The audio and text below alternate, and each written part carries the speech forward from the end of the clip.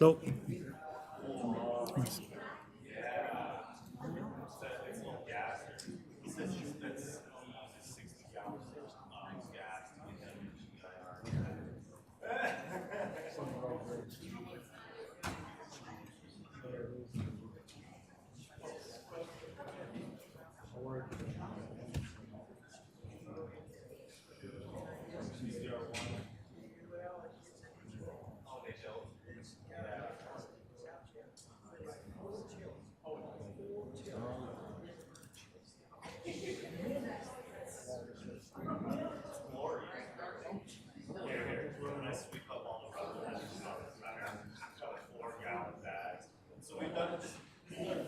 Thirty seconds. Bang the gavel hard.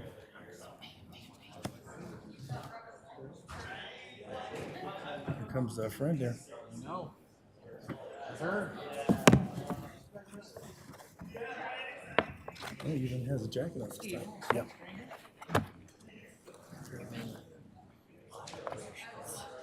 Yes. I see.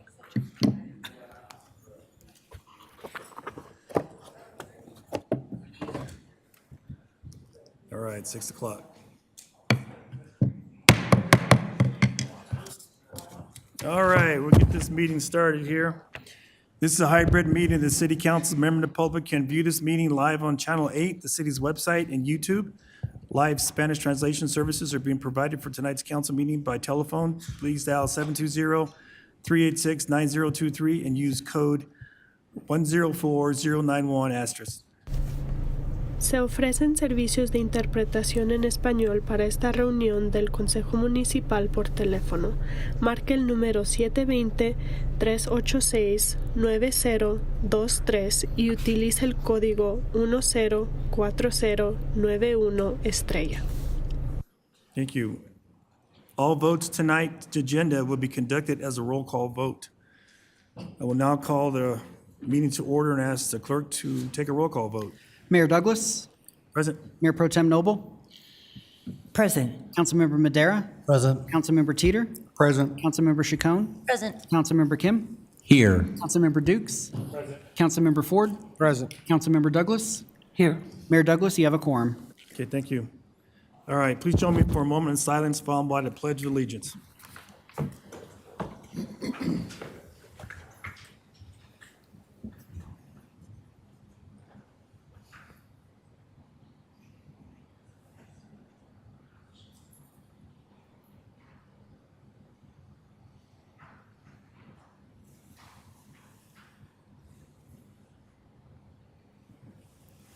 I pledge allegiance to the flag of the United States of America and to the republic for which it stands, one nation, under God, indivisible, with liberty and justice for all.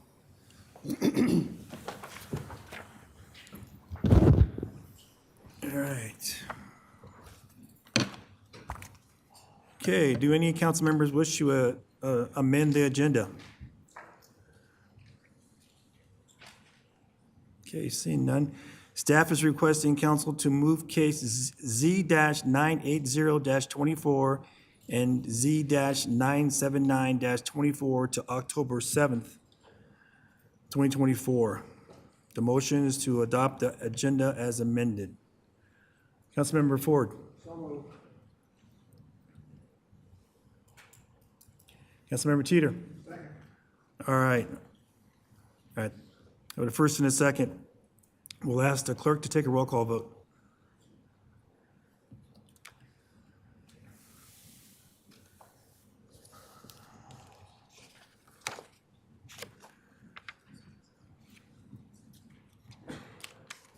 Councilmember Teeter. Thank you.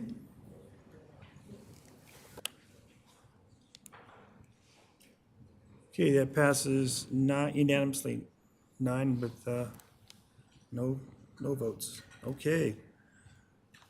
All right, next is public comments. All public comments except for those on public hearings will occur now. If you're intending to comment about a public hearing on tonight's agenda, please refrain from doing so until the public comment for that particular hearing is at that point. Public comment shall be limited to 3 minutes. Persons registered to speak multiple items may speak multiple times. Council members may address public comments during administrative council business. Will the city clerk call any virtual or in-person speakers, please? Thank you, Mayor. Our first virtual speaker tonight will be Barry Bailey. Barry, if you're in the Zoom room and can hit *9 on your phone or use the raise hand function, Barry Bailey. Mayor Douglas, I do not see Barry Bailey in the meeting. We'll move on to our next virtual speaker, which is Devin Reynolds. Devin, if you're in the Zoom meeting and can hit *9 on your phone or use the raise hand function in Zoom, Devin Reynolds.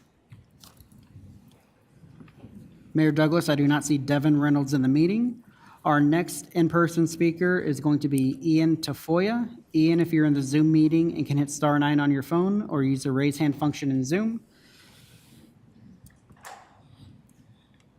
Mayor Douglas, I do see Ian in the meeting.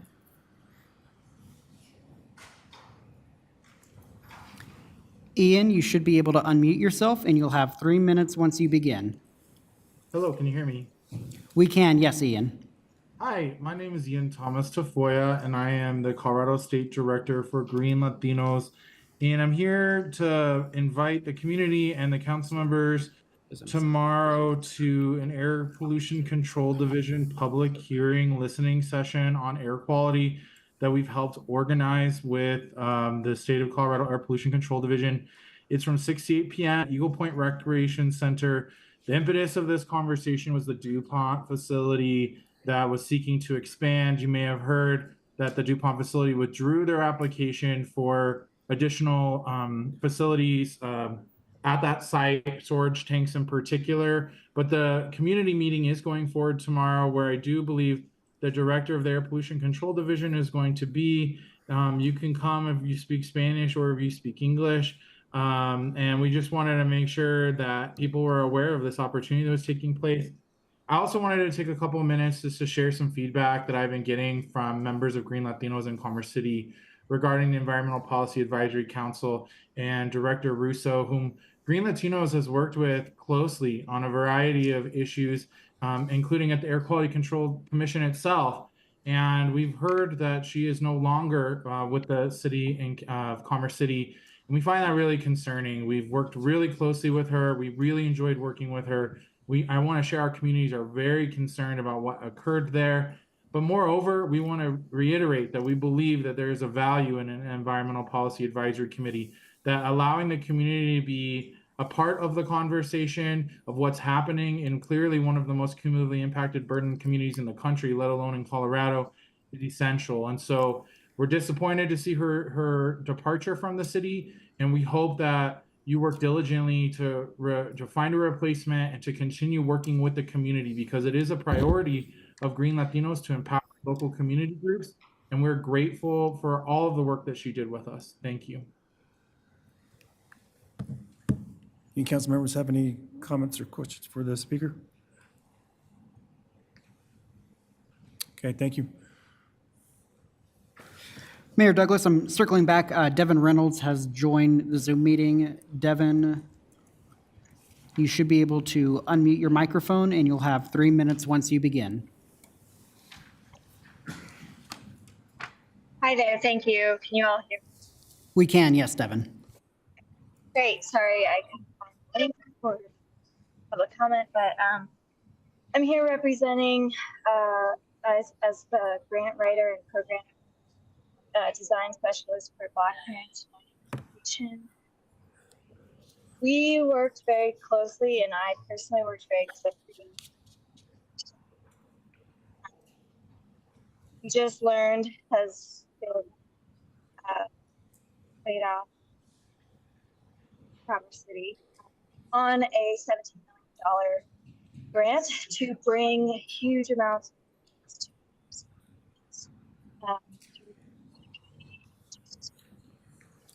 of this grant is intended to. Dylan, can't hear. Can't hear me now? Devin, Yes, you're just going breaking in up and pretty out. bad. Well, Let me try again.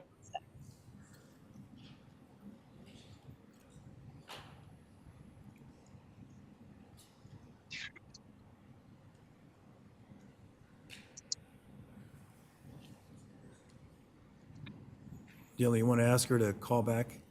Get a better connection? Devin, are you able to reset your internet or try again?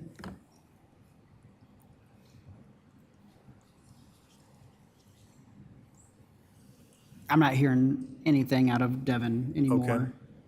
All right. We'll circle back. We'll just go to the next person. Thank you. Mayor Douglas, that concludes all of our registered virtual speakers tonight. We'll move on to our in-person speakers. The first in-person speaker we have is Dr. Sherry Walker Ravenel.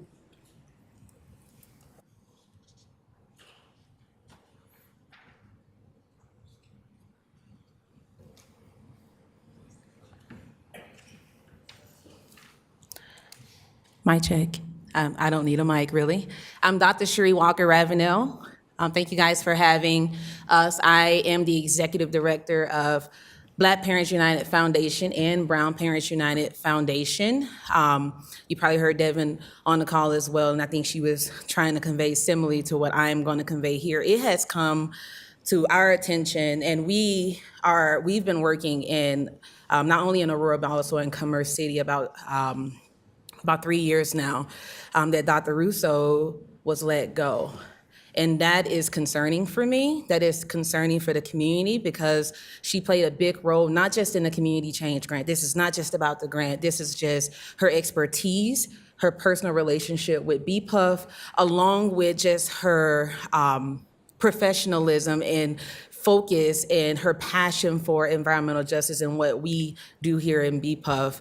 I'm not sure of what transpired fully, but two things that come to mind is that this was a community effort and that this is a community decision around the issue that transpired to her being letting go. I strongly recommend and suggest that we go back to the drawing table because I think there's some miscommunication, some misinformation that I don't think the community is fully aware of, and I don't think there's full transparency to why she was let go.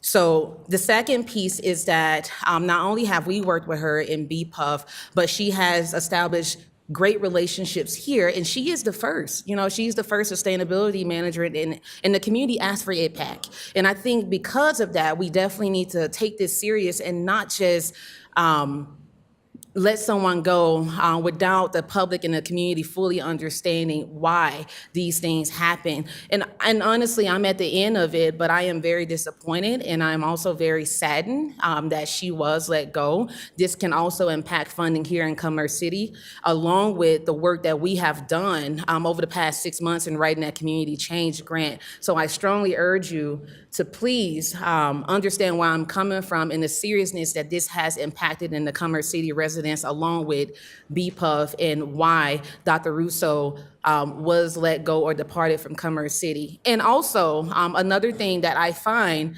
not ironic, but something that I am questioning is that if this was a position that the community asked for, and if our purpose is to serve the community, then why are we having this conversation about something that the community themselves asked for and she moved forward with the community help? So I do ask in these last 15 seconds that we go back to the drawing board and we reconsider, because I strongly object that decision fully. Because me being here, I still think there's some information that is not being said, but I definitely think at this time that we need to reconsider and put the community first. Thank you. Thank you, Dr. Suri. Walker Ratnell, ma'am? Could you come back to the podium, please? Sorry. So thank you for what you said. This unfortunately is a personal matter. It deals with the city manager's office under operations. Yeah. And so I would ask our city manager to get in touch and give you feedback on that. Thank you. As council, we are not allowed to, since it's a personal matter, speak on that. I do feel your concerns that sustainability manager is a key to our our future Yeah. and present, as far as environmental. So I do understand you there. Any other council members? Councilmember Chacon? Thank you for being here. Honestly, I find it concerning too, especially when industry is starting to be investigated, and it doesn't look good for the city, in my opinion. So that being that it's operations, I do think that there should be some type of open dialogue with community, given that it's EPAC, and how we're going to replace such a magnanimous woman that she was, and how are we going to work with community in that way to be more transparent. So I would hope that the city manager could reach out to you directly to kind of focus that kind of conversation, so that you can be a part of how we find the next one that can help with so much technical knowledge of cumulative impacts, because it's crucial right now, especially in Commerce City. I thank you. Thank you. Thank you. Mayor Pro Tem Noble? Thank you, Doctor. The question I had was your reference to the change grant. What is the status of that? Is that completed and ready for submission? Whatever is occurring here, I certainly wouldn't want it to affect that submission. So yes, the grant is already submitted. It was submitted months ago, and it's in the reviewing process. So we started working on this grant last year, and I'm pretty sure we finished sometime the end of June or July. And actually last week, I got an email from the EPA technical assistants asking for the status. So they're asking now to see where our application is. And we feel pretty good about it. We're just now in a point to where, okay, this is done. This is a community change grant, but where do we go from here in terms of having that partnership that we already established with Commerce City? And Dr. Russo helped us lead that application.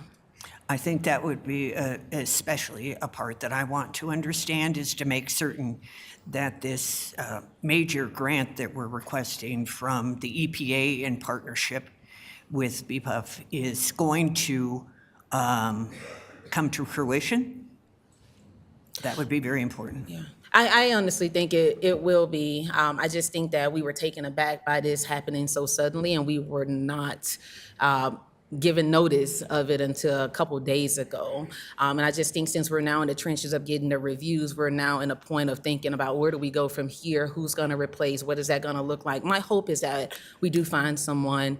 I just know that that can be a little bit more difficult, but I do think because Dr. Russo worked so closely with us in writing that grant, not just Dr. Russo, but so many other stakeholders that worked with her and her team, it's been wonderful. But to know that there was just some information that we got, and me as an executive director and our team are like, oh, when did this happen? So we did not know until I think maybe Thursday or Friday. Well, I can't speak for the city council, but I can speak for myself, and I am as committed as ever to the environmental health, safety, and welfare of our residents and ending any sort of environmental injustices. So this won't stop me at all. Thank you. Thank you. Thank you. Councilmember Douglas? Thank you, Dr. Walker, for coming forward. I just wanted to say thank you for taking the time to come in and express your concern. As the mayor said, this is a personnel matter, and so the council itself cannot weigh in on it. I, as an individual, have been working for years on environmental justice, and so I will be continuing that work. I just hope that this doesn't reflect poorly on the possibility of getting that grant. Do you believe that the EPA will be questioning what's going on, and will that impact the possibility? I think since Commerce City is a statutory partner and BPUF is the lead, we work together to come up with the MOU. The only part, I think there will be a question, because we've also, BPUF have received other funding from EPA, and there sometimes can be a huge drag on the EPA's part as far as federal funding. We've not seen it on the other side when there's been a partner and some personnel change.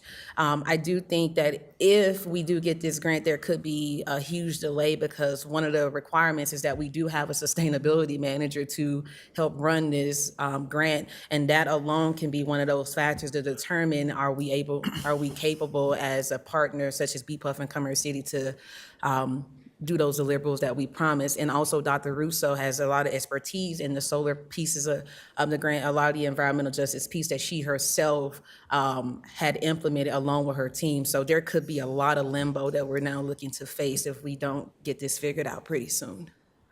But I think right now, we want to be proactive and looking at what are those possible solutions just in case.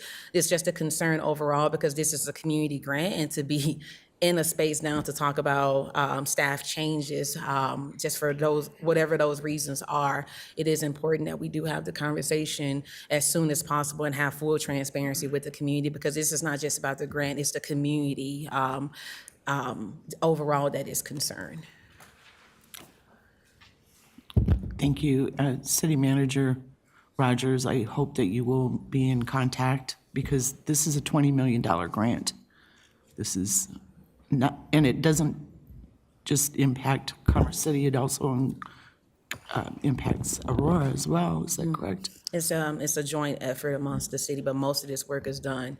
And it was great to see Commerce City and Aurora working together to do this grant, and honestly, I don't think Aurora even knows the situation that is happening now. So we do have to have some explanations because they're gonna ask us and we won't have an answer. Thank you. Thank you. Thank you. Thank you. Appreciate it. Mayor Douglas, our next in-person speaker is Nikki Wells.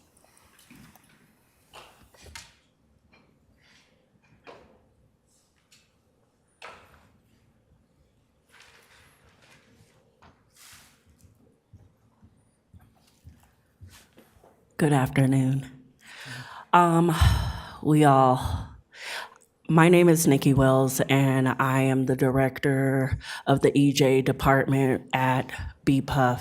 I'm here to speak upon Dr. Russo too. I know this is out of your lead, but from a community perspective, I am a community member first, and it is hard to get the community to trust organization, especially state, federal, and all of that. And it's hard to find people who actually want to work beyond their paycheck, and that's what Dr. Russo was. She worked with passion and love, and it wasn't just a paycheck for her, just like it isn't for all of us in this room tonight. We have our own passions and we have our own stands that we stand for. And the community is disappointed. We're hurt because it's going to be hard to find someone to fill her shoes, someone who is actually going to want to do the work. And it's hard. So I don't know what happened either, but this doesn't just affect her position, but it affects the community as a whole. We need to start thinking about the rules and the regulations and stuff like that, because people are out here. This job, environmental justice work, isn't easy. It's hard. Some of us keep staying away from our families. Some of us can't even miss work to stand for what we speak up for, what we stand for, because we have to pay our bills. Most of the community members that wanted to be here tonight couldn't be here because they had to go home to their families. But just like industry fights for their positions and their families, we need to fight for ours.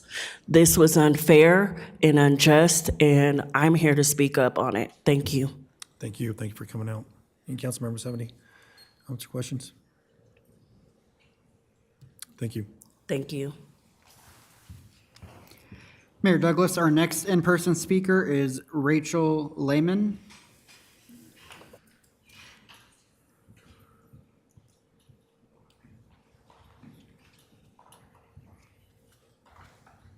Hi there. I'm Rachel Lehman, and I serve in a variety of community organizations. My address is 2860 West 32nd Avenue. And I wanted to just kind of give you all a little snapshot into Dr. Rousseau. I'm here to say that I'm also disheartened by her exit from Commerce City administration. I was at the Eco Fiesta over the summer, and she was there, and she was getting some public comment. And anybody who does public work or community organization work knows that community engagement is probably one of the toughest pieces to actually execute. And she was very clever, and she ended up having a letter to Suncor, and she had all the community put in their thoughts and their feelings about Suncor. And as we know, Suncor in Commerce City in particular has a really big effect on the whole, as the city as a whole, on quality of life, and also just the monetary piece and how that also wields power as well. And so I was very heartened that so many people were so excited to have that opportunity to kind of talk to Suncor, because Suncor doesn't really offer that opportunity on a regular basis, or a place where community can kind of just go and talk to them. And so I think that she was particularly brilliant in having that opportunity for community in such a space. And I know that the poster boards that she had were really filled by the end of the day. And I thought that that was particularly effective. Thank you. Thank you. Any council members have any questions or comments? Okay. Thank you for coming forward. Mayor Douglas, our next in-person speaker is Laura Martinez.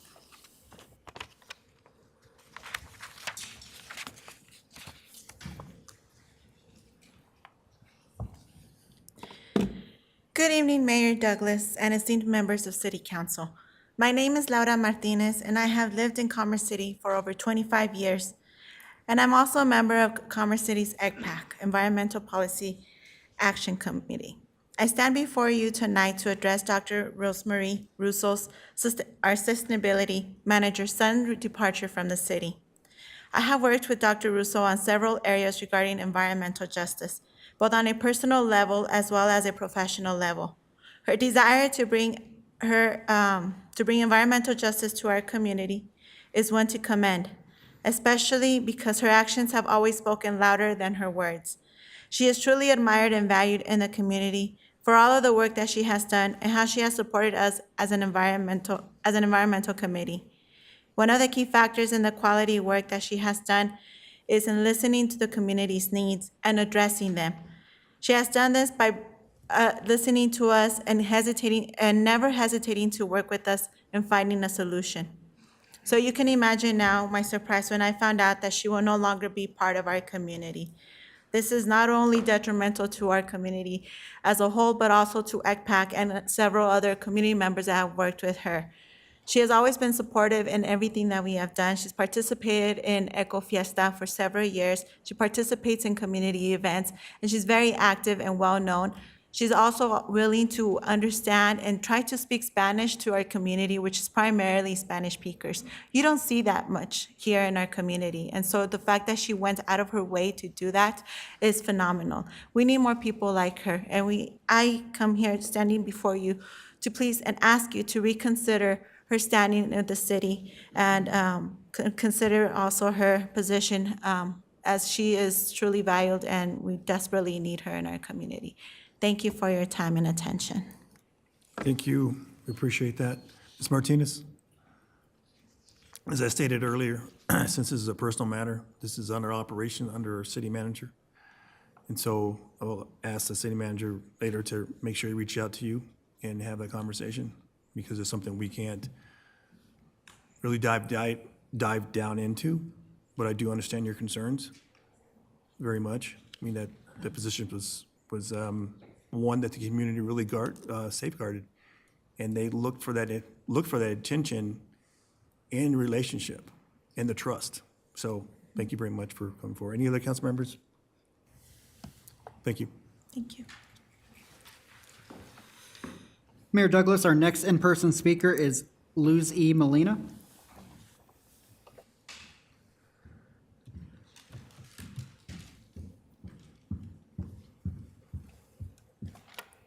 Yeah. Hola, buenas tardes. Good evening. Yo soy Lucy Molina. I'm Lucy Molina, and I'm at 6650 Claremont. And I am next to our deadly neighbor, Suncor. For decades, as you know, I've been fighting for environmental justice, environmental racism, as I call it.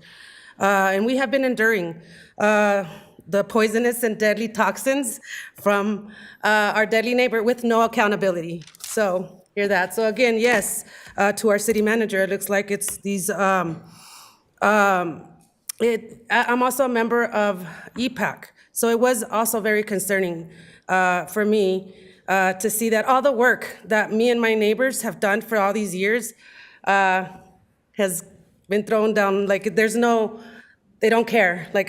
All I think this is that the message to this community is that our voices do not matter, and that profit over people is the norm in the city. It's disappointing. So I am here to express my disappointment with the city manager's decision to let go of Dr. Russo. I really hope that this is, we have fought to implement EPAC here in our community. We've never had a voice. We are the city that has no drinking water. We have fracking up in the north, as we know, and then also Suncor here in the south. EPAC is this is where the community comes and gives their ideas to Dr. Russo. So a lot of the work that she's done in EPAC has come from us, from the people. So this tells the people that we as the people, as the local community of the city, it doesn't matter. We don't matter.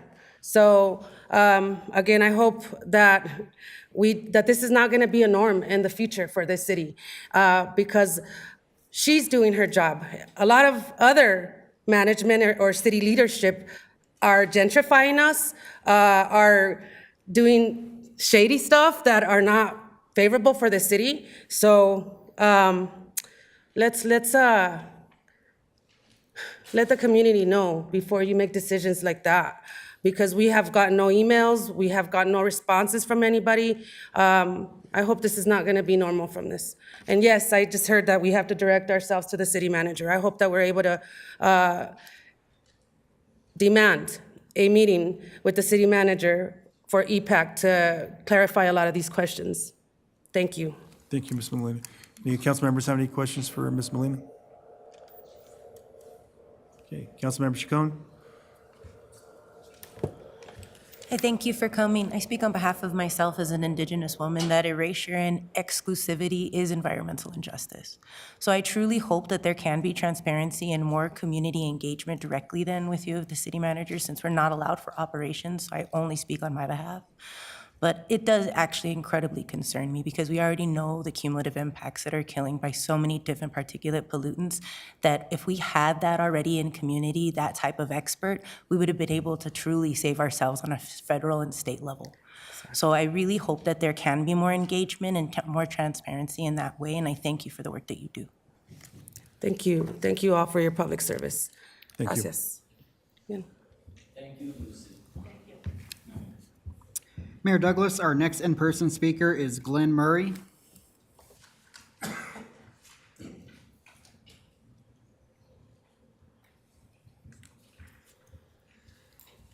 Good evening. There was Glenn Murray, and there was a mistake. I didn't know where to sign up for sure. I need to, if you put me in for ordinance number 2616, I think that's the appropriate place for me to speak. Is that the comp plan, Glenn?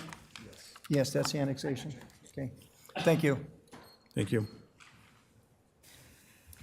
Mayor Douglas, our next in-person speaker is Frank Martinez.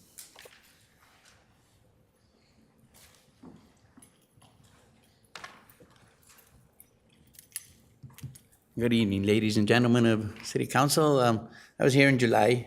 I got a little peddly stuff, but I was here about a carport, a metal carport that I had in my driveway that I got a violation on, and okay, well, I battled it out with everybody in the, the building department, the planner.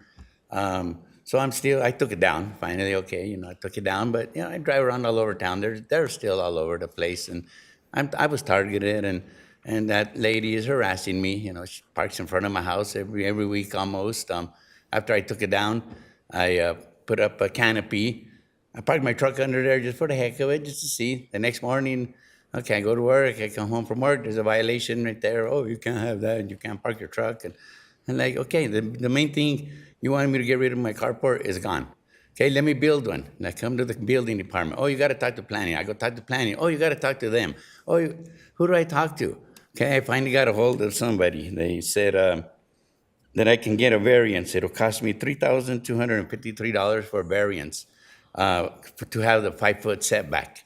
So that'll give me, okay, I can get up to my fence for what I need to, to get my vehicles in and out of the garage. Or, it's 3 posts, it's open, it's not even closed, so, or I can do another one, which is a minor modification. That one's $2,272, and they'll give me 20%. What am I supposed to do with a foot, If my yard, right now I got like 13 feet from my house to the fence, and I got my garage in the back. I got vehicles in there that I got to take in and out. So, is this guaranteed? And they say, oh, no, maybe 50%. So do I get my money back if I go and pay this? And will you let me build my carport that's attached to the house like you want? What do you want from me, Come on, people, not you people, but these other people. Help me, What do you want from me, I got the $3,000, but I'll be darned if I'm going to go and throw it away. I need this carport because it protects my vehicles. I got classic vehicles, and I got, classic ones in the garage. I got my other vehicle that used to sit under my metal carport. And so, yeah, I'm pretty frustrated because I just see them all over town. And why isn't this lady over there doing her job and saying, oh, yeah, here's another one. You got 30 days to take it down or whatever, But they're still up. And mine, that was in July when I came and spoke with you guys. And, okay, I figured, well, that was a waste of my time. But, well, I thought I'd come and try it again. It's, if they can just be some sort of a different approach to let me do what I need to do on my property. I thought this was America. It's a free country, isn't that? But, okay, it's 3 posts. It's not even enclosed. The firefighters can get through there to the back. So, I don't know. I'm frustrated. Yes, thank you, Mr. Martinez. Any council members have any questions for Mr. Martinez? I remember you coming here in July, and I myself have driven around, all around town and seen carports as well. So I'm kind of taken back of that process and where we're at. So I'm going to ask the city manager, since it's under operations, if you could get with Mr. Martinez and see if you could help him facilitate, because I am perplexed as well as seeing other structures, and I don't know anybody else as far as if they've been cited a violation or not. But if you could address Mr. Martinez, that would be greatly appreciated. Yeah, I'm trying to be in compliance. I'm trying to get in compliance, but they're not, they're not helping me. Oh, you got to go talk to planning. Well, I go talk to planning. Oh, you got to go talk to building. Well, who do I talk to? I just like to get it up before the snow starts flying. Okay. Councilmember Douglas? Yes, thank you for coming forward again, Mr. Martinez. I have written your name down on my list of people to contact week after week, and there has been just so much going on that I want to apologize personally for not following up because my intentions were good, but that's not good enough. That's not good enough for me. Not on my watch, okay? So I apologize personally for not getting in contact with you. But from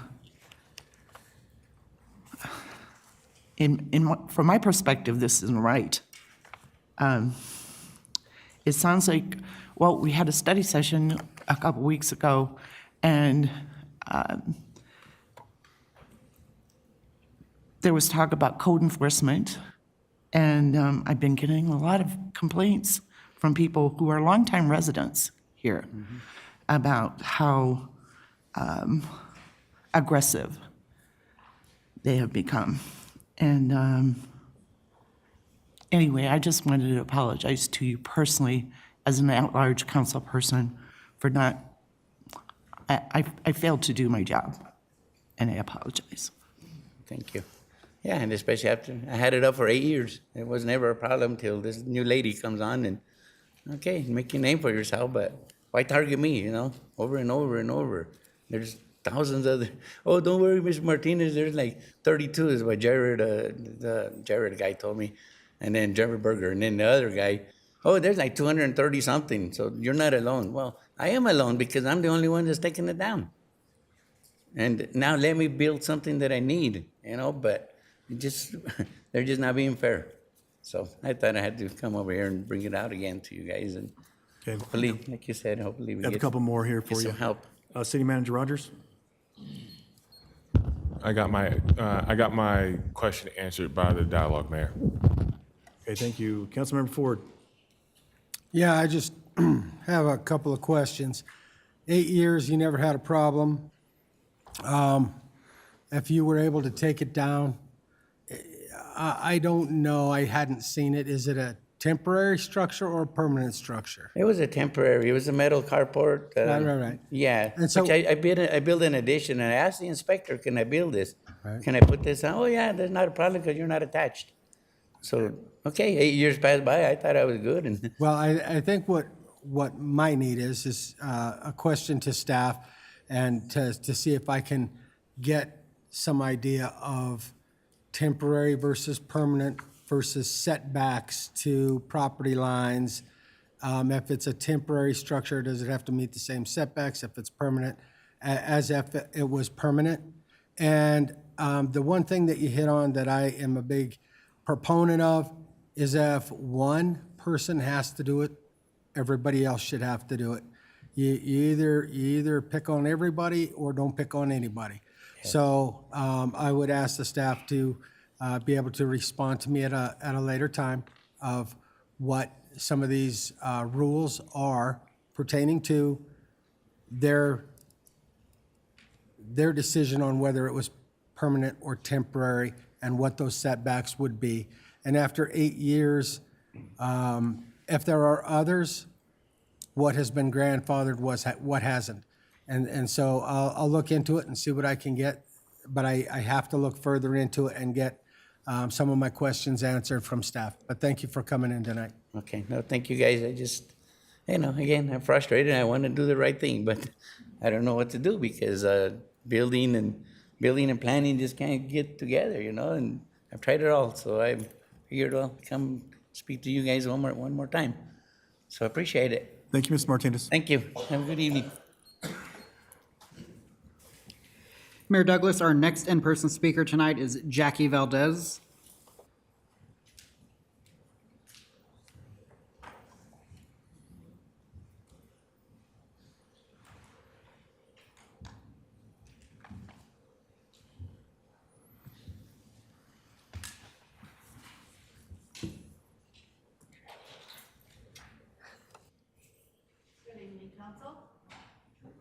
I turn it off. Thought I turned it on.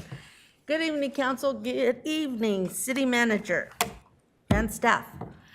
I'm going to try to make this as briefly as possible and as quick as possible and as nice as possible. But if I don't, please don't take offense. Mr. Oscar, I would like to address you. I would like to make sure that you understand that for any reason whatsoever, my name is not used without my permission, and it has been done. I'm asking that never take place again. If I want to run for something, I'm going to be the first one to say, I want to run for something. Now, as far as the videos are concerned, I have spoken with Mayor. I have spoken with the police department. I've asked it to get to the city manager that unfortunately my daughter's very ill and the account is under her name. So I can't do anything with the videos until she's well enough for me to even go to her house. She was starting it, but got very, very ill and ended up with COVID. So that's in the works. Police department is aware of this. Mayor is aware of it. I'm sure the city manager is aware of it. Unfortunately, nothing has been done as far as the trucks are concerned in that area. Nothing. In fact, it's gotten worse. The more work that we have done in that area, the worse it has gotten. Suncor, the trucking industry, it's nothing but toxic to us. And nobody is standing up to help. So I'm really sorry that Ms. Russo was let go, because she seemed to be the only one that cared. Now, as far as the police department's concerned, and the staff, management, and council, I literally, with the ATVs, on a silver platter, gave to the police department. And it was a laughing joke, literally. No officer showed up. Sergeant called and said, well, we can't hunt them down. We can't chase them. Okay, it was set right in front of you. A child and his little sister was on the ATV, and all I told them was, you need to go home before the cops get you and you get a $1,000 fine for being on that ATV. All I did was try to be a good citizen. That didn't work because the father showed up and went at me. Police department did nothing about it, except for make a lot of excuses. Now I'm sitting with a $4,000 damages on my property that I'm not going to be able to get fixed because the guy never even showed up into court. And I was told now I've got to go to Adams County and file paperwork with Adams County. Ms. Valdez, could you wrap it up, please? Pardon? Could you wrap it up, please? So, I mean, that's what I'm trying to say is, you know what, we need some guidance. We need some justice. We really do. Before we have another situation like Kara. You know, these are minors that were on this ATV, and the aunt showed up in her little one and said, hey, cops told me I can ride it as long as I got a driver's license and I'm careful. So, I mean, all I'm asking is that we need some kind of judgment, and we need some help with Commerce City. I want to know where this help is. Mayor, is it going to be you? Is it a city management? Is it the Yes. police So department? Ms. Valdez, your 3 minutes is up, and I appreciate you wrapping it up. Since this also is under operations, I turn to our city attorney and our city manager, Jason Rogers, to actually get with you, get the chief of police, and you guys sit down, please, and have a discussion and get this resolved, because I commend you for coming down here. We have two regular meetings. You come sometimes to a study session, but your opportunity to speak during public comments, and this really has run its course for you, and I would like to see what can be done. So since it's under operation, this is something that our city managers should be handling, and I'll ask Mr. Rogers, what's your thoughts on this? I think I always will welcome a conversation around the activities and the facts that may exist out there on the street with Ms. Valdez or any other resident within that neighborhood. So we'll find an appropriate time to chat, Ms. Valdez. Thank you. I appreciate that, because it's just very frustrating that literally had them sitting on the side of my house waiting for the police. No, I understand department. that. Perfectly clear. I'm going to ask any council members like to make a comment or questions for Ms. Valdez. I would like to offer something, Mayor. I would like Just a to minute, offer ma'am. anybody to come. Councilmember Douglas? Oh, okay. Thank you. Would you like to tell me what your offer is? Yes, I would love to. I'd like to offer anybody on council or city management to come and sit on my porch and actually breathe the toxins that we're breathing and actually watch all the stuff that's happening in the area. Solid week. Each individual person can come and sit. Oscar sees it all the time. He actually was down the street when one of the semis come through passing while he was at the school with his dog. And yeah, the big blue semi that passed while you guys were Okay, at the, Ms. at the Valdez? school. So We, So I will take you up on that Thank you. offer. I know your address, so I will Yeah, be anybody in touch, else? and I will make arrangements so that I can sit on your front porch. Thank you. thank you. thank you. And it'll be I'll this there as week. well. I'm going to ask the city Yes, manager I if he would, could. you know, I would love it. Just please try to give me a heads up of when you're going to show Yes. up, you know? I'm going to ask the city manager if he could schedule with our administrator, Okay. with the council, whoever would like to be invited to that, to reach out and set some calendar dates up. I would love That's- that. That will be okay with you. I would love that. Thank you very much. Thank you. Appreciate it. Mayor Douglas, our last in-person speaker is Rosa Parks.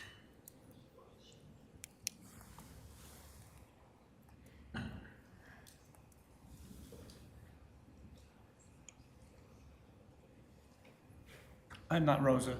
I signed in when I came in, like 5:35.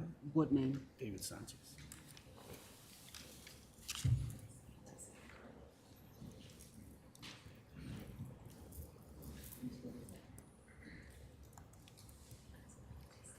Yes, I do have you, David, I'm sorry. Okay. Still not Rosa.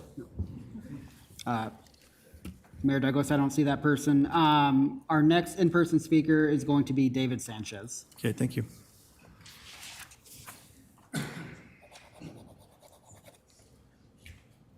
Just FYI, Ron was not going to speak. She's not going to. Okay, thank you. All right. Looks like I have 5 minutes instead of 3, so I'm pretty lucky. No, kidding. My name is David Sanchez. I live at 10680 Waco Street here in Commerce City. So thank you to Mayor Douglas and council for all being here tonight to listen to what I have to say. First of all, I want to thank the council for sponsoring lots of different forums throughout the city, both the north and the south. What I want to talk about tonight would be the third time that I've spoken to this issue. And this is the first time before council. The other times have been at community forums. My preference is not to be redundant, but as a Latino in this community, I feel that my concerns are with city government and how the city's leadership does not adequately reflect the demographics of our population. You're all aware that the city right now is at 53% Latino, so keep that in mind, please. My comments are based on available city information, in particular, the city's draft comprehensive plan, and this primarily on the city's organizational chart that shows the leadership. And both of those obviously can be found on the city's website. The organizational chart was updated as of June 25th, 2024, so not that long ago. One of the reasons I'm speaking out today is because I'm aware that the sole Latino in the leadership position at the city, as shown on the organizational chart, has submitted his resignation. I believe tomorrow is his last day. So he's moving on. As such, there are 17 remaining leadership positions, all paid employees, on the chart, excluding the municipal judge, who my understanding is hired or appointed by the council. So here's a quick summary of those 17 positions. So when you look at staff, 14 of the 17 people on that leadership chart, or 82+%, are white. The city's population, according to the city information, is just under 42%. Let me repeat that. 82% of staff are white versus just 42% of the population. African-American staff members are 3 of the 17 positions, and that represents 17.65%. The city's population is 4.2%. Latinos We can all do that math. It's 0 right now, effective tomorrow. 0. 0 over the 17 positions. You go ahead and wrap up. Okay. So when this issue was raised at a second forum that I attended, City Manager Jason Rogers defended his diverse hiring practices. I realize that it takes time to change systems and things don't change overnight.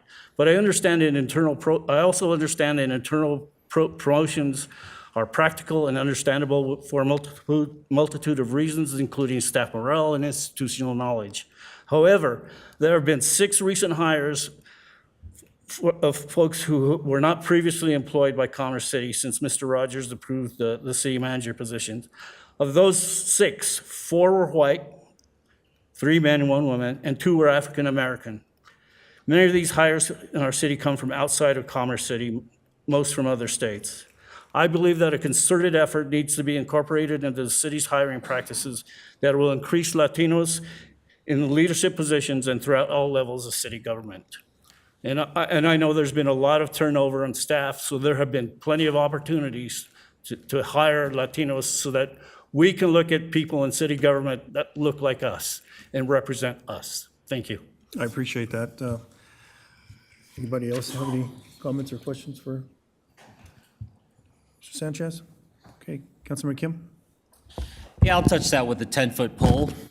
Mr. Sanchez, thank you so much for coming up here to bring the attention of that all together, right? But, you mentioned African Americans and also Latino. If we're going to go down that rabbit hole, then what about Asians as well? Asian Pacific Islander folks. What about the fact that we have people that are, actually, let's back up here, people who actually apply for the position, people who are actually meet the prerequisites of the position. I guess that's all that together. I understand where you're coming from, but I also understand that, I don't think it's in my opinion only, please don't shoot me, is that I think it's just based on who applies, who is actually, qualified and all. That's what Right. it comes down to. Am I missing something here? Well, I'm not an HR professional. Yeah. But if you're looking to hire someone, you can make, you can target somewhat who you're looking for. You can go to places where those people are, Right. right? You can put limits on how you set up your application process, so systems can change that can make that more effective and allow you to hire Latinos. I truly believe that. And I think one of the limiting factors that we've had is Mr. Rogers has hired people that he's known and worked with in the past. When you start looking at hiring people that you worked in the past, sure, there's a confidence factor there. But are you not limiting the pool that's available for hire? And I think that's an issue. Okay. Well, I appreciate the additional context. I think that's the part that I think I was really missing. Yeah. Like I wasn't quite understanding that altogether. So thank you. That's all I Yeah, got. I mean, we can go down the rabbit hole and talk about every percentage of everyone that lives in the city, but 53% speaks volumes to everybody in the city, and Agreed. it should. Yeah. Okay. Thank you.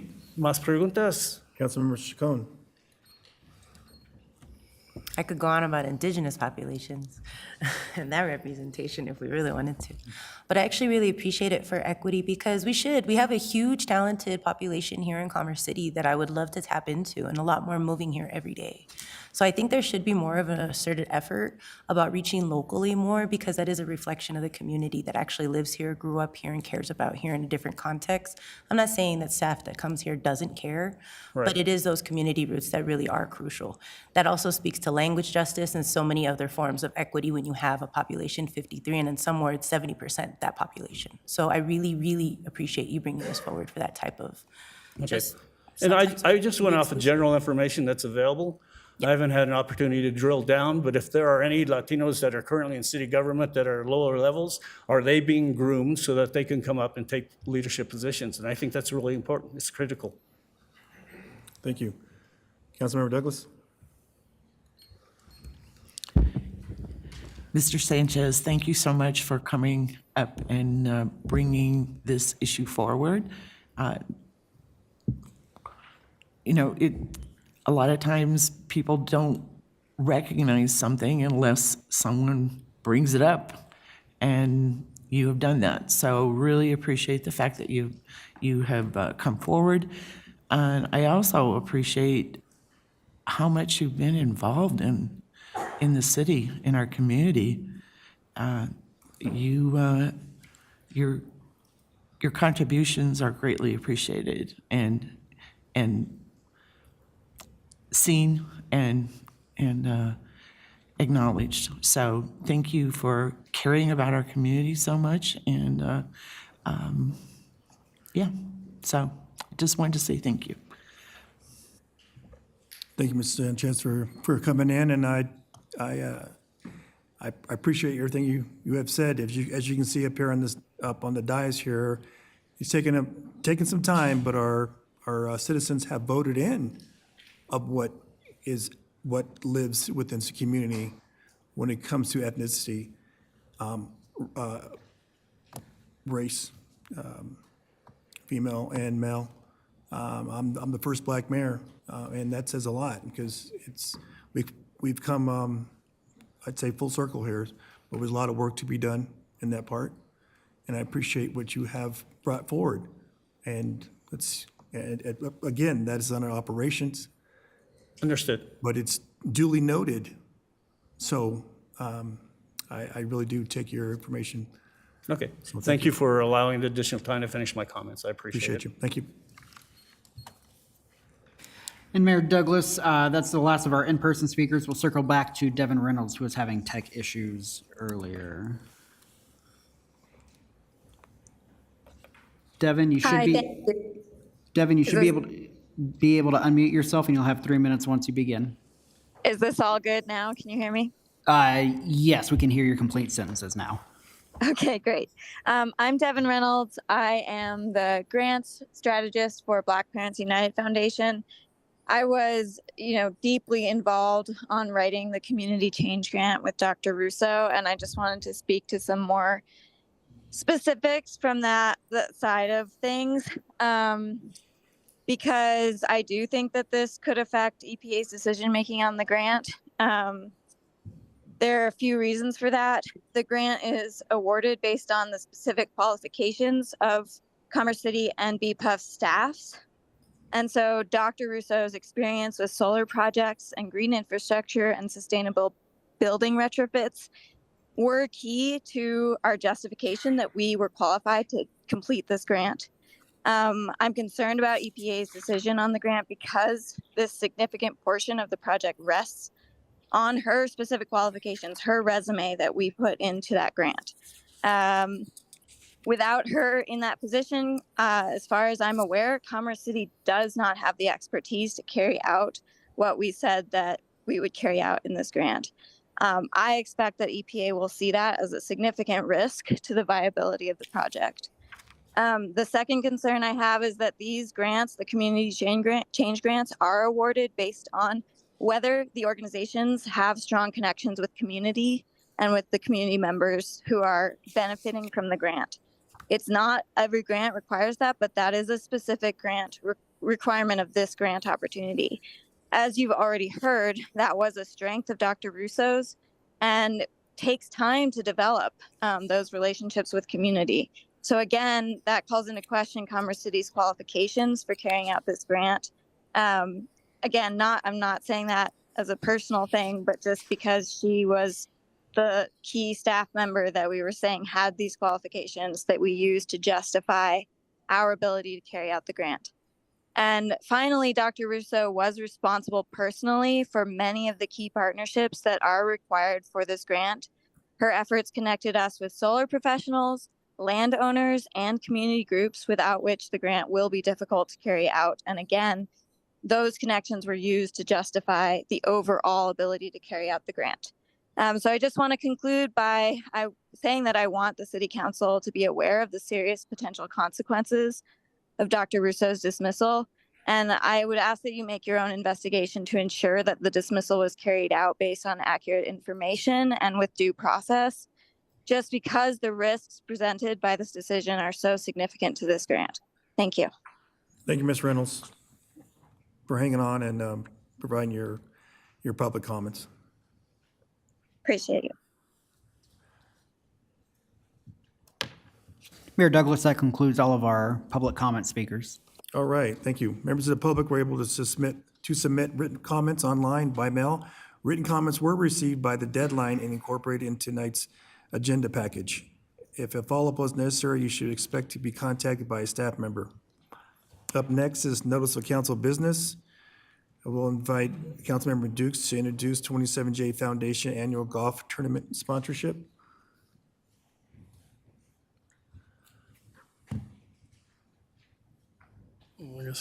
Thank you, Mayor.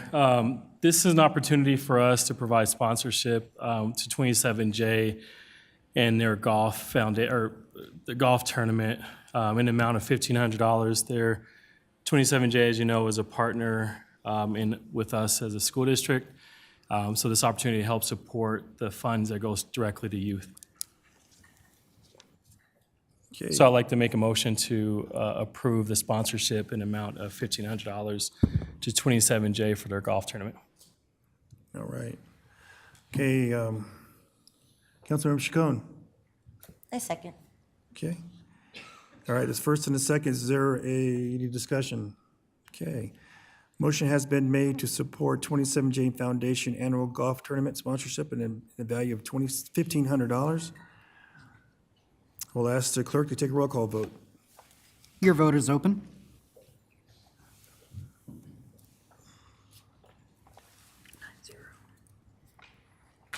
Okay, that passed unanimously. 9 yeses. All right, up next, Stead School Harvest Festival's sponsorship. I invite Mayor Pro Tem Noble to introduce this item. Thank you very much, Mayor. Stead School is having a harvest festival. This is an event sponsorship for $1,000. I would like to make a motion, though, that includes Adams City High School for $1,000 and Prairie View High School for $1,000. In addition to Stead School, those are the 3 high schools in Commerce City. Both Adams 14 and Prairie View have homecoming events coming up, which would be similar to the Harvest Festival event at Stead School. So, City Attorney Zarzecki, is it possible for me to make a motion that includes 2 other schools as well? I believe so. We do not have, I don't believe we have a formally adopted sponsorship policy, which I know we've talked about separately. So if the motion were made and supported by this council, I believe we could amend the motion that's on we could amend the motion to just approve the Stead School sponsorship to include 3. So yes, I think you can do it. Okay, I just didn't want to be raising something that had already been publicly noticed. That's a fair question. I think that it is okay in this instance. It's not a quasi-judicial matter by any means, so I'm not worried about All righty, great. All right, so my motion is for the city council to provide $1,000 sponsorships to Stead School, Adams City High School, and Prairie View High School for upcoming events. Okay, motion is made. Is there a second? Councilmember Kim? I'll second that. Okay, any discussion? All right, the motion on the floor is to support Stead School Harvest Festival sponsorship for $1,000 in addition to add Adams 14 and Prairie View High School for the upcoming. The motion is for Adams City High School and Prairie View High School. Okay, I'm sorry, I said Adams 14. Adams City High School. Apologize for that. And Prairie View High School for homecoming of the $1,000 each. Okay, the motion on the floor. Okay, I said that. I will ask the clerk to take a roll call vote. Your vote is open.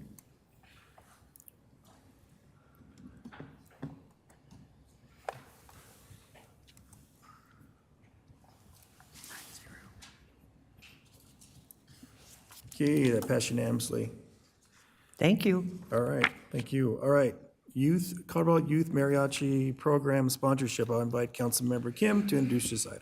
Thank you, Mayor. The Colorado Youth Mariachi Program, CYMP, was officially launched in 2019. CYMP is set out to deliver mariachi music education with the understanding that participant outcomes would be greater than learning to play an instrument. Music education has been proven to influence a child's chances for success in numerous areas. This result increases for children from under-resourced neighborhoods. Since the inception, CYMP has provided mariachi music education to over 100 students in Colorado. The program has found support from local musicians, workshops, and inspired school to begin their own programs. I will also say we do have a few kids from Commerce City that are actually part of the who is part of CYMP. So it is my motion to request the city to donate $1,000 to the Colorado Youth Mariachi Program to help and support the continued success of our youth to harness their talents through this opportunity. All right. Councilmember Chacon, Wanted a second. okay. All right, let me bring that up. Sorry about that. All right, a motion's been made. It's a motion to request our city to donate $1,000 to CYMP to help support continuous success of our youth to harness their talents through this opportunity. Okay, we'll ask the city clerk to take a roll call vote. Your vote is open.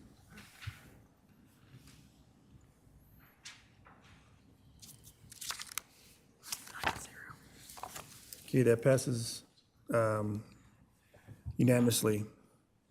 All right, next is proposal for installation of speed bumps to improve traffic calming. We just had a budget meeting, and we asked within that budget to include extra money for flat work category, which includes speed bumps. I know there's going to be an additional work to be done with that as well. So my proposal is to include speed bumps at Olive Street from 60th Avenue South to 58th, and Oneida Street from 60th Avenue to South 50th 8th Avenue. Also includes speed bumps needed for 60th to 58th within the southbound streets and northbound runs along Newport and Magnolia Street. City Manager Rogers. Thank you, Mayor.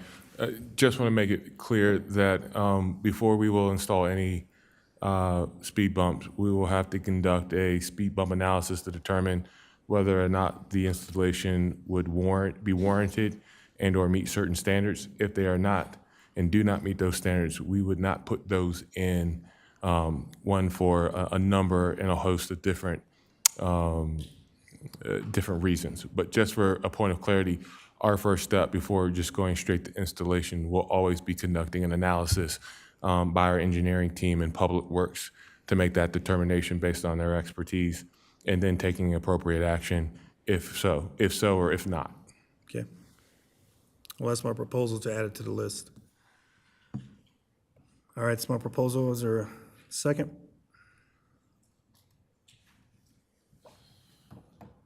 Councilmember Dukes? Okay, Councilmember Kim? I'll second that. All right, any discussion? Councilmember Dukes? Thank you, Mayor. So how does this align? So my question is, we're voting on the recommendation to add these speed bumps in addition to the safety action plan. I guess City Manager Rogers, can you explain how this motion enhances safety action plan, or is it a recommendation? Help me understand how this fits into the It's a good question. That's a great question, sir. I don't know how it actually fits either. Like I said, the opportunity of wanting to include, obviously, speed bumps has a desired outcome, right? Trying to slow traffic on various roads. So that's very clear. Whether or not the data in which we have to govern our determinations at our level, right, is part of that indicating measure for us. Where the safety action plan gives credence to these ideas is that once we believe that there is a potential issue, we should be taking the necessary steps to evaluate, to assess, to analyze, and determine whether or not speed humps or any other measure is more appropriate. Because once again, when we take that action, we are introducing a level of liability because we are making different improvements that either have to deliver what's being what's been analyzed and what's been concluded as the issue or not. So to me, right, it's A plus B to get to that desired outcome. The first piece is, what is the policy, what is the process, and what is what's actually being communicated as it relates to the issues for us to actually take action and to, once again, be able to hang our hats on with being able to make that determination or not. Thank you. And so, Mayor, what I'm understanding this motion, it highlights residents' concerns in these specific areas. Yep. And that my understanding is this will help provide awareness in addition to what's already happening, right? Is that correct? Is that how I'm Right. understanding This is this? just to go on the list, so when they do their analysis, that these streets are added on. So when it comes to safety concerns in our city, these would be addressed at the time. So they're not forgotten. You're right. Okay. Councilmember Teeter.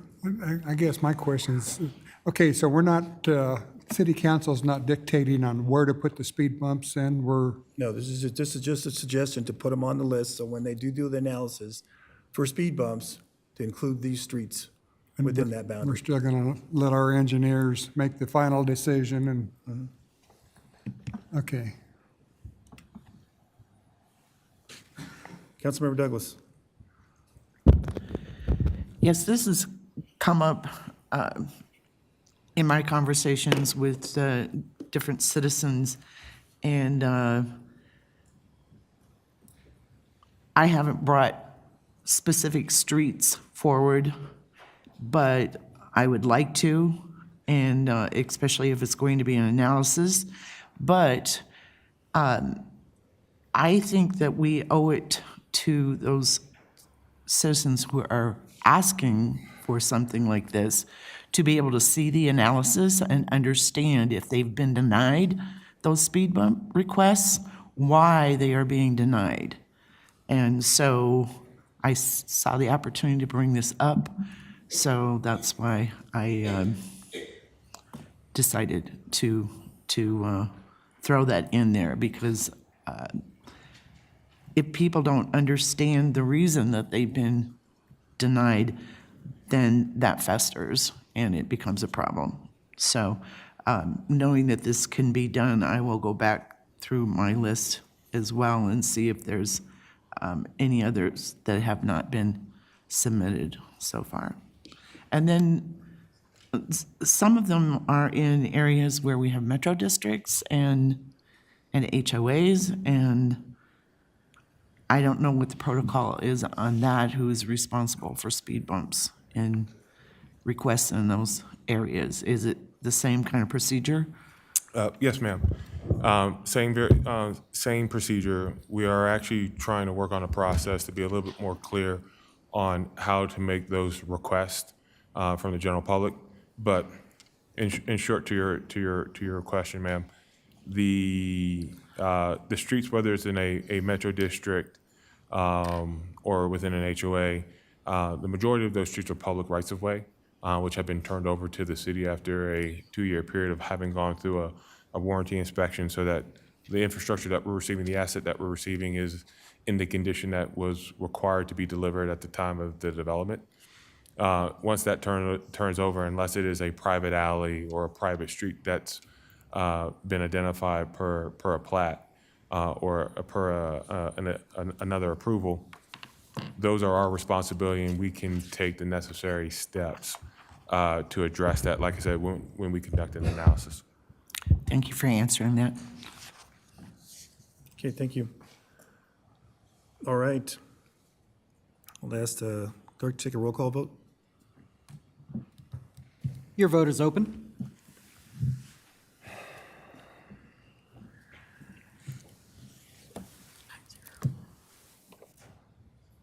All right, it passes unanimously. 9 yeses. Okay, on to the next one. Resolution supporting South Adams Water and Sanitation District ballot measure.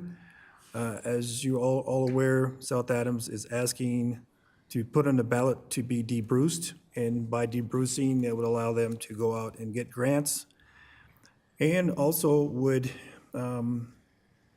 help curb increases in the percentage that you pay for your water usage as an increase, or yearly increase or so. Without the debrucing, they would look towards the residents in whoever is underneath South Adams Water and Sanitation for water and sewage. They would actually put that burden on them, and that would go through the water district if the water district actually approves those increases. But by debrucing, this would help the water district in the city and those who under South Adams Water and Sanitation for water and sewage to actually, towards the future, not have that higher increase, maybe a slight increase, but that is a motion is to support South Adams Water and Sanitation District by a resolution. City Attorney Zarzeki, is that a resolution that we need to come up with for the month of October, or is that something that tonight? Yeah, you could do it by way of resolution. You could also do a resolution at the next meeting. Alternatively, you could have it be a letter of support, either one, the latter being less formal, of course. Okay, all right. Okay. I'd like to do a resolution. That way it's on the record that we're supporting them. So that's, my motion would be to have our city attorney's office write up a resolution in support of South Adams Water and Sanitation on the ballot measure of debrucing.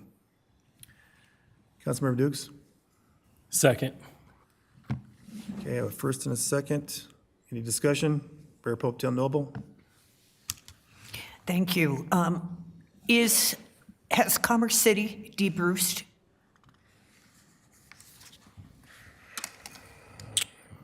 Yes, ma'am, for the majority outside of property tax, which is still tied to Tabor law.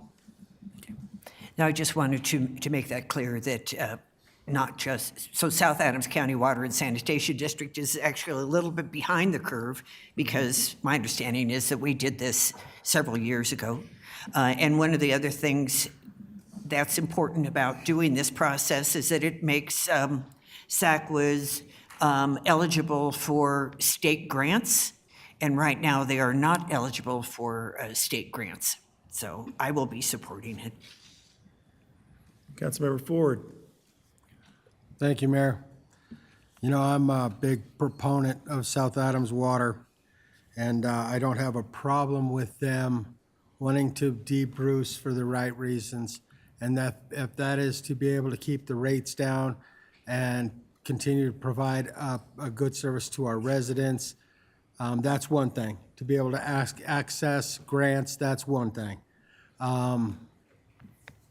When Commerce City debruced, one of the things that they promised the residents was that they would have free trash pickup. And that is still true today. So I'm going to be supportive of this, but I have to put it on the record that I want to make sure that South Adams is using the debrucing for the right reasons, and that it doesn't turn around and come back to bite the residents later on by increased rates just because they're able to get out from Tabor. So I'm going to support it and put my faith in they're going to do it for the right reasons, and that it'll stay in place for the right reasons. That's all I got. Thank you. Councilmember Madero? Can someone from staff provide a little color on what it means to debruce and what the impacts are on the residents? I think it's important for voters to know what that term means. I would actually bring up our finance director or our assistant city manager, Cheryl Carson, since she is in the room, to kind of give a high-level overview on that.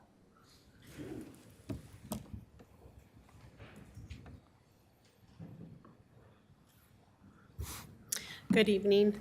Basically, the word means that the revenue generated from a particular source would be exempt, or there isn't a cap on it. For example, Commerce City has our revenues debruced with the exception of property tax. So each year we have to do a calculation based on market rate at the time, the types of increases we've seen over time, because there's only a certain amount in which those revenues can grow. Anything outside of that, we then have to give back to the people, and we do that by way of a mill levy reduction, which you will see on the budget resolution that's approved every year.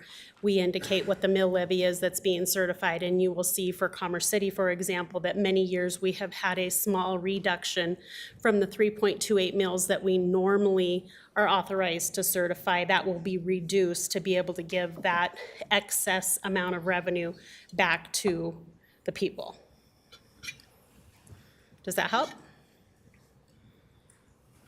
So that was the example of not being DeBruce, right? For the property taxes. Right. Can you speak to the other side on, maybe give an example if property taxes, for example, were DeBruced, what that would mean for our property taxes? If they weren't, If they were DeBruced, yeah. then we would be able to keep any revenue that is generated from that particular source. Okay, thank you. Yep. All right, any other discussion? Okay. We'll ask the city clerk to take a roll call vote. Oh, sorry, Councilmember Douglas? I have the same concerns about passing the savings on to the citizens. So I want it to go on the record as well that I have that concern, and that in passing this, if it is to pass, that we will be watching South Adams and keeping them to their word, because there is always that temptation to ask and then not follow through on what you said you were going to do. So I just wanted to express my concerns as well. Thank you. All right, the motion on the floor is a resolution supporting South Adams Water and Sanitation District ballot measure for debrucing. Ask the city clerk to take a roll call vote. Your vote is open.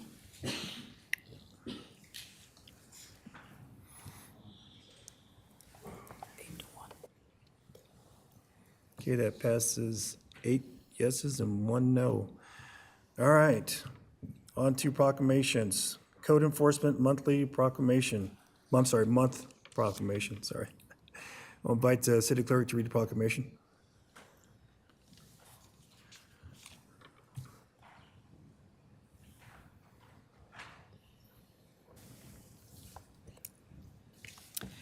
Whereas Commerce City code enforcement officials are dedicated, well-trained, and highly responsible individuals who are committed to improving neighborhoods in the course of their daily duties, and whereas many dedicated officials provide for the safety, health, and welfare of our citizens through the enforcement of ordinances and codes in the areas of building, zoning, and property maintenance, among others, and whereas through valuable training to enhance the professionalism and consistency of code enforcement efforts, officers work together to improve the quality of life, and whereas the Governor of Colorado and the Colorado Association of Code Enforcement Officials have declared October as Code Enforcement Month.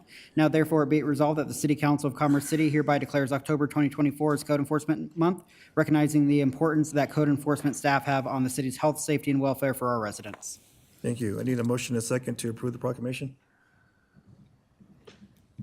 Mayor Pro Tem Noble? So moved. Councilmember Chacon? Second. Okay, any discussion? All right, the motion on the floor is to approve the proclamation for Code Enforcement Month. I'll ask the clerk to take a roll call vote. Your vote is open.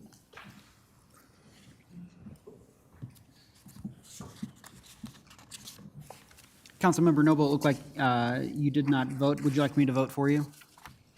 I was a yes, it bounced off. Okay. I watched it bounce off.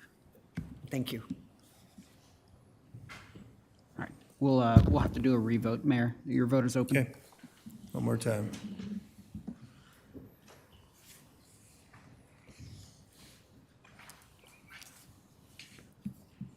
All right, it passes unanimously. 9 yeses. Okay, up next is Domestic Violence Awareness Month in Commerce City. I'll ask the city clerk to read the proclamation.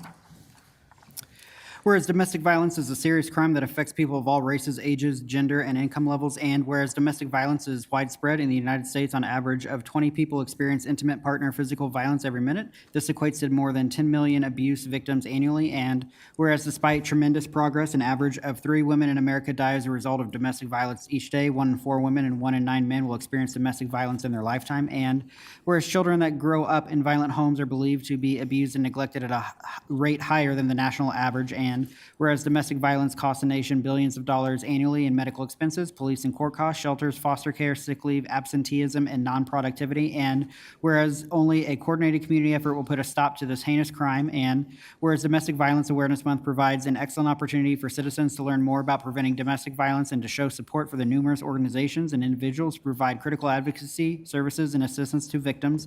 Now therefore be it resolved that the City Council of Commerce City proclaims the month of October 2024 as Domestic Violence Awareness Month and urge the citizens of Commerce City to work together to eliminate domestic violence from our community. Okay, thank you. I need a motion and a second. Councilmember Chacon? I make a motion. Okay. Mayor Pro Tem Noble? I'll second. Okay, any discussion? All right, the motion on the floor is to approve the proclamation. I'll ask the clerk to take a roll call vote. Your vote is open.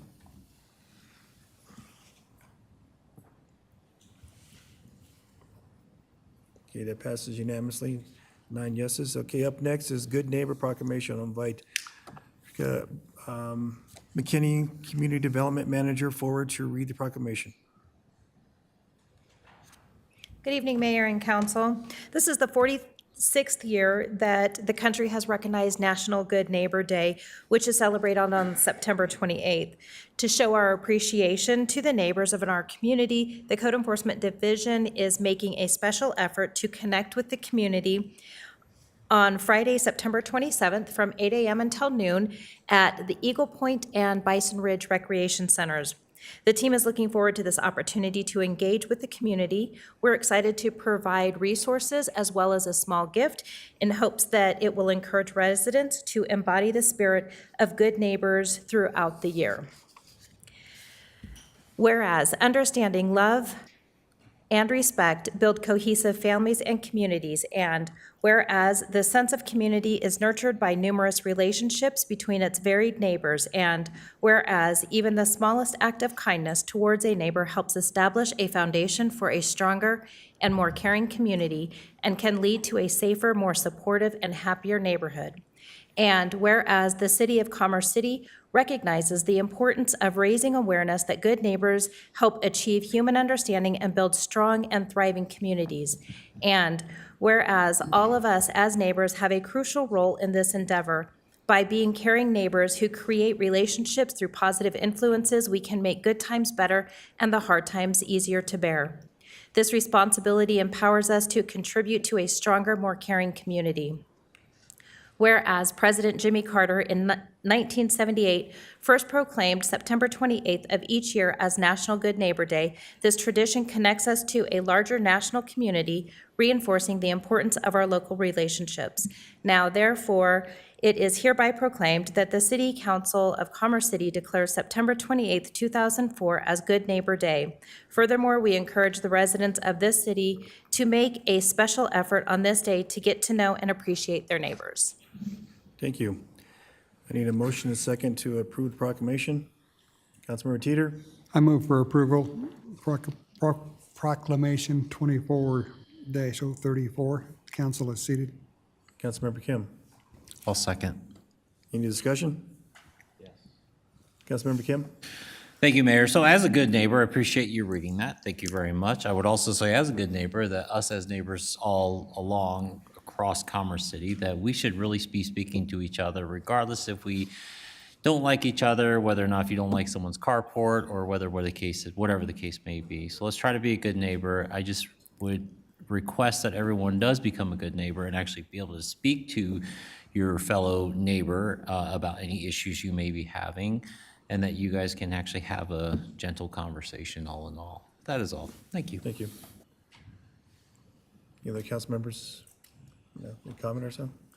Yes, thank you very much for reading that. It is very important that we look to our neighbors in support. I know that's the first thing you do when you move into a home is who you live next door to. And when you have an opportunity to invite them or they invite you or so, a lot of neighbors have kids and really makes the neighborhood much happier when we can all get along. So thank you very much for reading the proclamation. All right, the motion on the floor is to approve the proclamation. Oh, Councilmember Douglas. Thank you so much. I would advise each and every one of us to pick up the mirror and ask ourselves, am I a good neighbor? Before you worry about the neighbor next door. So we really need to be a nation of people who love and respect each other as humans. And so my motto is check yourself before you wreck yourself. So pick up that mirror, ask if you're a good neighbor, and then be kind to your neighbors because it might help them to be a good neighbor or to become a better neighbor. Thank you. All right, the motion on the floor is to approve their proclamation. I'll ask the city clerk to take a roll call vote. Your vote is open.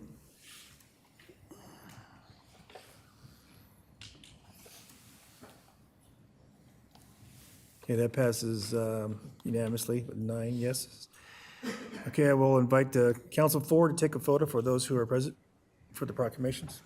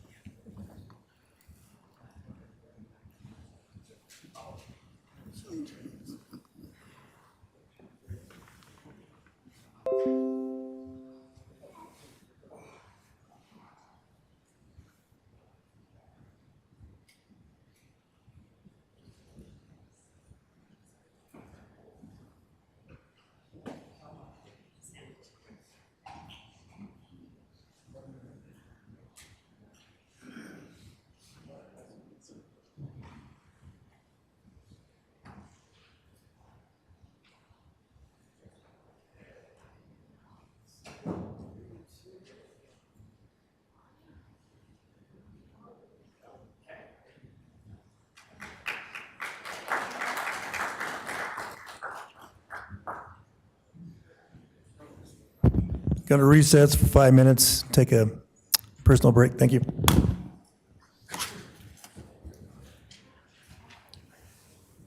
And we haven't even got started with the meeting.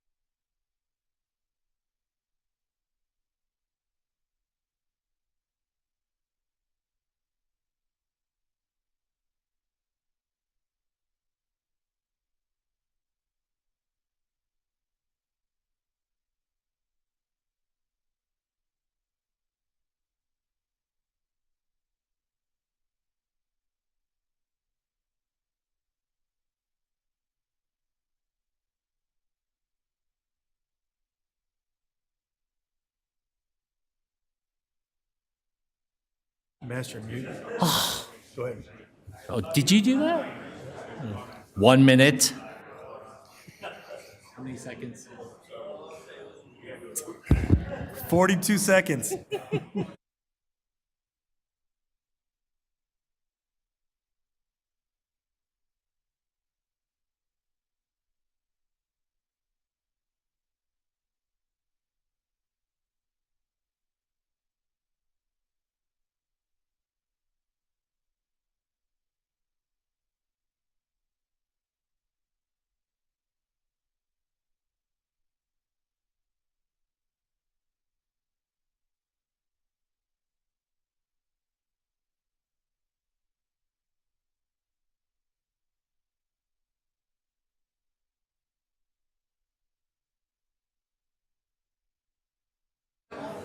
All right, let's get this show on the road.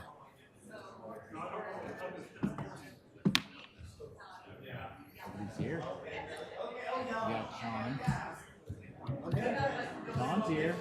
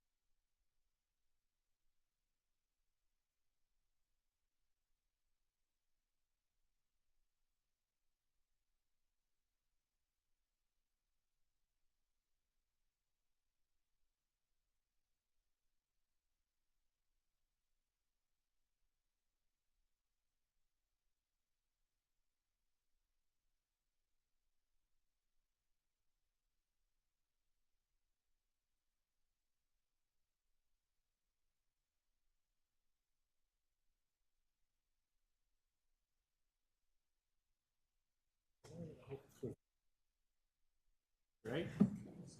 Jason.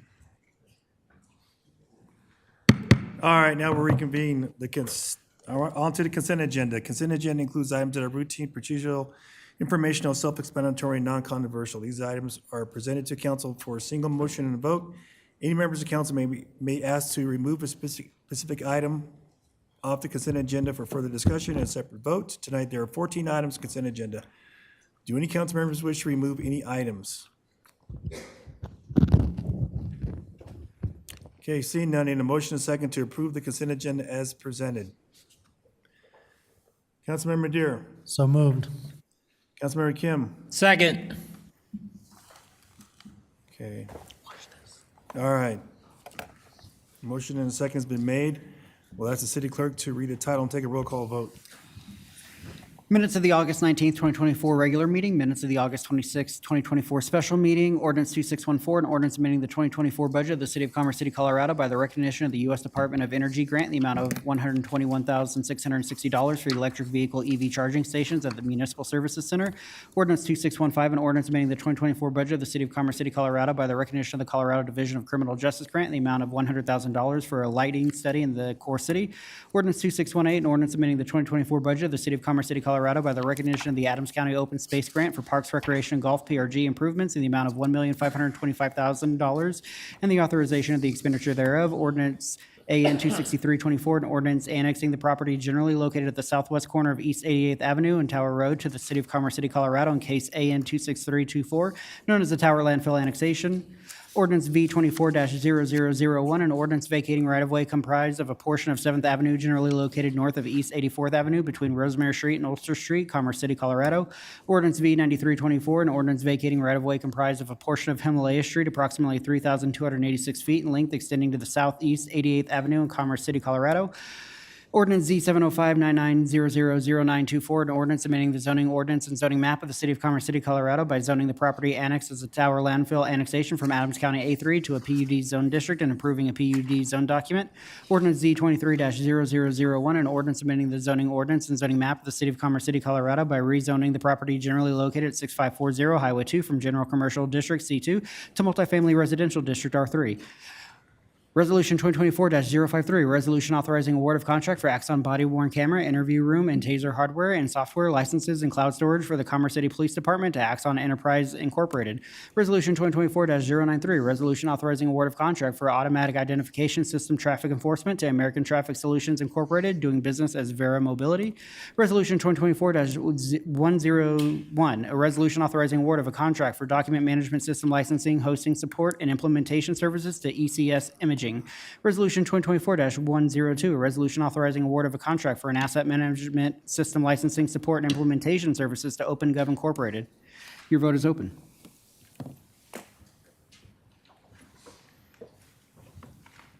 Can you repeat that again? All right, passes unanimously with 9 yeses. Okay, on to public hearings. First one up, CU-131-24, conditional use permit for Crown Associates LLC. Tonight's first public hearing, I already said that, sorry, repeat that. Tonight's first public hearing is on case number CU-131-24. I remind council of the following: only ask questions and gather facts, but do not express your opinion or indicate how you will vote. You are not permitted to provide testimony if you wish to participate in the decision. Only rely on facts developed in the hearing and the record. Apply those facts to criteria in the Land Development Code. We'll invite the city attorney to address the council. Is there any council member who cannot hear this matter and make a determination fairly and impartially based on the record before you and the facts and evidence as developed at the public hearing? The record will reflect that no member of council has indicated an inability to be fair and impartial. Thank you, Mayor. Thank you. All right, we'll now open the public hearing and invite the applicant to make the presentation. And upon that, give them the application 15 minutes. And it'd be nice if you just had one person designated to speak for the applicant. If that's possible. Thank you.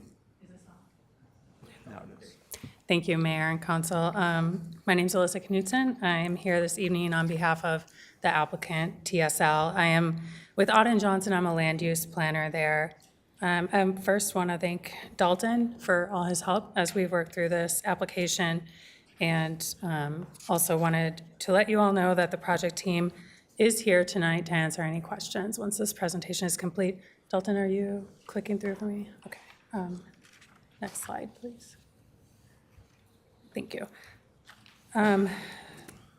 So TSL Companies was founded in 1981 by Tom Hastings, and he was actually raised here in Commerce City, even though the company is based out of Omaha. Unfortunately, Tom wanted to be here tonight, but had a prior engagement.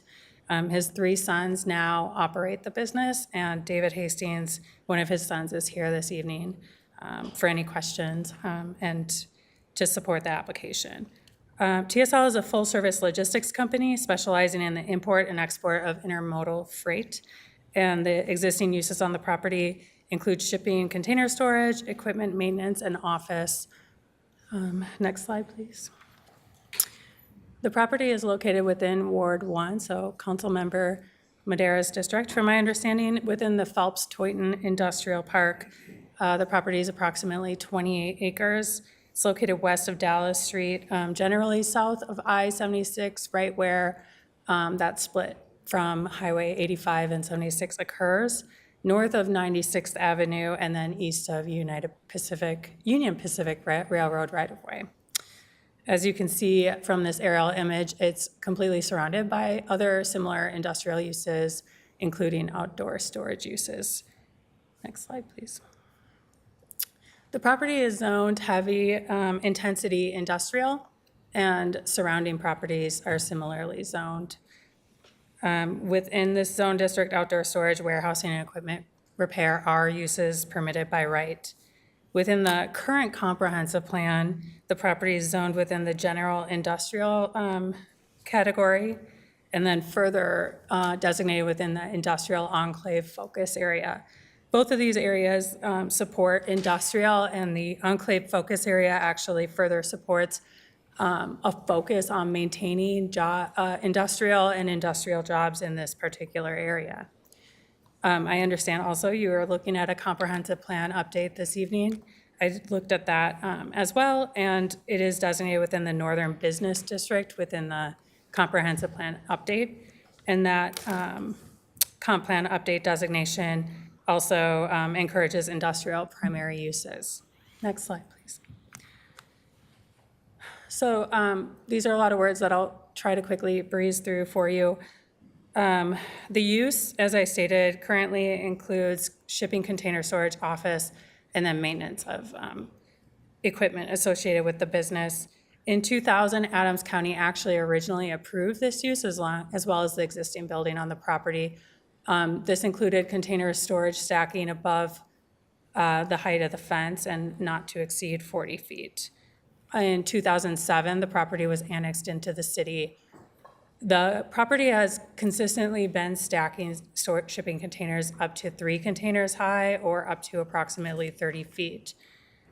Since this has now been annexed, the applicant seeks to get the city approval to now stack up to 4 containers high, not to exceed 40 feet, which is consistent with that original Adams County approval. However, stacking above 20 feet in the city requires a conditional use permit. The current stacking over 20 feet has been considered a legally non-conforming use, but since it's consistently been only 3 containers high, that's where the additional request has come in.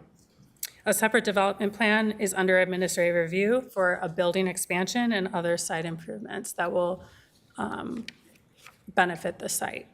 Next slide, please. This is a Google Street View of the existing mature landscaping that exists on the site, and as you can see, it does a pretty great job of screening the existing storage on the site. However, as part of that separate development plan application being reviewed by staff, additional fencing, screening, and as well landscaping will be added to further benefit the property and screen storage. Next slide, please, Dalton.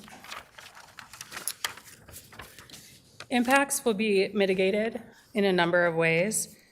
First, all parking for both employees as well as trucks associated with the operations will be provided on site, of course.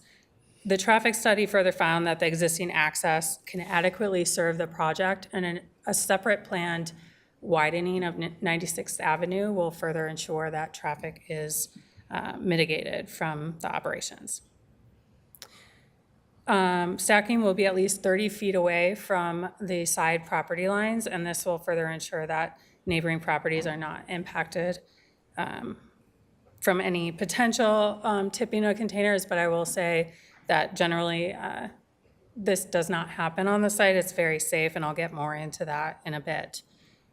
Stacking will be only 3 containers high along those side property lines as well, and so that will both buffer visual impacts and also ensure additional safety. So it's just the interior that would be requesting the 4 containers high.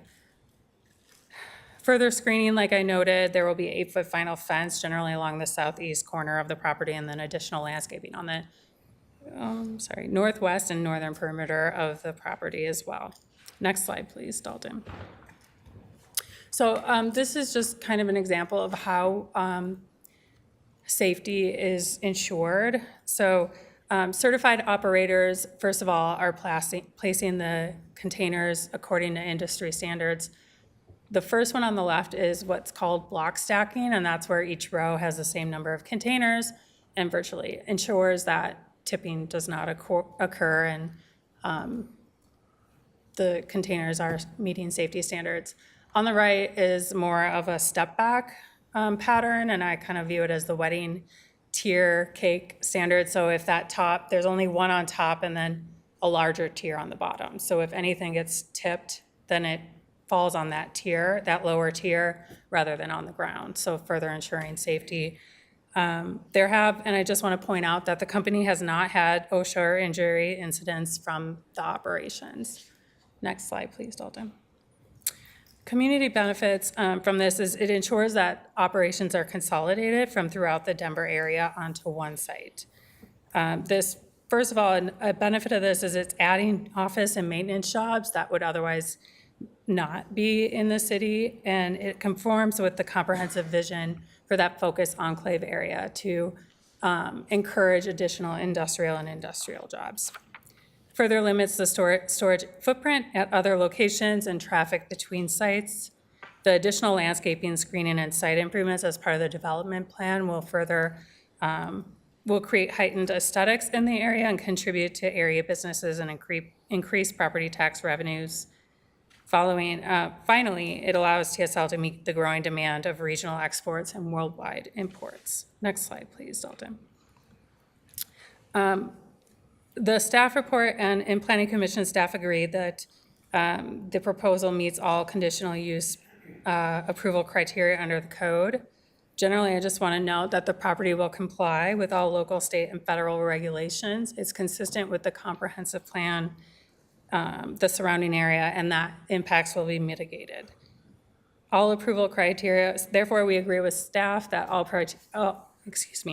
approval criteria are met and the location is appropriate for stacking of shipping containers. So thank you for your time, and again, we are all here and available for any questions you may have. Thank you. Any council members have a question for the applicant? Councilmember Douglas. Thank you. On, let's see, page 10 of your presentation, when you're talking about community benefits, consolidation of operations leading to a reduction in traffic in the container storage footprint within Commerce City. So is that also traffic within Commerce City that will be reduced? Or Yeah. is that traffic in general over the metro area because you're moving everything to Commerce City? It's in general, but also specific to local roads within Commerce City. But I actually think I'd rather have either Chris Dare or Dave Hastings speak on this, if that's all right. Hello, I'm David Hastings, president of TSL Companies. We actually had 2 operations in Commerce City, and we have consolidated to 1 operation, which is one of the goals we had to lowering the traffic and helping improve our carbon footprint as a transportation company. Our other operation was south of this facility, I think it was about 8 to 10 blocks south of this facility. So can you tell me how that would be a reduction in traffic? Well, because of the 2 operations and the 2 storage facilities, trucks were going between the 2 operations, and now they'll just be coming to the single operation. Okay, so the only reduction will be between the 2 sites. It'll actually be about the same traffic because it's only going to be in one site, because you still have that same amount of business. The only reduction that will be cut down would be between the 2 sites. That would be correct. Okay. And are these containers, do they carry something, or are they empty containers? The majority of the containers that will be stacked on site will be empty. We do store loaded containers that are staged there to be delivered to customers. Normally, those are stored on wheels, so they'd be on their on the chassis that they go down the road on. So those on chassis would not be stacked, correct? Those on chassis would remain on chassis. There are times that they're taken off chassis and stacked. Okay, yeah, but if they're on a chassis, you wouldn't put something on top of No, that, no. correct? And what if they do have something in them, what is generally inside the containers? It can be a wide variety of different things. We import and export a large amount of agricultural goods, proteins, animal feed. It can be a wide variety of different things. So not generally something that would be considered toxic? No, there is. We transport hazardous materials, but it would not be anything. We would comply with all code if there were anything stored there like that. But you would possibly be storing hazardous materials? Inside the containers, we do transport materials that are hazardous, but they're normally a lower level hazardous material. And would those be stacked as well? They would not. All right. Okay, thank you. Thank you. Okay, any other council members have any questions? All right, thank you. Thank you. All right, okay, Dalton, the senior planner, will make the presentation. Thank you, Mayor. Good evening, City Council. My name is Dalton Guerra, Senior Planner with the Commerce City Planning Division. This is a request for a conditional use permit to allow stacking of shipping containers above 20 feet at 1051 Dallas Street within the I-3 zoning. The future land use designation is general industrial. And so this request would be for a conditional use permit for a very specific use of stacking shipping containers above 20 feet for this specific location. As mentioned, the stacking would occur higher than 20 feet, but not to exceed 40 feet. Additionally, the applicant's also requesting an expansion of the existing building and some other site improvements, including improved surfacing and additional landscaping and screening as well. There's an aerial of the site. It is zoned I-3 and surrounded by I-3 properties. There's a quick look at the site plan with the building addition shown and some of the designated areas for outdoor storage and the stacking of the containers. The conceptual landscape plan, there's heavy existing landscaping along the western boundary of this, or eastern boundary of the site, excuse me. And additional landscaping will be provided along the northern side, property line as well as the the west of the property. The elevations for the addition to the building will match the existing building. And this was heard by the Planning Commission on August 6, 2024. The Planning Commission voted 5-0 to recommend approval to City Council. Some considerations for the City Council tonight. This property has stored and stacked containers on site since before it was annexed into the city in 2007. The surrounding properties in the area are all I-3 with heavy intensity industrial uses. And as a result of this request, this site will be surfaced and improved to provide adequate screening and landscaping, additional screening and additional landscaping as well. And the stacking of these containers will not exceed 40 feet in height. The approval criteria have been outlined and analyzed in the staff reports. Staff is here to analyze any of these if requested. And with that, here to answer any questions as well. Thank you. Okay, any council members have questions for staff? Councilmember Chacon. I have a quick one, just given that it's going to go to the same location. Has there been like a traffic study done on how much that will increase? I know 96 is widening, but how much traffic will increase on 96 for? That's a good question. I would have to defer to our engineering team to see if they've analyzed the traffic. Chris Hodel, do you have any input on the traffic for the site and the impact to 96th Avenue? I'm sorry, Councilmember Chacon, which road was it you mentioned? 96th? 96th? Hi, my name is Chris Hodel. I'm Development Review Manager for the engineering team. Yes, we have looked at it, and no, there is no traffic impacts to 96th. So it won't increase traffic or it won't No, be more? that is correct. Okay.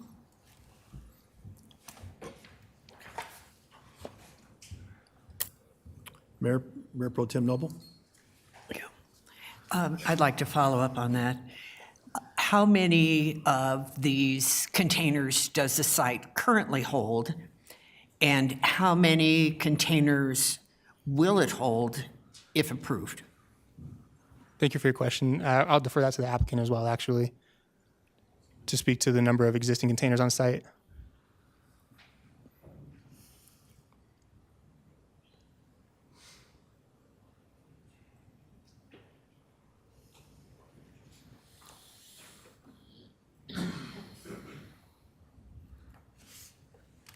Currently, if the facility is at capacity, which it really can vary, but currently if this facility is at capacity, it would be 3,200 containers, and if this is approved, it would increase it to 3,800 containers.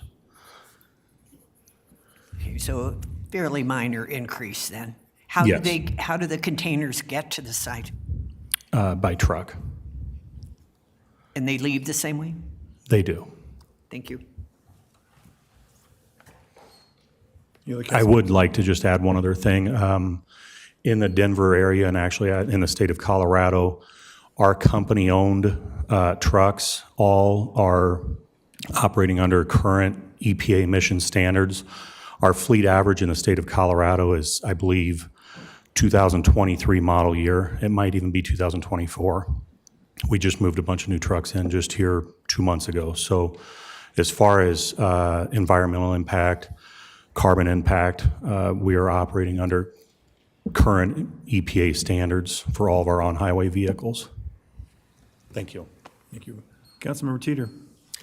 Yes, when they, I have a question on when they ship those containers overseas, how high do they stack them when they're on the barge?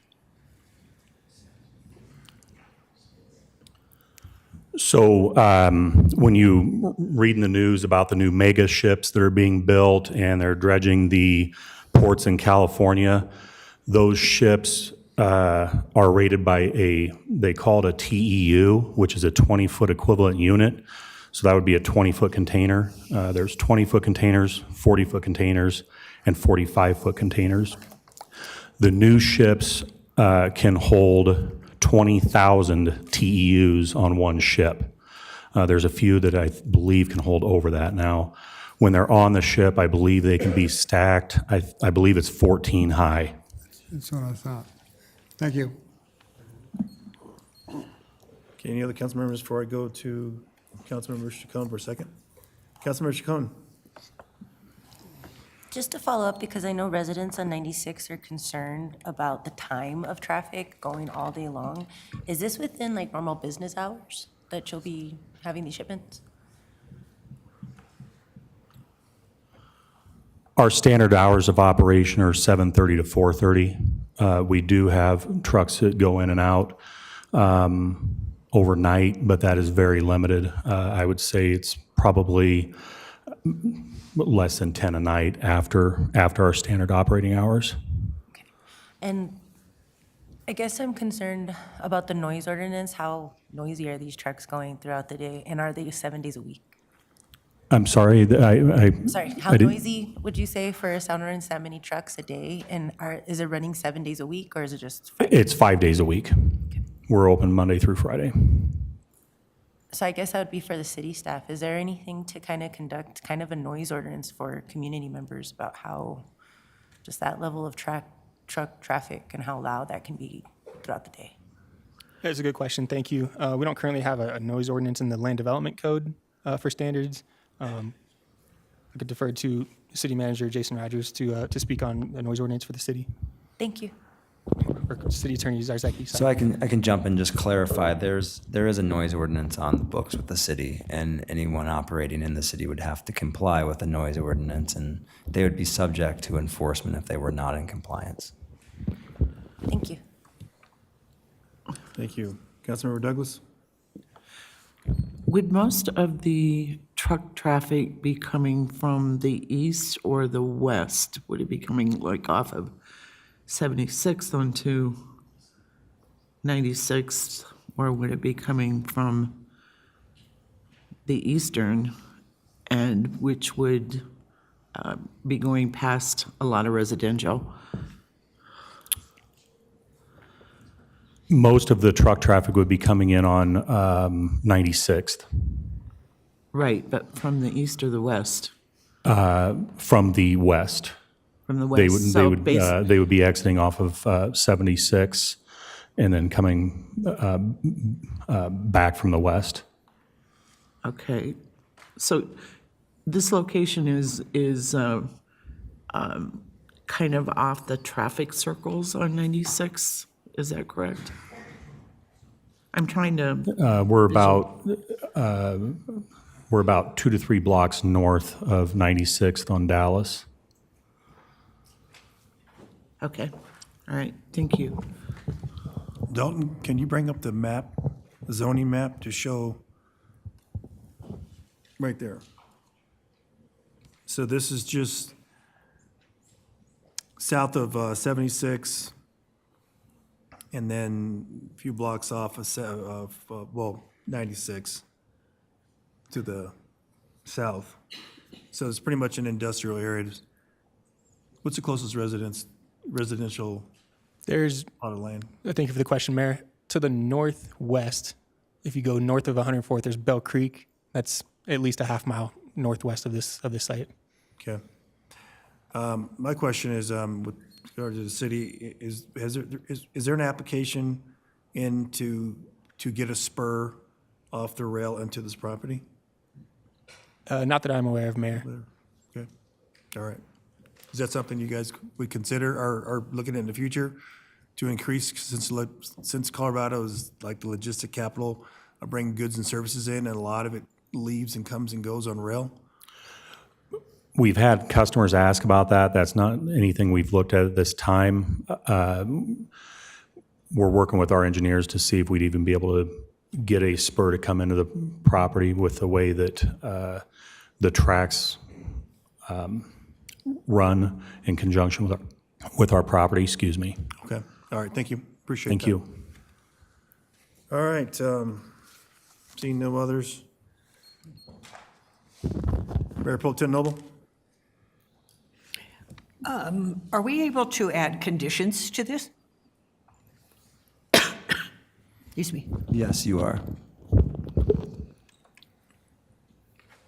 I have the same concern that Councilmember Chacon has about noise on the road and on 96 in particular, because we're widening it at least to Tower Road, and residents in my ward are very worried about that also. So I know you just bought trucks, but I would like to see some way that we could switch it over to electric within a certain period of time and have electric charging on that site also. That would help quiet these trucks down a bit, although it is the tires that probably cause most of the noise.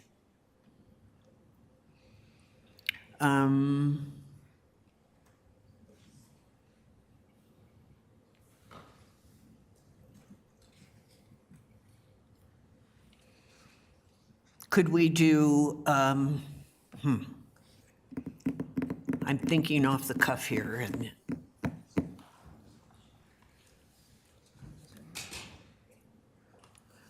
I would like to see electric charging stations added to this site. 3 that- electric charging stations Is that a added. question for the applicant? Okay, would you add 3 electric charging stations to the site?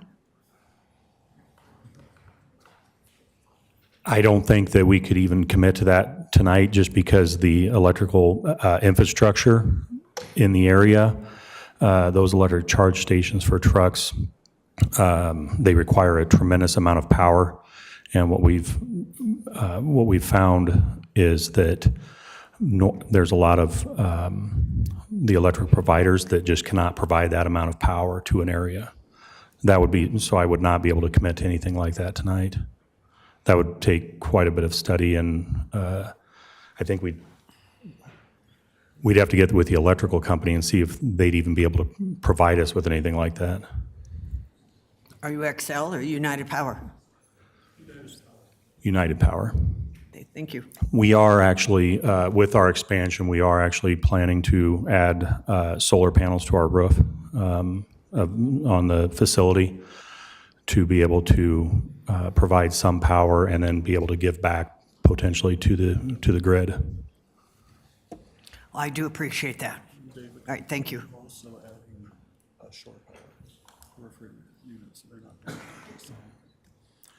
Also, in our plans for our expansion is to add shore power, which is electrical power for our refrigerated units, so that the trailers that are stored there, if they're moving any refrigerated proteins, they would be running off of the electricity instead of burning diesel to lower the carbon footprint.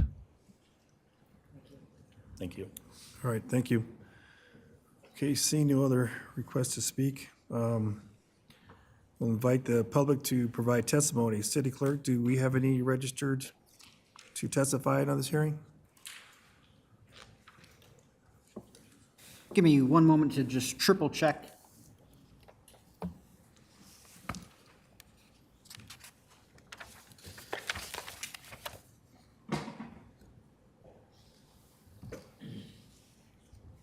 Mayor Douglas, we do not have any members of the public signed up to speak in person or virtually on this item. Thank Okay, you. Thank you.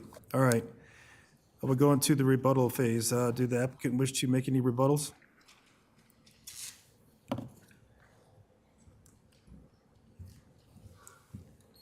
Can I just definitely understand your concerns related to noise, but I just wanted to point out that these operations are existing. It's my understanding, Dalton. Have there been any complaints on the site? Not to my knowledge, no. So, it's our understanding that there have not either, so we wouldn't anticipate that there would be any additional complaints due to the proposal, but definitely appreciate your concerns, Councilmember Noble. Thank you. Okay. All right, we'll close the public hearing. Need a motion and a second to approve conditional use permits CU 131-24. Councilmember Ford. So move. Councilmember Dukes. Second.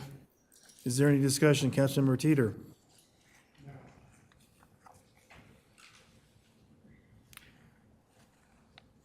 All right. Motion on the floor is to approve conditional use permit CU dash 131-24. We'll ask the clerk to take a roll call vote. Your vote is open.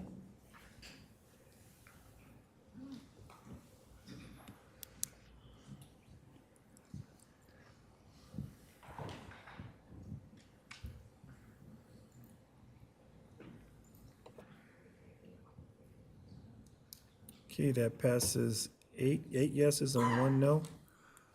All right, congratulations. Okay, on to ordinance PUD. Sorry, tonight's second public hearing is on case PUD A23-003.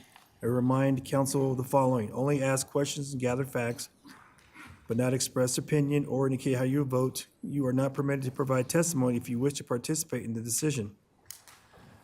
Only rely on facts developed in the hearing in the record and apply those facts to the criteria in the Land Development Code. I will invite the city attorney to address council. Is there any council member who cannot hear this matter and make a determination fairly and impartially based on the record before you and the facts and evidence as developed at the public hearing? The record will reflect that no member of council has indicated an inability to be fair and impartial. Thank you, Mayor. Thank you. I want to open the public hearing and invite the applicant to make the presentation.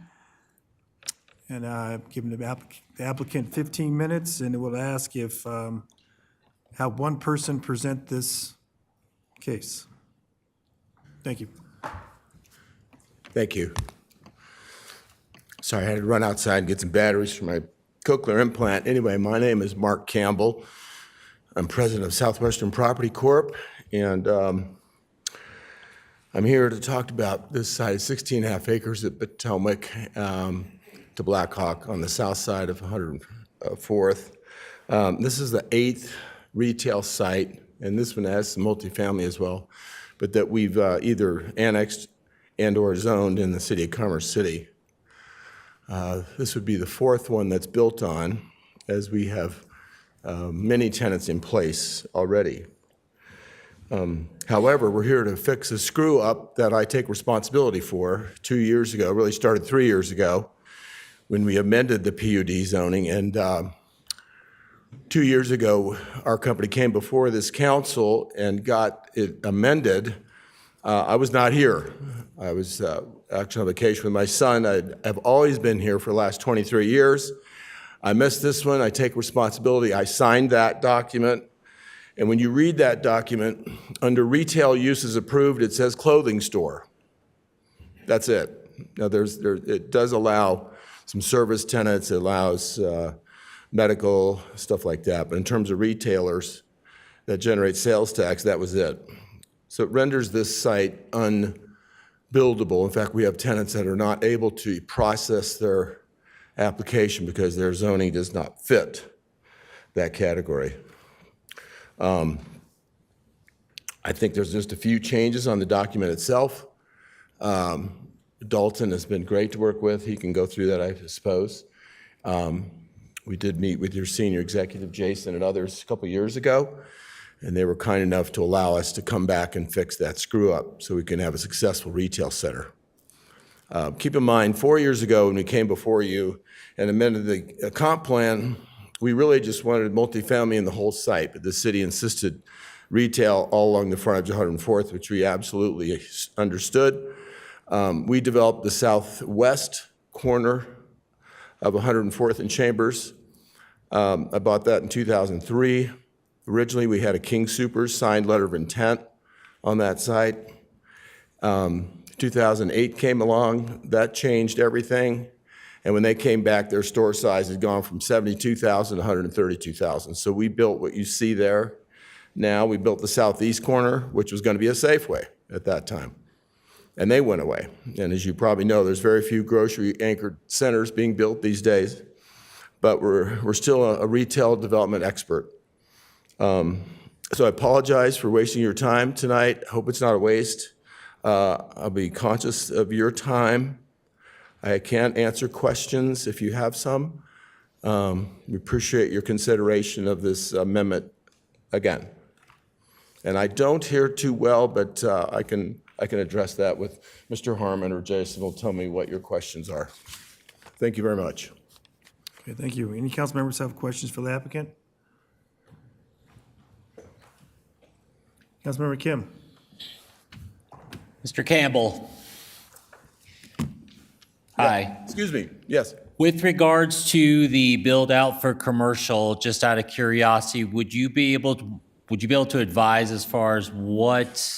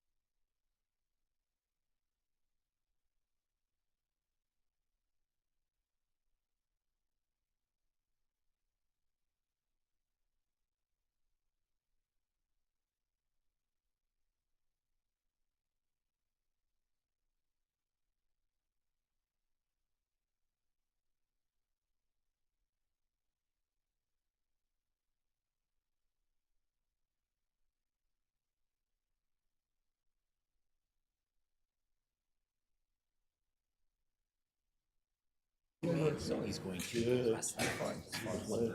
Briggs is gonna be good. Yeah, that's gonna be fun. I just got back. I was there last weekend. Were you really? Yeah, I played in the member guest. You're getting better. Am I? Yeah. Hell no, I'm getting worse. Yeah, 80 to 85. I guess we have to cancel.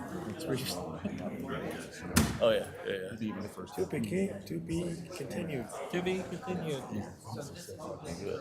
You know, his son just joined Phoenix.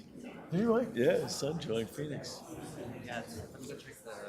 Oh, it's a good kid, but he doesn't respond very well. We tried to get him some business. He hasn't called us back. And his rates are high. What's he doing? He's now working directly for a lender, directly. He wasn't a broker in LA. No, he's with them. It's a bridge lender based in Phoenix. You still been working out at the gym? Man, this is what I have. Oh, it's back on. Just FYI, council, while the system's down, some audio is still coming through for those that have unmuted their microphones. I can't mute or unmute anybody right now. can't Just do that just be either. cognizant of that, please. So we won't say anything bad about you. We will just say happy birthday to Mr. Jason Rogers today. Oh, where'd he go? He's not even in the room. No, he's not. That's what I've been working on, building out my retaining wall. Oh, nice. So I built this whole out. I've been starting on it back in August 17th. Okay. And that's what I've been working on. It's been a pain.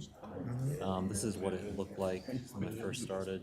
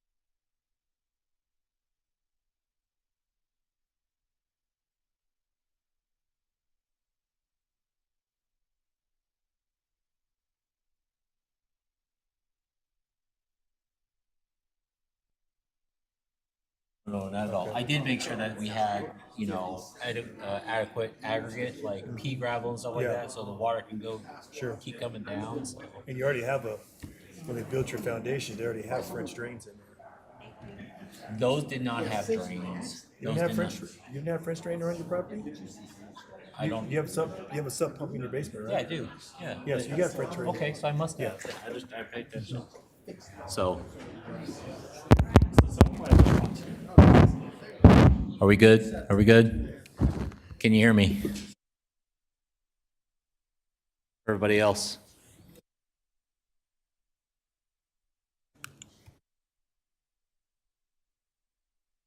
Not yet, hold on. Not yet.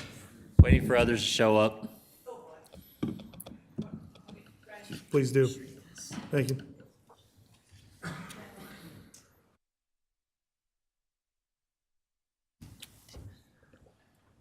Just want to say happy birthday again, that's all. Well, happy birthday as well, Mr. I Kim. just wanted to say that. Is it today? Same day and same year. Happy birthday to happy. Yeah, what happened to the monthly cakes for the council?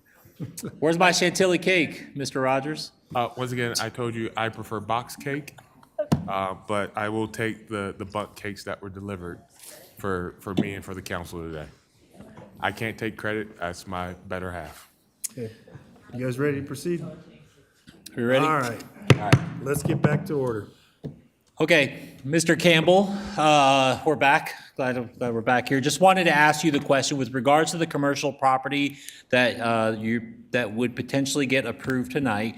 What are those potential retailers that you're looking at or that has potentially reached out to you? Would you be able to share that information? Okay, thank you. So we have been marketing this through a broker I've known for 25 years, Mr. Jeffrey Hirschfeld, Antonoff and Company. He's a retail specialist.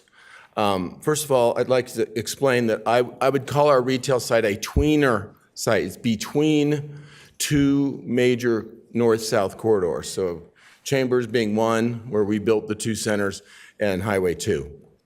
And so being a tweener site, Blackhawk just goes south into a subdivision, and north doesn't really go anywhere, and Potomac goes, I believe, up to the recreation center. So it's not a huge, it's not a prime retail corner like, say, Tower and 104th is. Okay, with that being said, the actual things we're doing, we're building about a 10,000 square foot multi-tenant retail building right on the corner of Potomac and 104th. That would be the southeast corner.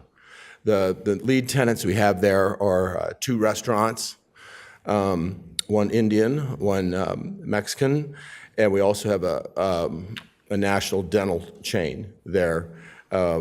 Nail salon, it looks like will happen. We signed a letter of intent.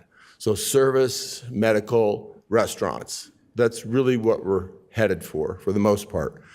Now, in October 2 years ago, in the meeting that I did not attend, the council decided there were some auto-related uses they did not want, which is certainly your choice. It's your city.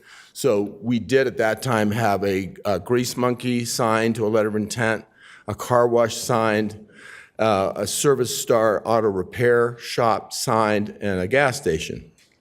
So those went away.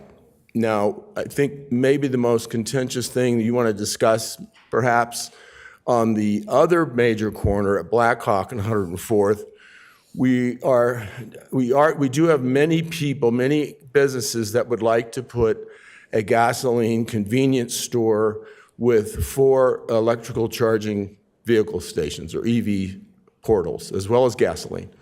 And today, that's not allowed. And that may bother the city. It's up to you.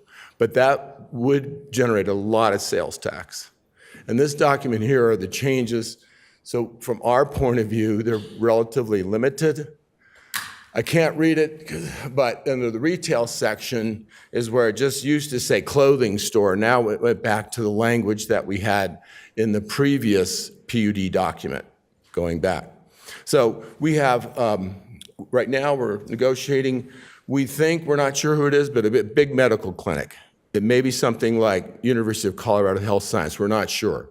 We did have previously a mental health clinic, a national tenant out of Texas, and we could not get it built in 12 months. We just knew the process. The building itself takes, by the time we get the plans done and built, that's 12 months, and they want to open in 12. Right. So with the fact that I only have 90 seconds left, and I just want to ask you just straight out, so as a landowner, right, developer as well, someone who's been in this market for over, how many years, 20 plus years probably doing this, you hear of residents who say, oh, we don't want another gas station. No, we don't want another dental. We don't want, we want to see a Whole Foods. We want to see a Trader Joe's, whatever the case is. As an owner, what I want to know from your experience is are you reaching out to these folks, such as the Mexican restaurant, the Indian, and also the gas station places and the dental, or are they coming out to you, or do you guys potentially have like a myriad of? I've instructed the brokers to reach out to basically restaurants. We've been hearing that for years, is that you want more restaurants, more sit-down restaurants, and this new code would allow that and vastly limit any drive-through action. And Dalton can explain how that's limited. But some of the new big restaurants would like a drive-through without ability to order. But so we're restaurants, and we're medical use and ancillary service uses, like hair, nails, that kind of thing. the days of people selling retail goods in a strip center in a tweener location are kind of over. I mean, years ago, I did have shoe stores. I had things like that, cigarette stores, all kinds of things. We had, Einstein Bagel, all the bagel stores kind of went away, but we would love one like that. So we're looking for restaurants. We're really looking for medical and service, if that explains that. Okay, thank you. Mayor Pro Tem Noble? Thank you. Mr. Campbell, Yes. are you suggesting that you're doing build to suit for these tenants?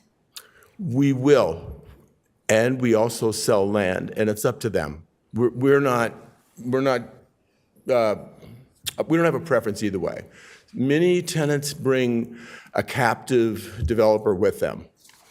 So if they have a captive developer and they just want to buy the land's for sale.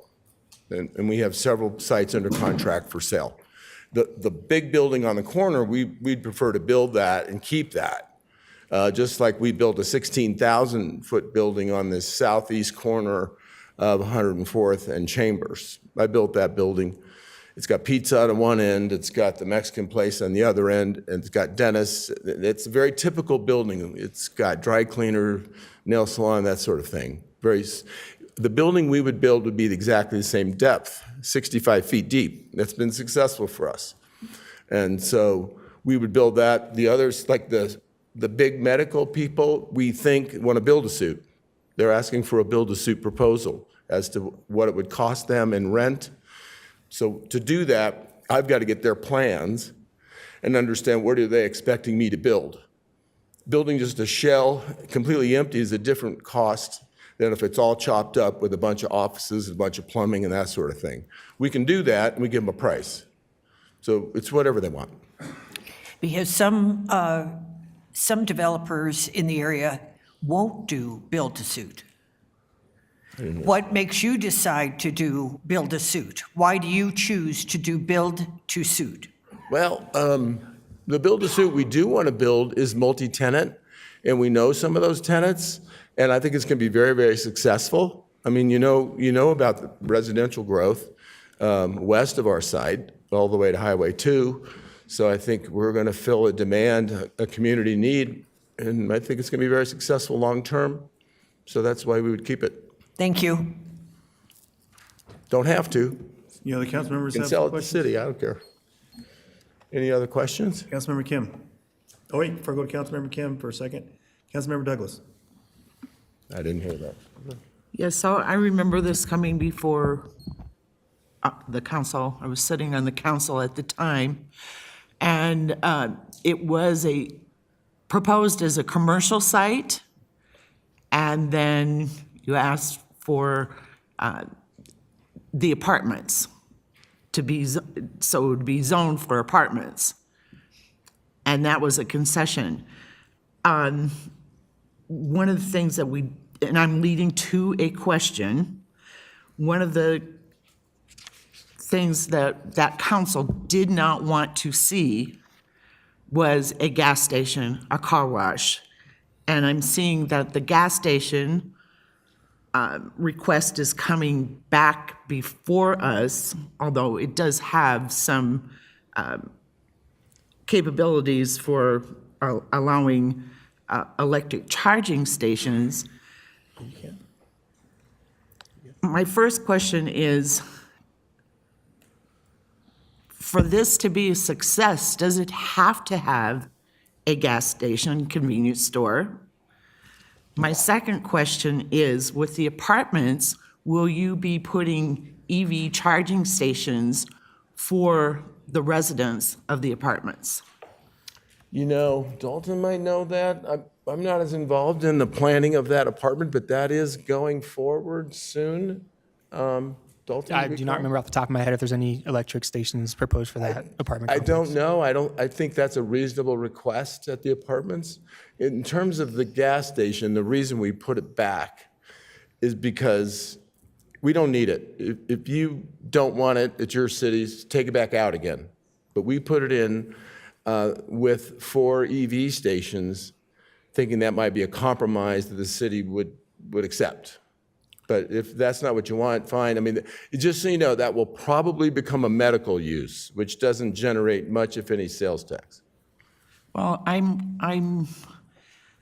know taxes are important, but building a quality community for the people who live here to provide them with the services that they would like to see is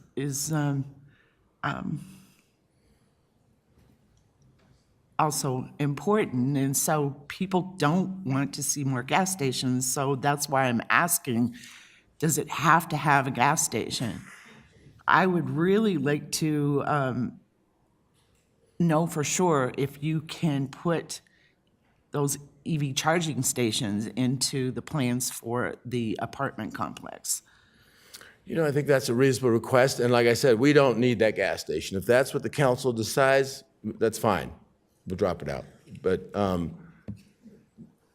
so the most important thing to us is to get rid of the thing that I screwed up under the retail category. It's that clothing store. And we even did a study. There's not a clothing store in a mid-block retail center anywhere in Denver, I don't think, maybe on Colorado Boulevard. But, you know, clothing stores are in regional mall locations. So I screwed that up, and I apologize for wasting your time. But Could that possibly be? we can live without it. We can live without it if that's what you want. Could that be replaced possibly with a sit-down restaurant? We have been rather than trying, I medical? mean, look, we've been hearing for 10 years, maybe longer, the 15 years, the city needs sit-down restaurants, and I agree. And if you follow these things that like we do, they're struggling, particularly since COVID. If you go downtown Denver, there's hardly a retailer on the ground level, but Applebee's is struggling, Chili's is struggling. Those would be the kind of restaurants that might come in. Outback is doing better. And you know, it's just, they have these metrics and we can't force them to come. And I believe the city has offered incentives for years. And they just come when there's enough population, enough potential sales for them to capture. Would it be possible to look outside the box and work maybe with like a family-owned business that would look at like maybe bringing in an Italian restaurant or something that's different than what you see in other areas? We've talked to a number of them. I mean, the most famous one maybe is Santiago's. They're family-owned out of Brighton. You know, they're up on 120th, which is land that I originally annexed and zoned, 120th and Chambers on the northeast corner. I did not do the Santiago's deal. The people I sold that land to did. The buildings now cost like $400 a square foot. That's keeping a lot of family-oriented restaurants from going into new buildings, frankly. Mayor, I just want to remind council of the approval criteria that you should be looking at for this decision, and it's in your binders. It's on page 4 for a PUD zone document. I just want to reiterate, it's a zoning hearing as opposed to making decisions specifically to the types of business that the property owner may be able to bring in. Thank you. Okay. Thank you. Any more questions? Well, thank you very much. Appreciate it. All right.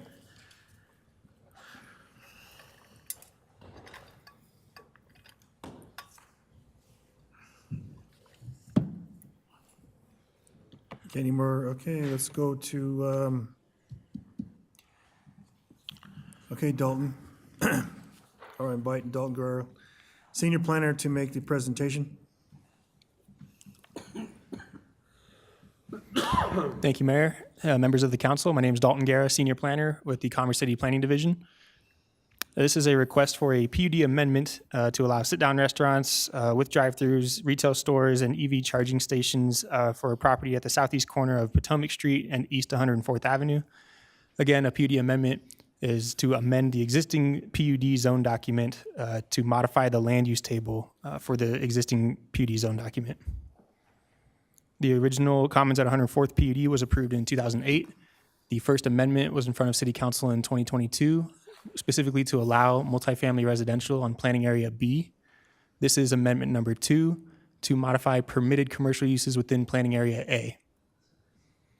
The current property is vacant. It's currently zoned PUD, and this is an amendment to change some of those land uses within the land use table of the current existing PUD. The area outlined in red is planning area A, which is designated for commercial. That is the planning area in question tonight. The southern planning area B is where the multifamily residential is zoned. That's not under consideration for tonight. So the first major change is to allow fast food with or without a drive-through.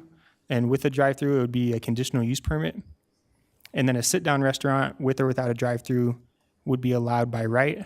The main thing here is to distinguish the difference between the two. So fast food being defined as the ability to actually order food in the drive-through line. So there would be a speaker box. Somebody could drive their car into the drive-through line, order their food on site, and pick it up at the pickup window. Whereas a sit-down restaurant, if it were to provide a drive-through or drive-up, you cannot order food within the drive-through. There's no speaker box. You would simply be picking up a mobile order. The second major change is to change the fuel sales from a conditional use permit from the most recent amendment to allowed by right, with the addition of a requirement for EV stations. And then, as mentioned previously by the applicant, the change for retail to not just only allow clothing stores, but to allow any retail business store less than 25,000 square feet allowed by right. And if that same store were 25,000 square feet or more, it would be a conditional use permit. This was heard by the Planning Commission on August 6, 2024. The Planning Commission voted 5-0 to recommend approval to the City Council. Some considerations for the Council tonight.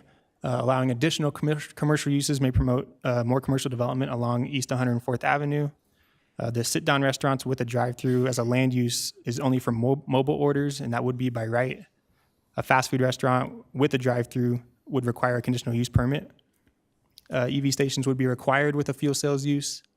Any general retail under 25,000 square feet, again, would be permitted by right. And there are no changes to the rest of the PUD zone document with the exception of the land use table for planning area A specifically. The PUD approval criteria has been analyzed in the staff report. Happy to go through any of those and happy to answer any questions you may have. Thank you. Okay, council members have any questions? Mayor Pro Tem Noble? Thank you. Following up on Councilmember Douglas's question about her recollection on fuel sales and Mr. Campbell's openness to the idea of excluding it, is that a possibility? Are we able to change the PUD? Yes, you are. You could make a motion to approve the PUD with the condition, for example, in this scenario, to not permit by right a gas station, and you could have the conditions for gas stations remain the same that is in the existing PUD document, which I believe is conditional. That's correct. The existing PUD requires a conditional use permit for a gas station. Okay. And previously, I also recall that we had requested something regarding a traffic light or assistance with the traffic light at that intersection because Blackhawk has nothing and it's very difficult to get on and off 104th at that point. Yeah, it's a great question. Thank you. And we are, as a staff, discussing a contribution to a signal at Blackhawk on 104th with the applicant. And when does that discussion become concrete? We're currently discussing it as part of the subdivision plat for the property, so that's still under review. So it's ongoing. Okay, so post PUD, basically. Correct. Amendment. All right, thank you. Okay, any other council members have questions for staff? I had a question. I know listening to that case before council back then, that what they agreed on was passed was also a certain amount of retail had to be built when the apartments are built.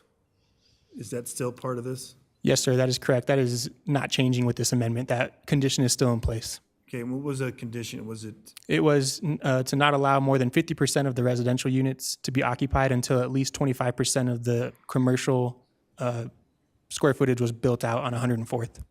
okay, all right. Okay, thank you.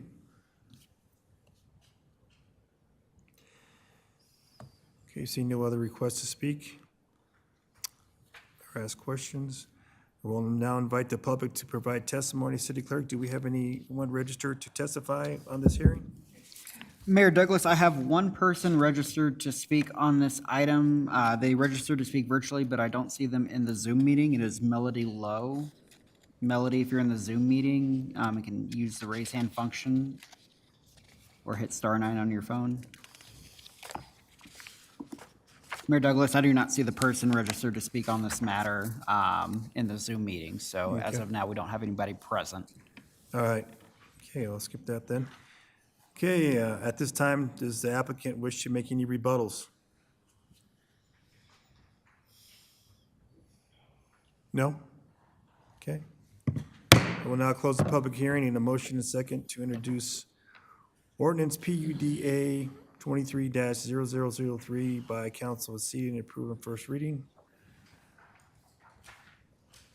Councilmember Ford, I'd like to make a motion to introduce PUDA 23-0003. Council is seated. Councilmember Teeter, Second the motion. is there any discussion? Mayor Pro Tem Noble? Yes, I would like to offer a motion that the PUD retain the conditional use for fuel sales. Okay. It's a motion. Councilmember Dare? I'll second. Okay. All right, any discussion? Councilmember Kim? Discussion? No, okay. All right, so City Attorney Zarzaki, we take the first motion on the floor, it was second, or do we do the amendment? So I believe I'm sorry, Mayor Pro Tem, I believe there was a motion to amend, Yeah. right? So it's a motion to amend the main motion. Unless they accept my amendment. Correct, yes, it's a friendly amendment, good call. Correct, at this point. Yes. So I have not heard anyone saying that they disagree with the friendly amendment. So the motion on the floor, I'll just restate it, I believe. The motion on the floor is to approve the PUD zone document to allow additional commercial uses with the condition that the conditional use for gas stations remains conditional. Okay, I will accept that.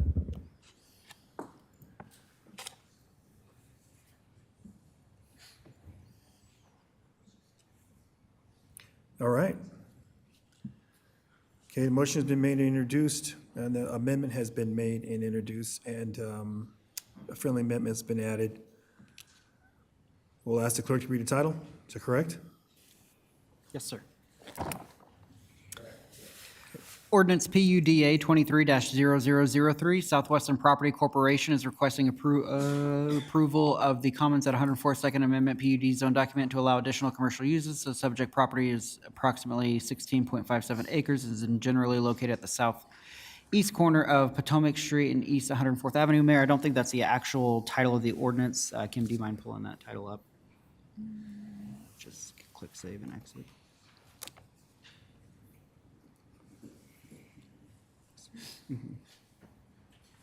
Double click on it.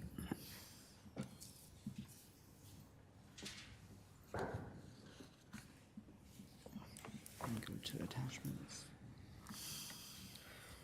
And then open up the actual ordinance. Ordinance PUD 0003. It's opening right now. Give it a second.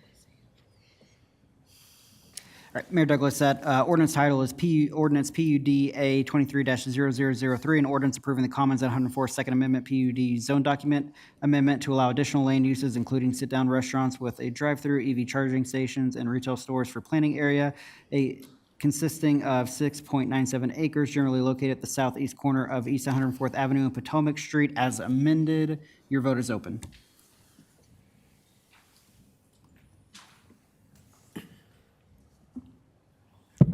That's 9-0.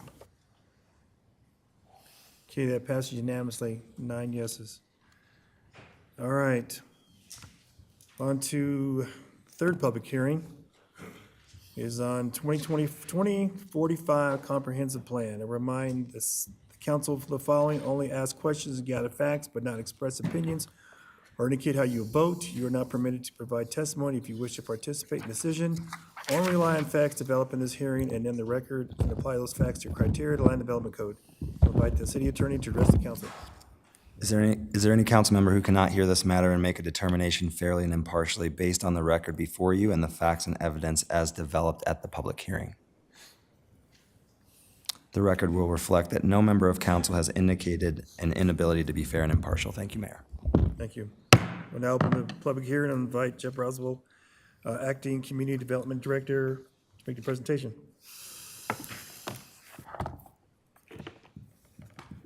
Good evening, Mayor and Council. I'm Jeff Brazel, the Interim Community Development Director.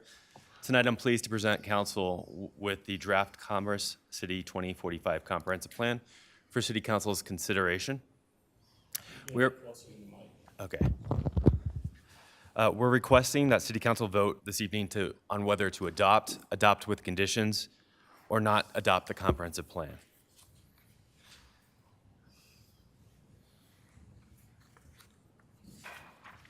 The presentation is meant to provide a high-level overview of the comprehensive plan for the benefit of council and the general public.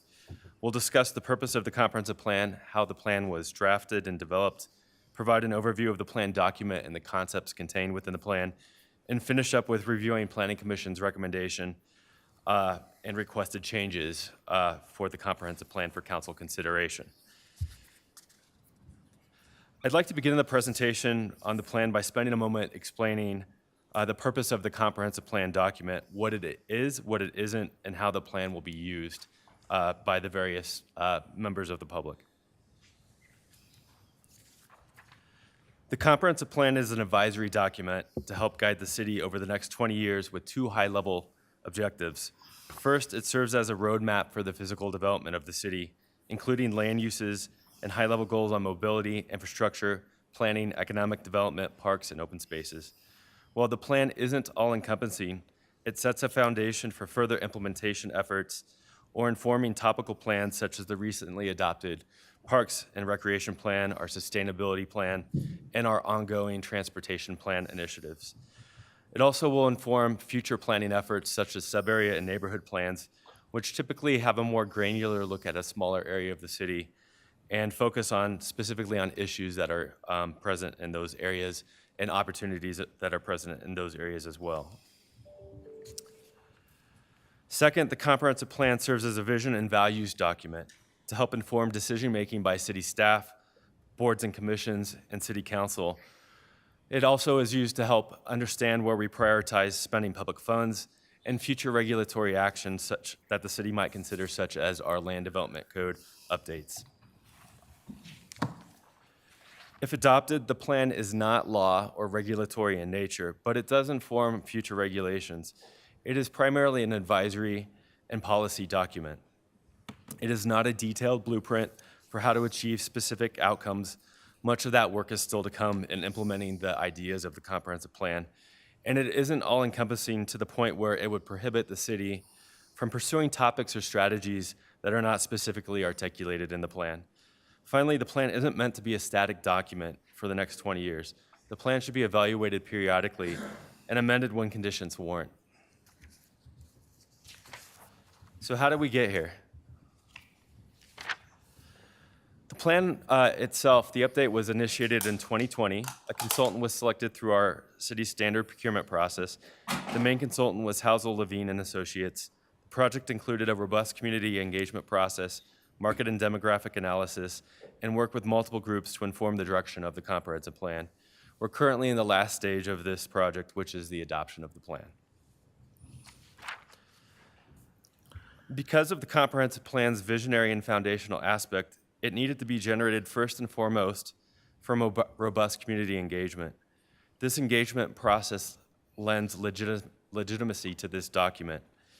It can provide a level of confidence for our community, boards, and city council that the plan is based upon the overall community desires. In addition to community engagement, several working groups were established to assist with the plan itself.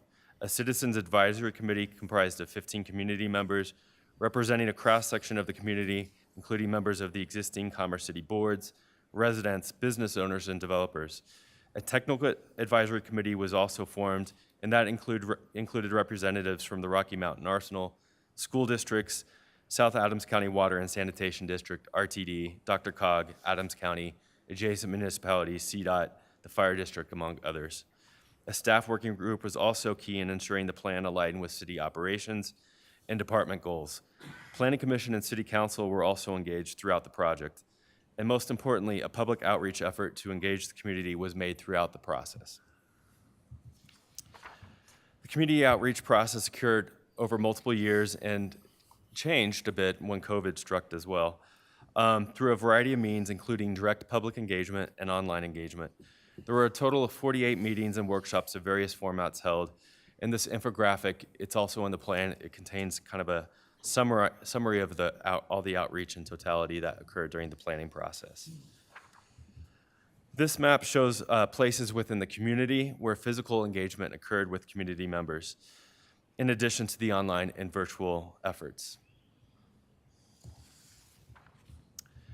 Some key outreach takeaways from the public engagement are listed on the screen, just to highlight a few of the themes that we heard throughout public engagement. Uniting Commerce City was an important takeaway. Promoting housing variety for a variety of residents with different needs at different price points. Ensuring that development is compatible, particularly industrial development with residential and commercial development. And addressing the city's access and connectivity issues. The plan itself, the draft was available in June of 2023. There was a joint Community Advisory Planning Commission meeting in June of 2023. And then the first Planning Commission public hearing was in August of 2023.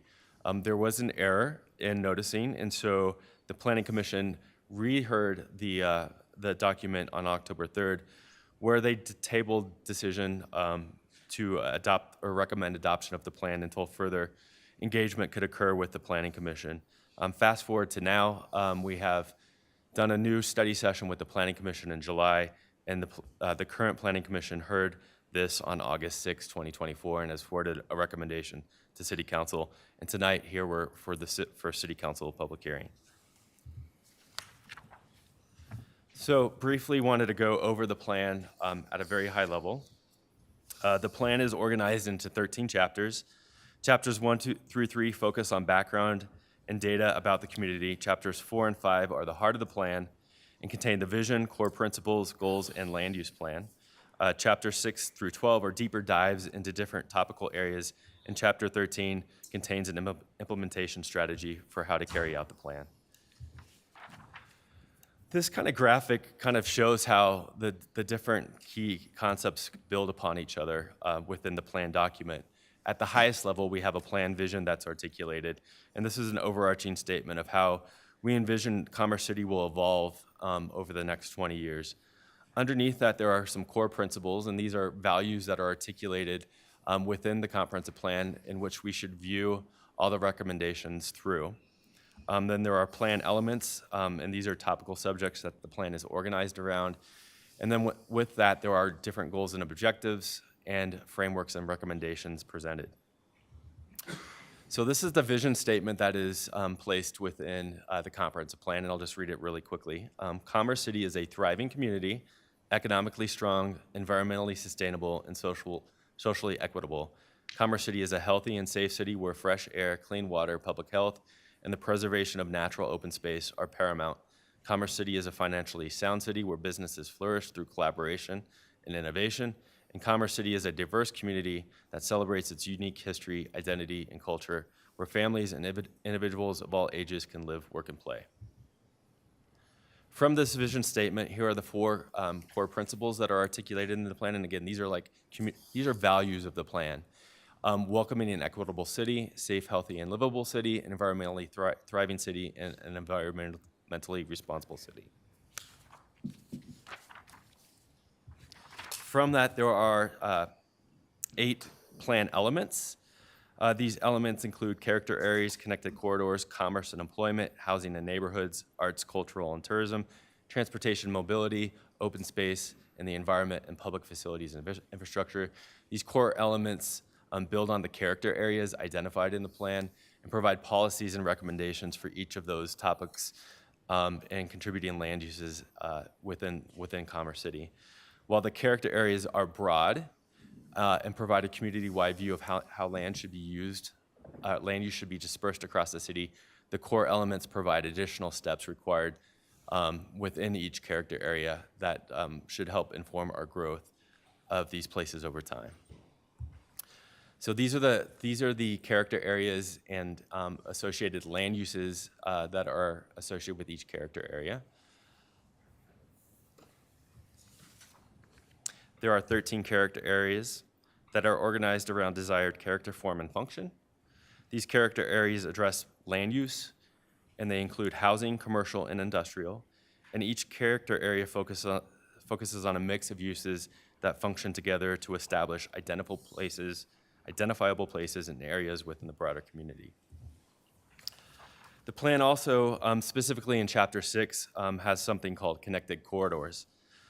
These are unique corridor segments within the community where the plan takes a deeper dive on these corridors and evaluates specific land uses, connectivity, development opportunities, and desired character along these particular corridor segments. The results of this section are basically 8 mini corridor plans within the larger comprehensive plan document. And each connected corridor includes specific recommendations for land use, infrastructure, and connectivity enhancements. Chapters 7 through 12 are the element frameworks. These are deeper dives on the topic areas that the plan covers. They include commerce and employment, housing and neighborhoods, arts, cultural and tourism, transportation, mobility, parks, open space and the environment, and public facilities and infrastructure. Each topic has an associated with framework plan that will add additional detail to the character areas based upon the topics being discussed. And these frameworks also include specific goals and recommendations around each specific topic. So the framework on housing has a lot more detail about our housing goals and as they relate to that. And there's also an economic development framework that provides a little bit more detail about where we anticipate commercial areas being developed throughout the city and the goals of each of those commercial areas. So they add additional detail to the character areas. Finally, Chapter 13 sets forth an implementation strategy. The implementation strategy includes references and goals to update the plan regularly, updating the land development code, and this is important because the land development code actually implements the vision of the comprehensive plan. Again, the comprehensive plan is not a regulatory document, so we have to follow that up with updating our standards and specs to make sure that the development that we get is consistent with the comprehensive plan. Otherwise, we're fighting ourselves with bad regulations and outdated regulations. The implementation plan also informs our capital improvement plan and includes an action matrix. And that action matrix kind of looks like this chart on the screen. The action matrix includes every identifiable action item within the comprehensive plan, a short, long-term, or medium-term timeframe for implementation, how hard it will be to implement that particular action, and it ties it back to those core values or core principles articulated within the plan itself. So Planning Commission did review this at a workshop on July 17th, and they held a public hearing on August 6th. Planning Commission does recommend Council adopt the comprehensive plan and has requested revisions to language and some of the graphics for usability within the document. Exhibit A to Ordinance 2016 has these requested changes. If accepted by City Council, as a condition of approval, staff will also work with the consultant team to make these recommended changes. Separately, the Planning Commission has expressed the desire to do a deeper editing of this document if and after City Council adopts it. The Planning Commission didn't really go into specifics of what they were looking to update, but the general, in discussion, I could tell that each commissioner that expressed this desire probably had a different reason for why they wanted to do that, but they did not dive into those reasons at the Planning Commission hearing, and that will be a further conversation with the Planning Commission that we have later on. So if approved as drafted, Ordinance 2616 adopts the comprehensive plan with the Planning Commission recommended changes that were in Exhibit A. And there's also another condition or another requirement in there or allowance in there that allows staff to make minor changes and corrections to the language and formatting of the plan that does not change the meaning or substance of the language or document, basically to correct any remaining formatting or grammatical errors that are identified. And that allowance would be paired with that all changes have to be reviewed by the city attorney to make sure that they fall within that minor error correction scope. We also want to propose 2 more edits for council consideration this evening. One of them was just an oversight that we left out of Exhibit A on accident. This was actually part of the Planning Commission recommendation. It involves making a change a community member requested at the Planning Commission hearing. The change would involve modifying the text in the Highway 2 corridor plan on page 113 to reference residential development east and west of Highway 2 on the places currently shown on the map. So there's a disconnect between the map, the corridor plan map, and the language of the code, and they just requested that that change be updated. It's a very, very minor change. And then the second one is one that we're anticipating council might bring up tonight regarding a change to the economic development framework map. This is that map that shows within the character areas where commercial development and industrial development are focused, and along Tower Road, south of 104th, there are areas around the major intersections that are currently zoned commercial that weren't identified as such in that framework map, and we would like to make that correction to make that consistent. Tonight, City Council has a few options. You can approve Ordinance 2616 on first reading as drafted. You can propose additional conditions to Ordinance 2616, or you cannot approve 2616 as well. That concludes staff's presentation. I'll be glad to answer any questions and listen to council feedback on the comprehensive plan. Okay, thank you. And council member have questions for staff? Mayor Pro Tem Noble? Thank you for the presentation. Could you tell us what the, I'm looking for the minutes of the Planning Commission meeting, and they're not included. What was the vote of the Planning Commission on moving the comprehensive plan draft forward? Yeah, it was 5-0. I believe it wasn't. I believe it was 3-2. No, there were no dissenting votes at the Planning Commission. In the most current hearing, there were no dissenting votes from the Planning Commission. I think 3-2 was the economic. Sorry, do a public hearing, so we can't have any outside from them. Thank you. I appreciate that, but yeah, maybe that's Mayor Pro Tem Noble. Pardon me? Are you confusing the comprehensive plan with the economic development plan? No. No, I wasn't. Okay. If you give us a minute, we'll pull up those minutes and we'll. Pardon me? If you give us a moment, we'll pull up those minutes and double check that. All right. City Manager Rogers? I think Mr. Bradley was just about to comment on that. We are doing some of our own due diligence, so we'll confirm that that vote from PC here shortly. Okay, I have another, I have many questions and comments, but I just wanted to point out on page 86, a secondary land use is listed as multifamily residential, and an excluded land use is multifamily residential. So it can't be both. That would be fusion districts, page 86. It's one or the other.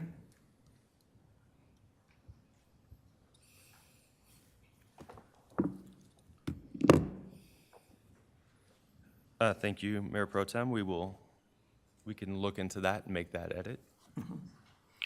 I also noticed that I will want to talk about northern neighborhoods, which is most important to me, also High Plains Parkway. 3 Mile Plan, which is a plan to annex properties, and that Commerce City has a 3 Mile Plan on what they want to annex. And I don't recall, in the 5 years I've been on the city council, any discussion of any annexations within 3 miles, nor have I seen a plan that we have considered or voted on. Is there such a thing? Yeah, so the comprehensive plan is required by state to include a 3 Mile plan. And basically, we have the authority around us to influence where a property should be annexed into Commerce City and where they might be annexed into other cities. Those plans are often coupled with IGAs with the county and surrounding municipalities. So the comprehensive plan does include that 3 Mile plan in it. It does? Where would that be located in the document? Let me pull that up really quick. Okay. Mayor, while we wait, I do have a response for you. We have been able to confirm that the vote on PC was 5-0. The vote was Commissioner Hoskins, Schechter, Eggleston, Sanchez, and Van Houston. Thank you. Neighborhood character area. Actually, character areas in general. I would love for you to be able to describe character areas and why we're going that route rather than zoning. Not zoning, but determining what should be in certain areas. As opposed to a more traditional land use map? As opposed to the future land use map that was approved in the comprehensive plan of 2010 and exists to this day. Yeah, it's definitely a shift in approach. I will say that there's no right answer to that. It's just a preference of the community. And so the character areas attempts to weave in more high-level goals about how areas develop, and then the framework plan layers in the actual specific land uses.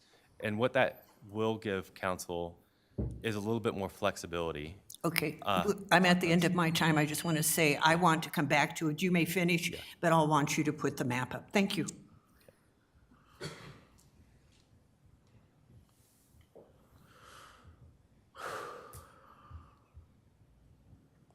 Councilmember Chacon?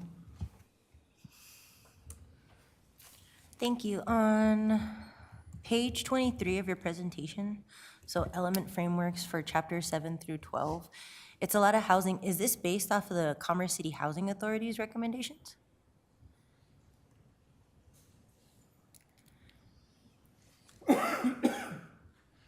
No, the page 23, I'm sorry, the land use map, or excuse.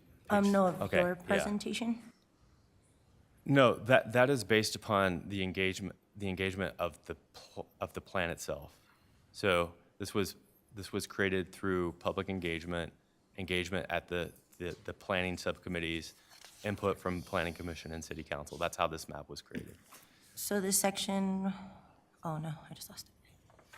Where it said housing authorities balanced housing plan and affordable housing implementation plan created in 2019. So this, what's that? Which bullet are you looking under? So on page 23. Of your slideshow. Yeah. Is it under? So if you go all the way to the right under Rose Hill on that slide.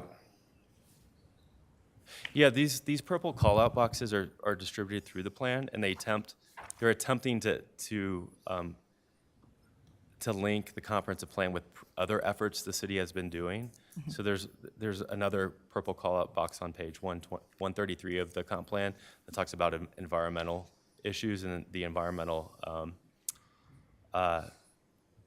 assessment that was going on at the time that the comp plan was. So that's all those purple boxes are. It's an informational box that these things exist.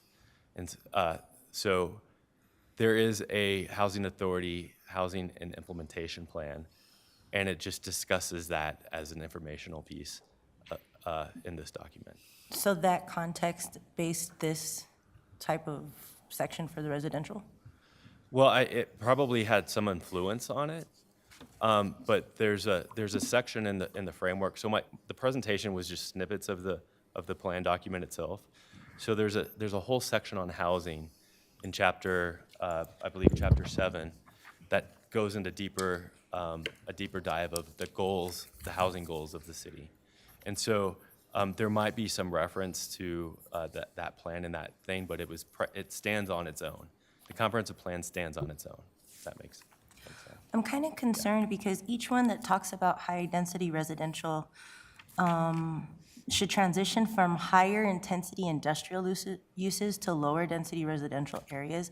I rarely see anything in all of even from the greenfield development to the infill, affordable housing or income-based housing. It feels like it's kind of turning the community into a bedroom community throughout the whole space. I don't see kind of a balance. Yeah, so let me see if I can get the comp plan on this laptop really quick, because it's not Could on I here. also ask for a And I can hard pull it copy up. too? Yeah. Of the comp plan, now or later for council? Yes. Sorry. I know my time's gonna be up soon, that's why. Do you need to look at the page? Yeah. Yes. It's like, The agenda saved. Oh, we do? Okay, let's not do that. I'm afraid to touch it. Okay.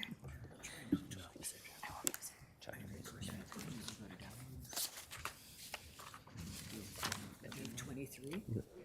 Page 23? Chapter 7 through 12, it says. Chapter 7? Great. Oh, here it is. Okay. 120. So I think just trying to assist Mr. Brazel on your question around the Affordable Housing Implementation Plan by the Housing Authority, whether it's that document or a host of existing documentation, it is definitely an information piece. However, it's not one that is driving the discussion as it relates to the overall vision for the city. Now, the Housing Authority is obviously it's a separate entity, and obviously they have a program and or goals and a vision that they want to accomplish. And as a city, obviously, we want to ensure that there is some partnership, equitable partnership, in how to advance what I would call the equitable choice of housing and associated amenities. And that's one of the things I think is a big driving piece out of that affordable housing implementation plan, is how to drive that throughout our community and not have that be located in one potential location or another. So once again, trying to think about that in a equitable distribution. So what we try to look at that from our development of the comp plan is looking at supporting those housing choices through the different character areas and or frameworks, so that once again, it stitches into some of that existing fabric and doesn't become the fabric of it in and of itself, if that makes sense. Can I respond real quick, Mayor? I'll go fast. I'll allow you, go ahead. Thank you. I think my concern is, especially when I see high-intensity industrial uses to lower-density residential areas, that we're not putting people on brownfield sites or considerable environmental locations, just knowing Commerce City's history. So yeah, that's kind of why I'm kind of trying to address that space. Thank you. Okay, Councilmember Madera?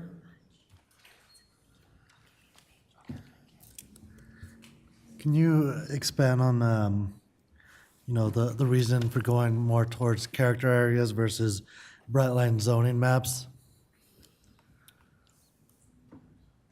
Well, yeah, so the way we traditionally use comprehensive plans is to inform rezoning.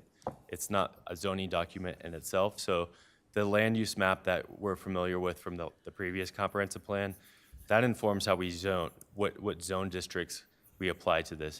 So what this does is it layers land uses in a more nuanced way. So the character areas describe intended outcomes of these areas, like desired physical land use, transportation, open space outcomes within each of these areas. and they shift the land uses based upon whether it's a more employment or commercial focused character area versus a more residential character area. And then within that, we have, so chapter 8 and chapter 9, or chapter 7, further provides more details around where we should consider commercial areas within each of these character areas. So on the screen, this is on page 122 of the comp plan, it has these different types of commercial outcomes. Again, that they're more character focused, but there's descriptions of these outcomes. So we have like mixed commercial, north range commercial, TOD, and those are further described on the following page. What do we mean by that? And so what this will help us do is when we look at the new land development code, we will create zone districts that implement these concepts and ideas. And so the traditional land use map might be a more direct correlation with zoning, but this provides the same level of detail, but it just approaches it more on a outcome-oriented rather than a land use focus. So land use maps just have a land use focus. This is where commercial goes. This is where industrial is. This is attempting to expand that. Like cities are comprised of not just land use, but land use, the transportation network, the open spaces and parks that define that. And this attempts to weave that in together more closely than a traditional land use map would do. So theoretically, it'll give us more flexibility in some of these areas of the city where we have, maybe competing land uses like industrial mixed in, mostly residential areas, to be able to get that to more compatible uses over time. Yeah, and the comp plan does have a little bit of focus on outcomes as far as making sure that those transitions between more intense uses and lower intense uses are better, that we actually have better buffering between those uses, and that we have better design and how those uses are integrated in with each other. So there are elements of that within this comprehensive plan. Thank you. Councilmember Dukes? Thank you. Thank you for the presentation. I just want to recapture what I'm hearing to make sure it's correct. Don't start my time yet. Sorry. Are you? Okay. I just want to capture what I'm hearing is correct. So if we go to page, or on your slide deck, page 15, slide 15, the way we should read this or look at this overall comp plan is that you have the plan framework, which is the high-level objectives, right? And then each of those objectives has more detailed in the core elements. Is that correct? Like it's more robust and built out in these core elements spaces, right? That's correct. And then what I'm hearing you say is some of the call-out buckets or call-out boxes throughout the comp plan, it's just making sure there's alignment to other plans at the time, so it's not in isolation, so there's some cohesion, correct? That's one of the use of those purple call-outs, yeah. Okay, thank you. And then the other question I have is when I think about slide 10, something you referenced, and I just want to double check this for sure. You said that when we talk about the character areas, it's important to note that this is the preference of the community, and this slide shows a lot of community outreach, right? That's correct. When we say 36,000 touch points, what does that mean? 36,000 touch points. That means we received 36,000 points of feedback. 36,000 points of feedback? Yeah, with folks. Yeah. So it Oh, could be wow. folks it could be multiple per that. It could be newsletters that we sent out. So I say touch points and engagement and feedback. So 36,000 points of communication with the community over the life of the outreach.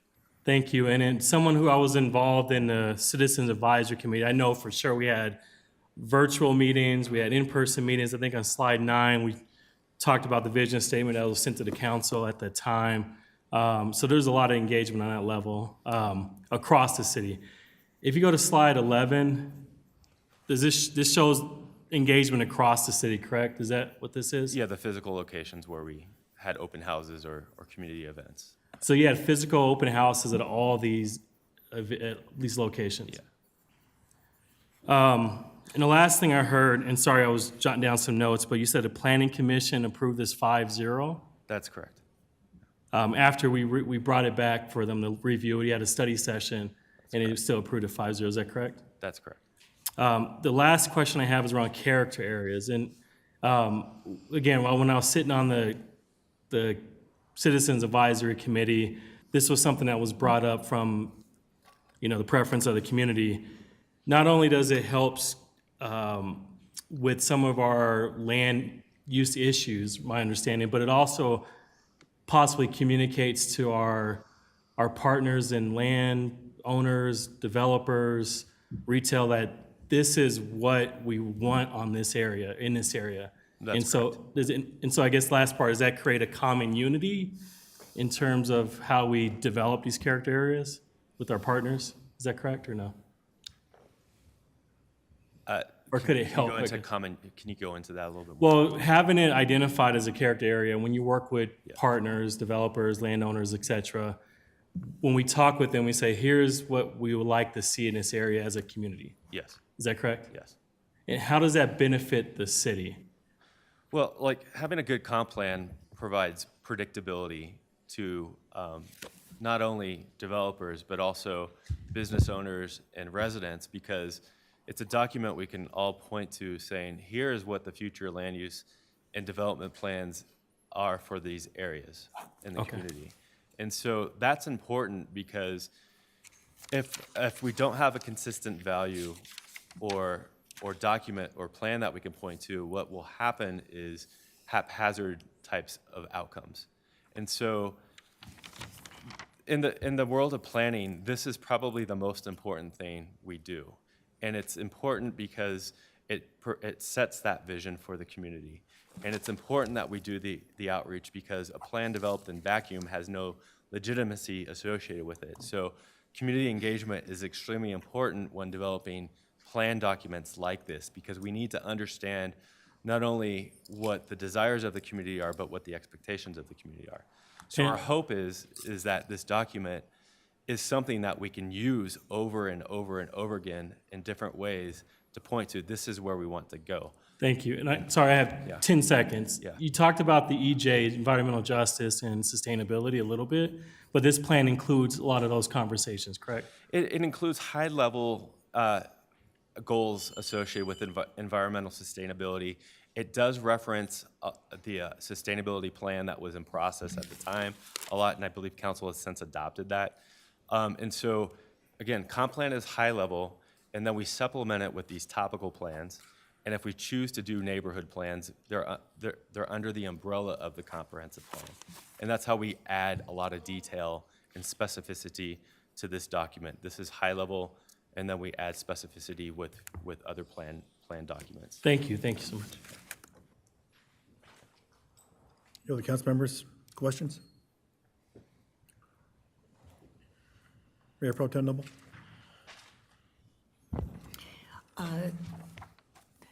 Thank you. That's great to leave the map up, that's fine. On page 59 of the comprehensive plan, it refers to the goal: ensure industrial areas continue to provide a strong employment base while working to improve their overall impact on Commerce City residents. I would recommend changing the word improve to lessen their overall impact on Commerce City residents. I don't think we want to make it worse.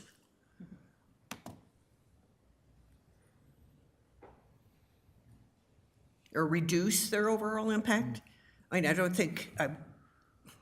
I don't want to see an improvement in the industrial areas. I think we need to make certain that their impact is reduced or lessened. I don't mind that they exist. What I do mind is when they pollute or contaminate, make noise. Yeah, that's an easy change. On page 52, it talks about planning influences.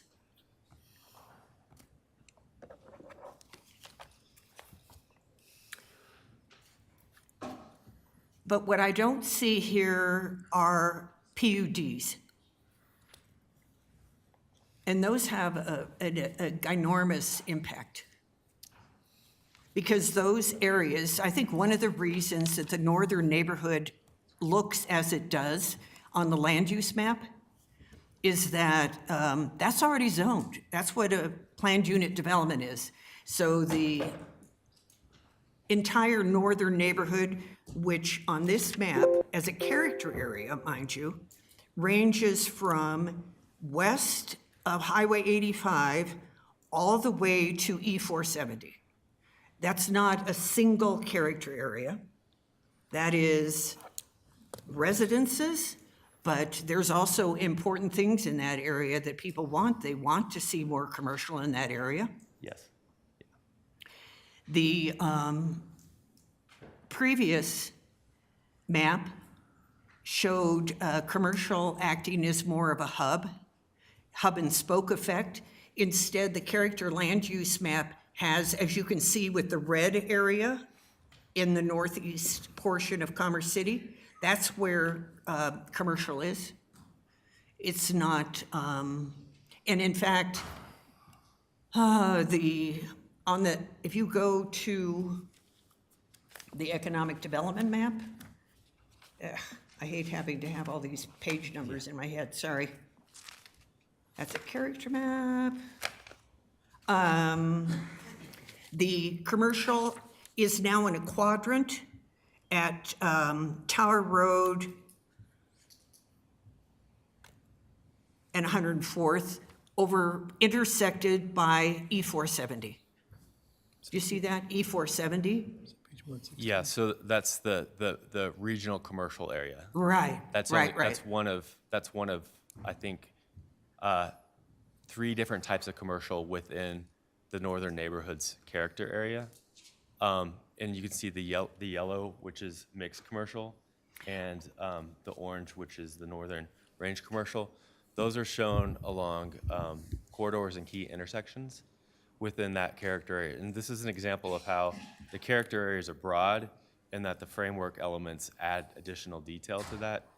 And Mayor Pro Tem, even within the character area of discussing the northern neighborhoods, it talks about integrated commercial opportunities within that. And that economic development framework is an example of how that might play out by mixing the commercial into those neighborhoods themselves. You're right, it's not a monolithic thing. And a character area that is 8 miles wide is a very large personality. Absolutely. And so because I'm only talking about the north. Whatever anybody wants to do in the south or on the southwest, I understand. But I am concerned about the northern neighborhoods, and it just does not reflect what I heard since this began in 2020. Do you have something to say, Andrew Rogers?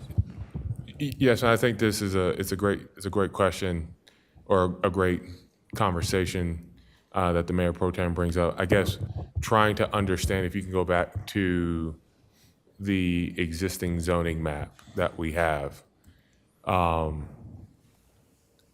existing zoning between that area that you say is 8 miles wide, for all functional reasons, purposes is zoned, is set, is established.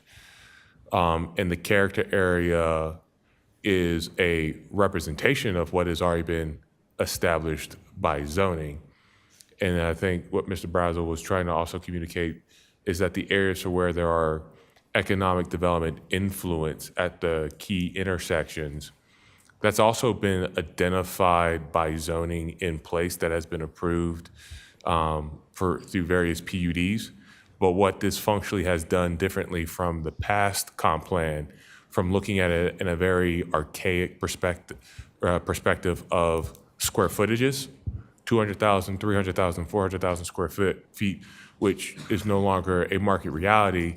It's speaking to what we've heard from the community, which has been more experiential, which has been more subjective to the daily living needs, and trying to capture that in areas that we've already locked in through zoning, and how to give additional guidance to those properties that are still available within that context on how to deliver that commercial aspect. But for the existing land use that you see there on page 49, if you go to page 51,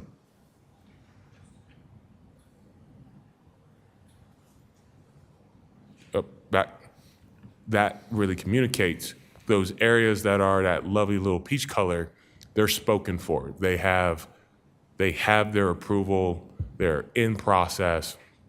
So I guess I hear the concern about the 8 mile wide character area, but how do you break that up where the reality on the ground has already been established, and communicating how to look at that land use going forward in 20 to 30 years?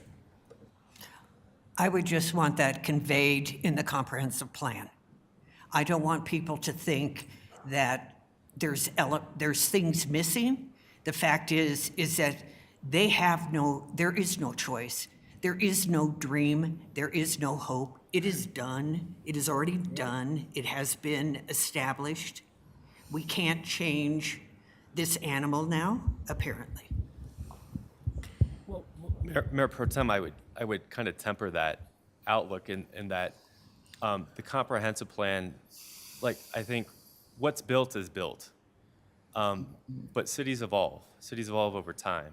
And so while the chances of the lot with the single family residential on it changing in our lifetimes is very minimal, like the areas that are infill, the areas along our commercial corridors that aren't developed can be influenced by this plan. And the plan talks about making sure that we're increasing housing diversity type within our neighborhoods. It talks about connectivity with our residential areas to the commercial areas. It talks about more of a mix of commercial development, and it talks about how to connect these with a goal like to increase transit opportunities and some other transportation modes as well. And so while a lot of the land is currently zoned and built out within the northern neighborhoods, there are still incremental changes that will happen over time, and our new zoning will influence that. And so it's an opportunity to get outcomes that we don't think we're getting right now, and to ensure that the next step, which is the regulation piece, that our new regulations actually reflect more of the community's desires than what might currently exist. And so Mr. Brazil, I was referring to planned unit development, and these lands are already spoken for. They may not have houses on them yet. They may not have commercial, but they have already been predetermined through the agreements that were set between the city and the commercial. I just want to appreciate that, and I know that you're new in this position, so I'm not hassling you in any fashion. I don't want to come across as doing that, but it's a different beast that isn't referred to in the document and ought to be. Okay, any other council members with questions for staff? Councilmember Douglas? Thank you. So on page 99, Tar Road, High Plains Parkway, if we approve this comprehensive plan, then High Plains Parkway is a done deal? Is that correct?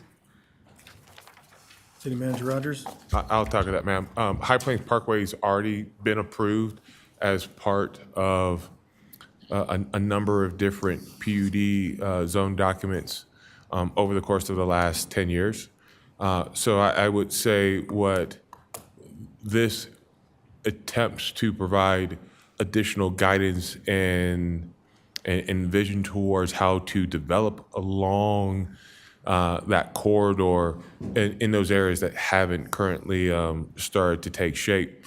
What you will find is in those PUDs, they have areas that have identified a litany of different uses. What this tries to give greater context to is that in and along that corridor, how to think about the uses that are already permitted or could be permitted, and to think about how to establish those as the market dictates.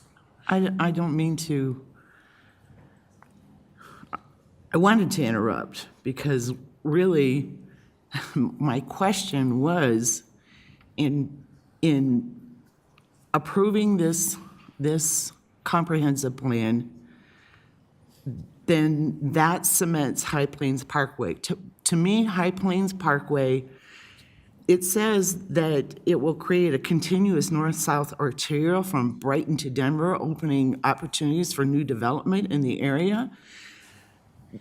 To me, first of all, the people who live in the northern end of the Reunion area don't understand that that's going to be a major arterial, basically kind of a highway behind their homes. And I have said this repeatedly from the dais that I believe that that is not going to create opportunities for economic development for Commerce City, but will continue to feed our economic development to both Denver and to especially Brighton, which it's already doing. The Prairie Gateway gets so much of what we could have, and we're probably never going to have, because to me, this document cements us as a industrialized bedroom community. And I don't know, by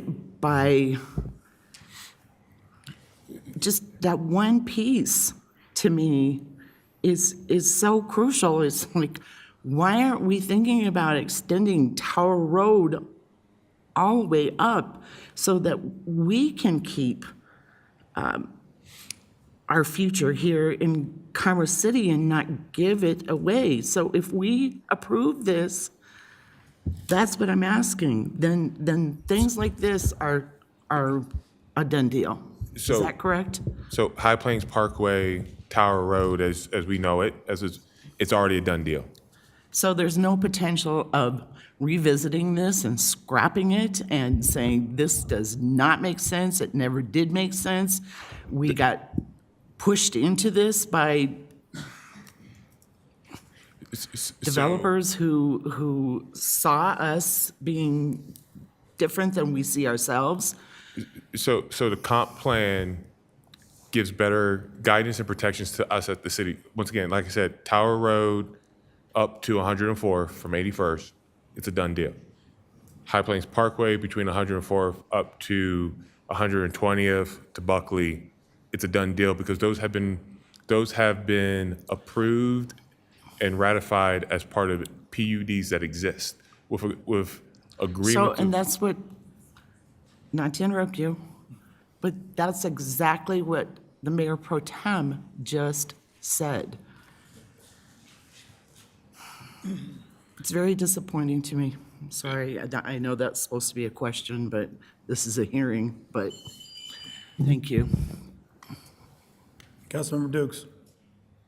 Thank you. Just to follow up on Mayor Pro Tem's comment around the PUDs, my question here is, in this document, I think it's a really valid point around finding a balance of saying, in some ways, if we say they're character areas, it kind of gives hope, like we can do a lot more. But what I'm hearing, and I agree with, like, is there a way to make, if it's already, is it already documented in there to say, these are agreements that pre-exist us 20 years ago, and if not, would there be an opportunity just to either asterisk or a guarantee that as you're going out to the community, you're kind of explaining this tension around, this looks great, and I hear and I understand your comment around there is opportunity while understanding people who are living here now, like they're kind of like, okay, how soon is the opportunity versus like Yeah. 10, 15 years? Or so? Yeah, I mean, with the PUD thing, it's an interesting topic. And, it depends, what are our goals, right? So unless it's a vested PUD, vesting, does that? Can I, yeah. sorry, just on Yeah. a really simple level around, can you just we make could sure it's- clarify that, Yeah. but if we want to, if that makes sense, if we Okay. if we want to make those changes harder, I would recommend us clarifying and making a much stronger connection to the PUDs.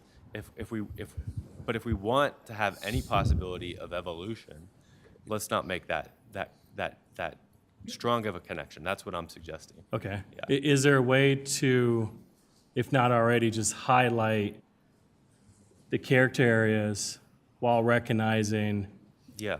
there's already agreements in place? Yes, Like, and or I if it's- apologize. To what extent that the plan doesn't already do that, Yeah. we can definitely look into that. Okay. Absolutely. Makes sense. Okay, thank you. Any other questions? Mayor Pro Tem Noble. Thank you very much. So I start on my new 5 minutes here. 104th between Bell Creek and Potomac.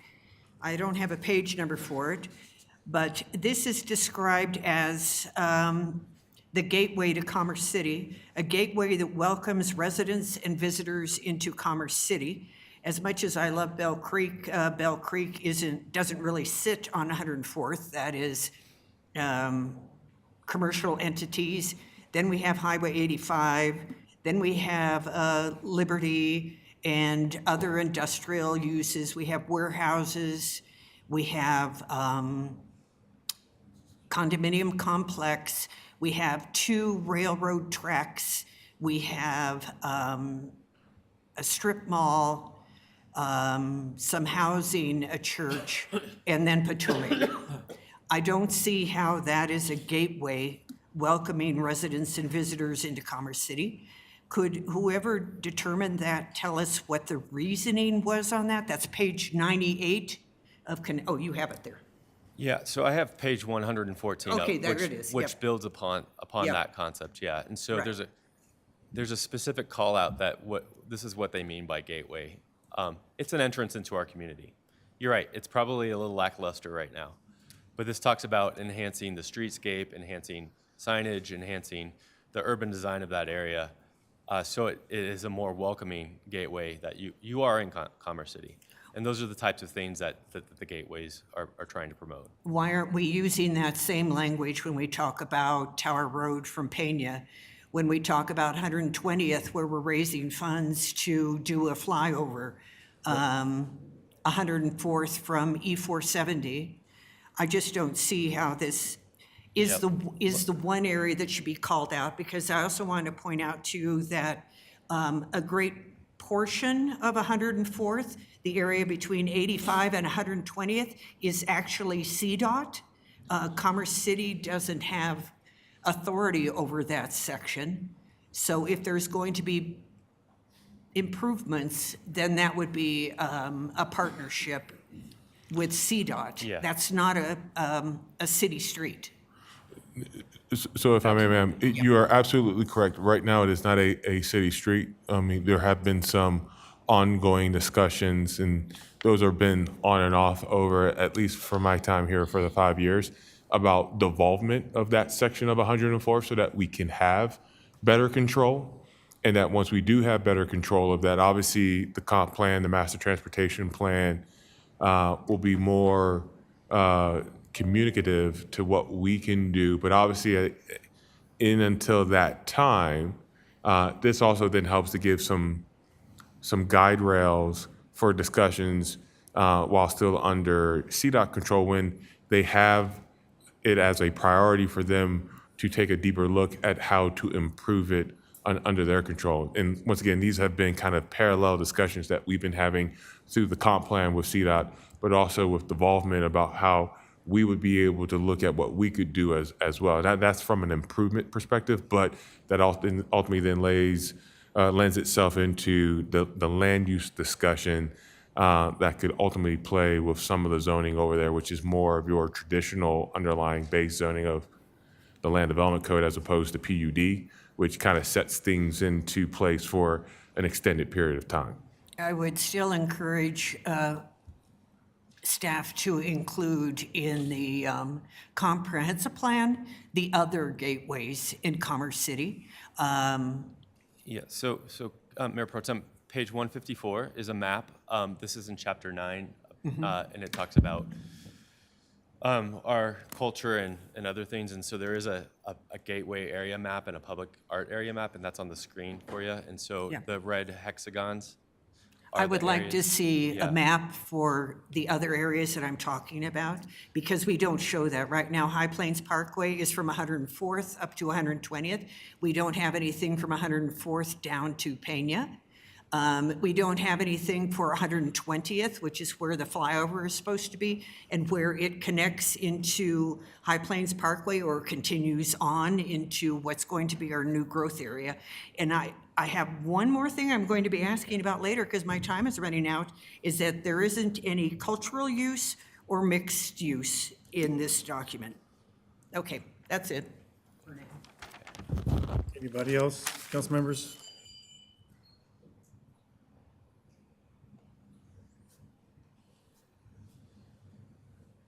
Seeing none.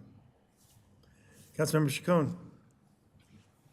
I cannot open the comprehensive plan. I've been trying all night. Is there any way that we can have eventually hard copies to review them? There may be difficulty in getting a copy unless we have one at the staff level, just given its size, but we can see what we may be able to drum up, ma'am. Thank you. Mayor Pro Tem Noble. As I mentioned, I don't see cultural in the comp plan, and I do think that the community would like to see some cultural uses, whether it's a concert hall or museums, something that makes us more well-rounded.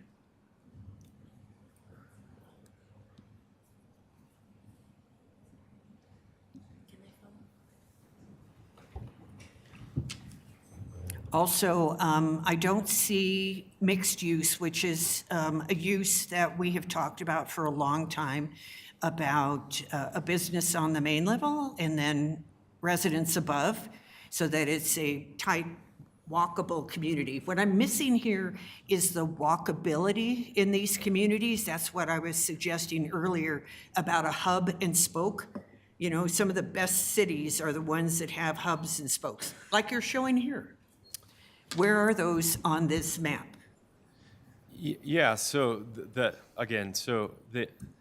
concept is in the plan, and this is a blow up of what this is talking about complete neighborhoods.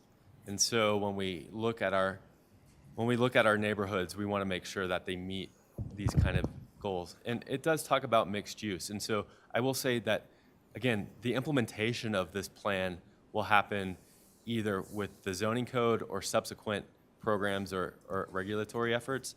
And so if the comp plan talks about mix of uses, it talks about these concepts, and then what we have to do is actually write the regulations to get these outcomes. So that's what the next step would be. And Mr. Browser, if I would call attention to page 236. I think on page 236, ma'am, under the action matrix, under mix of housing, 8-1.2, you'll find it's talking about supporting vertically mixed buildings with upper floor residential with ground floor commercial along underperforming commercial corridors to help activate the area. So there is an acknowledgement and a call out to that. Yes, that is a building typology. That is a mixing of uses that will help to invigorate underperforming corridors to being able to accomplish that goal and vision of creating that pedestrian-oriented community or environment. You do have land use called out on pages, multiple land uses listed, and mixed use is not listed. That's why. Yeah, What was the reasoning for leaving it out? It's not named mixed use, but there's like in the commercial frameworks, there's neighborhood commercial that talks about a verticality of mixed use. And so the concept is in there, but we don't specifically call it out as a land use, but it's embedded within all of the other, a lot of the commercial discussions within the comprehensive plan. So with that, it gives us the direction, we need to create those regulations that allow mixed use, and in some cases, do a better job of figuring out how to make that happen in our land use code. I think being able to refer back to the comprehensive plan where we're having these discussions, particularly when we're having a public hearing, would be helpful. So if it's not in the comprehensive plan, then it makes it more difficult too if it doesn't have a reference. I completely agree with you on that. Higher ed and hospital, I see in the red zone on northern neighborhoods. I mean, it's not northern neighborhoods. That area is called, oh, man. So yeah, the E470 Express corridor it's in there. Yep, that's where you, hospital and, So a hospital and higher ed is in that area.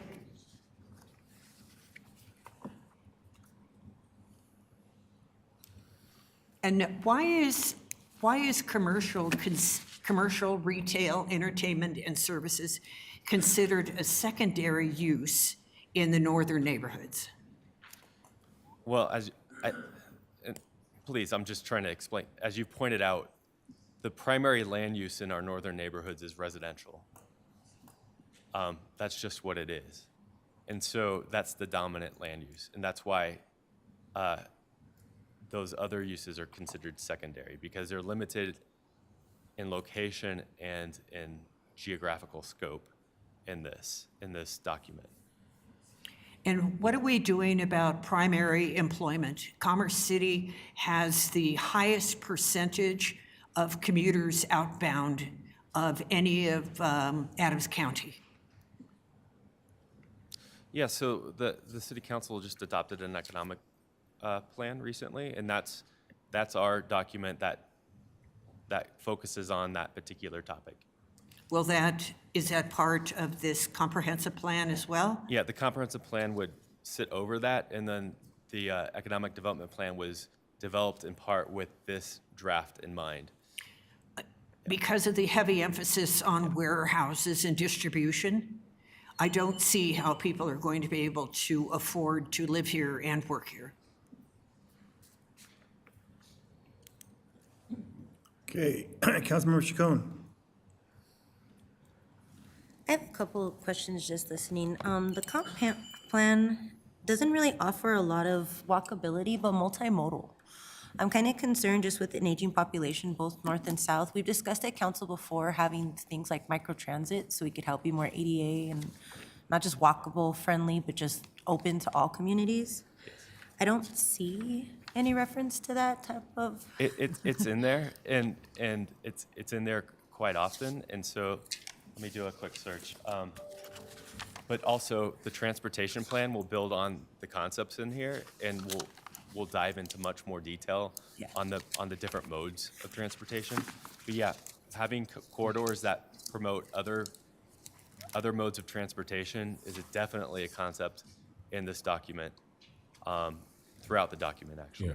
Yeah. We have 106 different references to transit within the comp plan, and I believe about 198 references when you simply search walk within the comp plan as well. And to Mr. Brazel's point, the master transportation plan that's been kicked off and having our various community engagement efforts is going to dive into that into a very finite opportunity on being able to how to think about expanding those policies and developing those regulations and opportunities to attract those type of multimodal services and opportunities for all of our community. My concern is that these character spaces will kind of become these compartmentalized spaces that'll be segregated. So having that microtransit, we already have issues with the north and south not being connected, things like that. And then one other thing is sometimes having spaces you don't always profit off of. Some could be cultural or community open centers. One thing that I noticed, we have a lot of spaces where we're asking for retail, but we don't ask for specialized retail. Music stores, places that we could be able to like actually build that type of cultural spaces. Gaming, club building, youth or adult centers for sports or gathering, continuing education, just spaces where people can gather. I know has been asked a lot for community because it's either at residential spaces that it's like a small, quick space, but it's not a continual place where other nonprofits can come and partner and have that type of programming. Yeah, so the comp plan won't, like, I believe it does talk about those things, but the comp plan doesn't preclude, if it's silent on, it doesn't preclude us from going after those types of spaces. Nothing would preclude a music store from manifesting itself within the community unless we have a zoning regulation that would exclude that. And our I don't believe our current zoning does, but our future zoning shouldn't exclude those opportunities. So that's, I think if we think of this more broadly, about what are we enabling, what are we communicating, what we want on our outcomes, and does the plan speak to that? Then we can look at that and either, is there a programmatic answer or implementation thing? Is there a regulatory implementation to that recommendation? And that will guide our work if the answer is yes on both of those things, or either one of those things. And so some of these concepts like cultural centers, performing arts centers, those things are important things in the community. The comp plan does not exclude those from happening. Those are intentional outcomes that the community needs to progress towards, and to see to reality. And I believe there are support for those types of things in this comp plan, again, at a very high level. And so when I was going through the presentation, the comp plan is not exhaustive, but that doesn't mean we can't do it. And it's not detailed enough that will say this is how this should be implemented. Those details need to be worked out through additional work. So, yeah. Thank you. Okay, thank you. Any other council members' questions? Councilmember Adair, did you have a question? You're on the list. I'll wait till the proper time. Okay. Mayor Pro Tem Noble? I am asking about water. I understand that if you are not a home rule city, that you are required to include a water element. Because we are a home rule city, apparently we didn't have to include a water element, but I do think that that's something that we should be concerned about because of issues surrounding how we obtain our water. We don't own our own water. Our water comes from South Adams County Water and Sanitation District. The density of the comprehensive plan is quite high. So it would seem then that we would be using even more water because of this issue. Also, the interpretation of environmental throughout the document has more to do with environment as regards to your surroundings, environmental sustainability, how do we keep businesses going, that kind of thing. It has far less to do with environmental issues that many of us are concerned about, which is finding alternative energy or finding like less toxic industries that we would bring into this area. It's repeated because it's one of the 4 goals in all of the different elements. However, the interpretation is such that it is far less to do with the environment in terms of air quality, water quality, than it has to do with the sustainability of communities and businesses. In fact, one of the issues that it brings up is that we should diversify employment beyond I wanted to suggest we need to diversify employment beyond logistics, energy, and construction. However, the plan says we must continue to support these key employers. And I wondered why we can't diversify our employment beyond trucks, energy, and construction.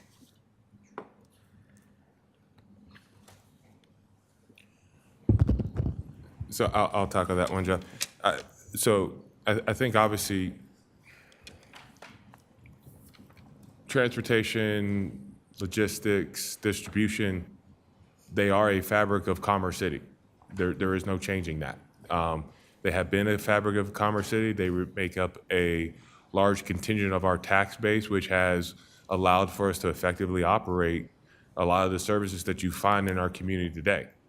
That's not to say that we can't diversify, to your point, and our economic development strategic plan speaks to that diversification as far as opportunities that present itself now that we've been able to be introduced to. Some of that's been clean manufacturing, some of that's been green technology, technology and research. That's been clearly kind of called out in that more strategic and specific plan of attack. So while, yes, we need to acknowledge what has been able to set us on a strong footing from a tax-based perspective, and understand that those do represent still high quality and respectable jobs for our community, doesn't mean that we can't be also looking towards the future where we have opportunities with greenfield development that have been slated for those chances. So I think it's a balancing act between both. I would like the Planning Commission to make those kinds of changes to the document that take environmental into account, where it doesn't show up in this document in many places. I don't think we can do it this evening, but it would certainly be a good thing for the Planning Commission to work on as well. Thank you. Okay, before I continue on this hearing, we also have more business to take care of. As proposal, I'm making a motion to extend this meeting with the cutoff at midnight.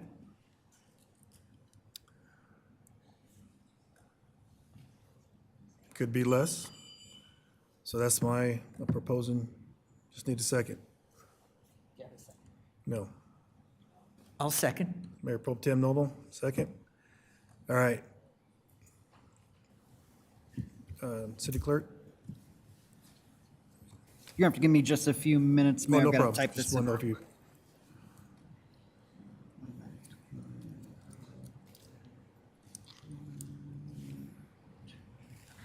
Mayor, did you say it's at Discussion? midnight? Yes. And then also want to add that Councilmember Dare has to leave at 10:30 for personal reasons. Are we still going to have public comment? Yes, we're just extending the meeting. Yes, thank you. So I won't be voting in support of this. So then we got to make it the current item. I would like to Right. I would like to make another motion, and that is to continue the comprehensive plan hearing to another meeting. So there's a motion on the floor currently. Oh, correct, sorry. No, it's okay. Your vote is open. This is for the, This is to extend the meeting. Go ahead, Councilmember Dukes. Yeah, I just want to just add a discussion. You know, I appreciate all those who are here tonight for the rest of our agenda item. It's just, I won't be voting in favor of this because we got to figure out how to do a good job at really facilitating our discussions. And I know as a council, we talked about really diving into the pre-work and asking questions beforehand. And, you know, as a body, I want to continue to try to live into that so that we don't keep people here longer than we need to. And so for that, I won't be approving this extension because it's it's not acceptable. Okay, Mayor Pro Tem Noble? I'll be voting for this motion because this is an extremely important issue that's before us. It's a comprehensive plan through 2045. I want these questions and answers to be heard publicly. I don't want to sit in the city manager's office and ask him questions that only I'm going to hear. I'm asking questions that I know my constituents want answers to and will be asking me questions about later. That's what's important, and that's why we're here. We do this one night a week. I can spend as much time as needed in order to make certain that we are operating with all accountability and transparency for our residents. All right, well, I just want to say, we're asking to extend this meeting, and some have asked a lot of questions tonight that could have been probably answered earlier, but they did not. So to come to this point, to where we're at now, that's another discussion. We have business, let's take care of it.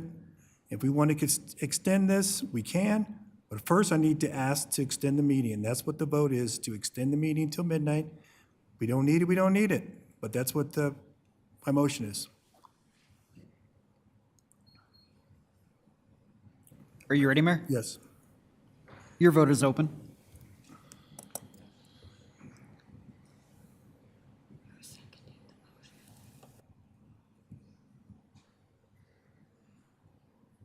Okay, that fails 4-5.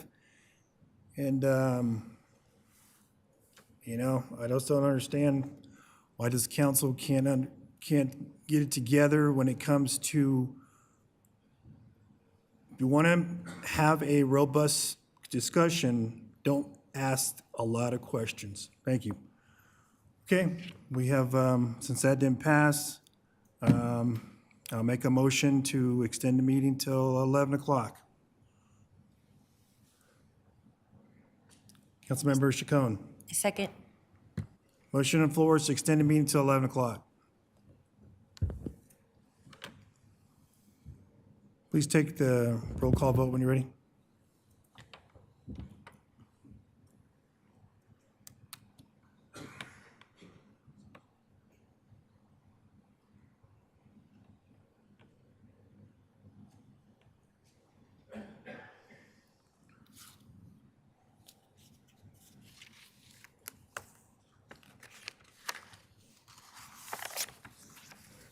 Your vote is open.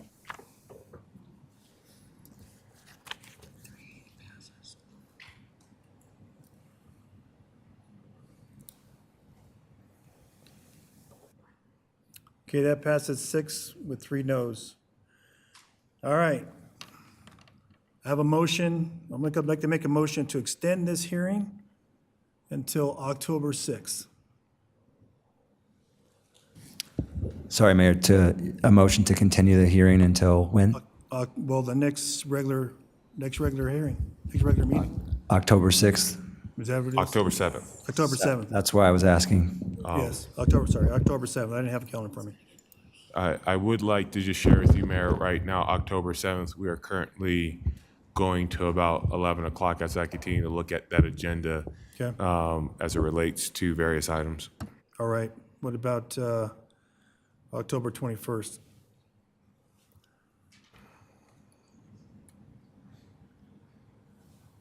Bear with me one moment, Mayor.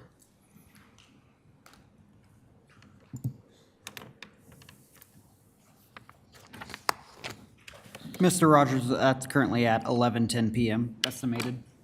Thank you, sir. Just for your awareness, that is also the night where we have 2 zoning actions for Anderson Ranch, annexation zoning and IGID, as well as opening the budget public hearing. All right. What about September 30th, since that's open?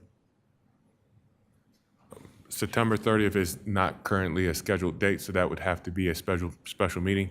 Okay. You all have also asked me to reach out, and we're still awaiting response from Adams 14 to see if they would like to still meet with you all. Okay. We have not heard back on that. All right, well, I'll propose a special meeting to continue this hearing on September 30th. Either before or after, if Adams 14 wants to have a meeting, you can have it before or after. I would recommend that would be after, sir. Okay. Councilmember Chacon? I'll second that for September All right. 30th. Motion is to extend this hearing as a special meeting on September 30th after, if Adams 14 would like to meet that night. If not, we'll just have it at regular time at 6 o'clock. Yeah.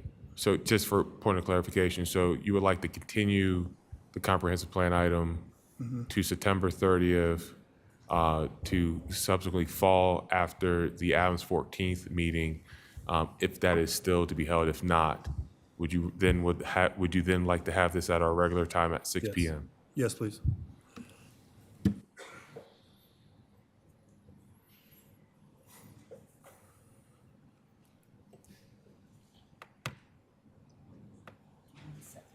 Yeah, I got a second. Yeah. Renee, Councilmember Chacon, second. It's just second by Councilmember Chacon. Any discussion? Councilmember Kim, you had discussion? I do. Thank you, Mayor. So regarding the Adams 14 deal, I do hope I believe we still need to have continued discussions with them around safety and security of the schools, regarding SROs, regarding the bullying situation, regarding the fact that we've got, several shootings that have occurred already within various school districts, not here per se, but what is it? The most recent one I've seen was out in Nebraska. I think there's a lot of discussion we still need to have with them. So I hope that we actually still have that communication with them, that they are supportive in having that discussion. Thanks, Dylan. Anyone else? Councilmember Dukes? Yeah, I will not be supporting to extending this public hearing. This comprehensive plan has been in the making since 2020. This document that we're reviewing today is not new. We have reviewed this, discussed it, and we still have 30 minutes to make a decision on how we want to move forward the city. While I understand as a body it's important to have stuff on public record, it is important for us to find a way to review these documents so that we can get things moving for a city. If we think about a comprehensive plan that was approved in 2009, it means that it was collected with data in 2010 it was approval. In 2009, the data was collected and focus groups were taking place. 2009, as a city, we need to move forward and have a vision that's beyond 2009. I have a sophomore in high school who was born in 2009. I could tell you there's a lot of things that have changed since 2009, and if we continue to kick this can down the road, we're going to need to start a whole new comprehensive plan discussion, because the things that are relevant now are not relevant since 2009. I mean, put it in perspective, Luke Dobbs was on CNN in 2009. Taylor Swift and Kanye West, that's when that whole thing started with the VMAs in 2009. We are outdated, this is outdated, and it's time for us to have a vision for the city. All right, let's go ahead and take that vote here before it becomes 10:30. Thank you. Mayor, I was just going to make a comment for Okay, go ahead. council's consideration. There may be members of the public that are here this evening to speak on this. I just want to highlight for the body, there would also be an opportunity for the council to ask questions and make considerations. This is an ordinance that would come back to you for second reading. Just want to highlight that for everyone.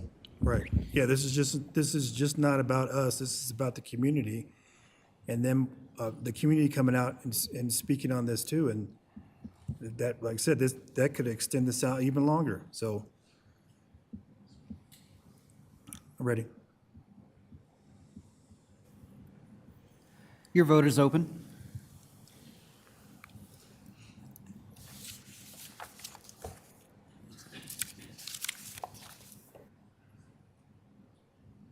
Okay, that fails 4-5. I tell you, you guys want to be serious with what we're doing right now. This is not going to happen to get this done within that time frame.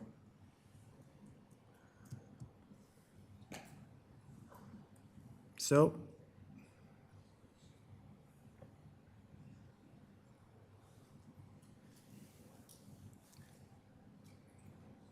all right, we'll continue.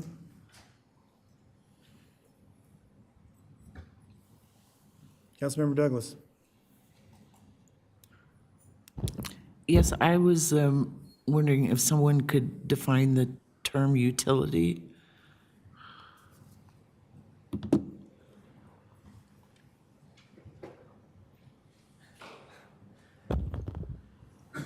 Give me a moment. Okay, I think it's in here, so.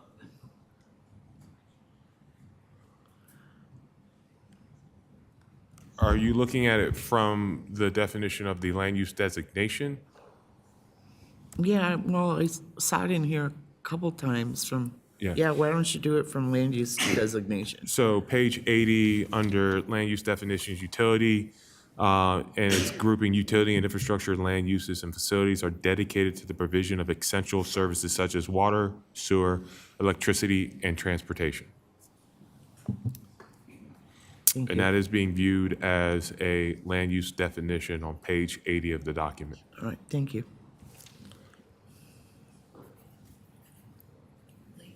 If the city clerk could put the computer up, we have that on the screen.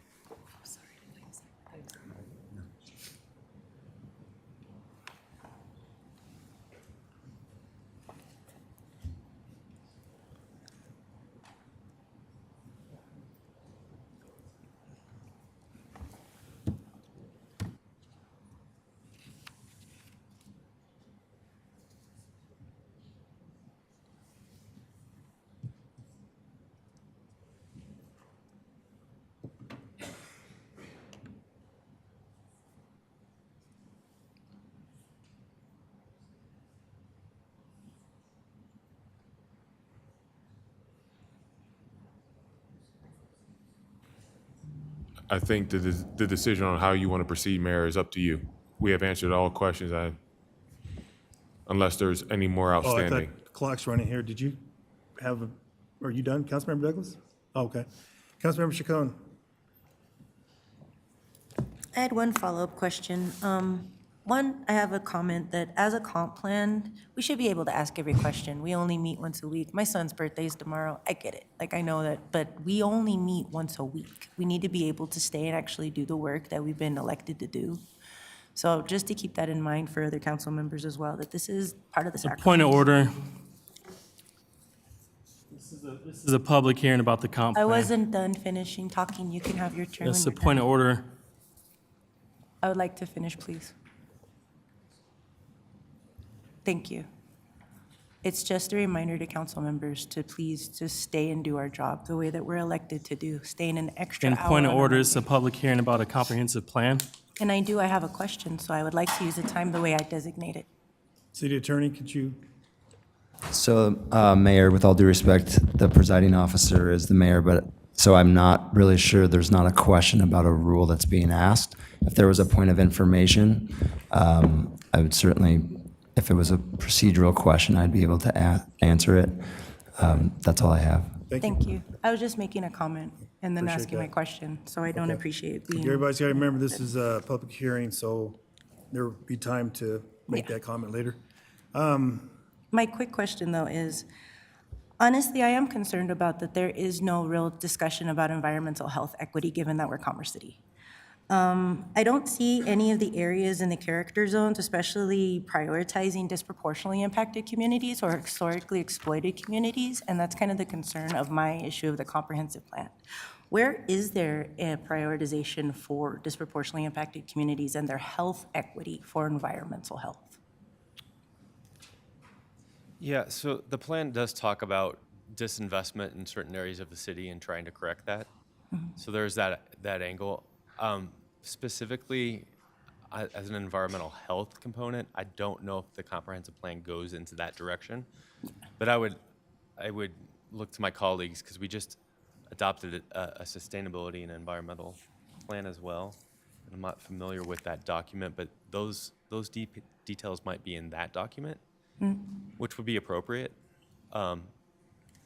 if it's not in the comprehensive plan. So, who did the sustainability? Do those work with EPAC? I'm sorry. Will that be working with EPAC to understand that level?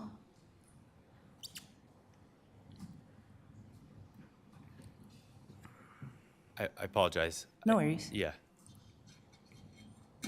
That's why I wanted to stay and ask these questions. yeah, absolutely. We want to try to answer it. I know. Thank you, staff. You guys do.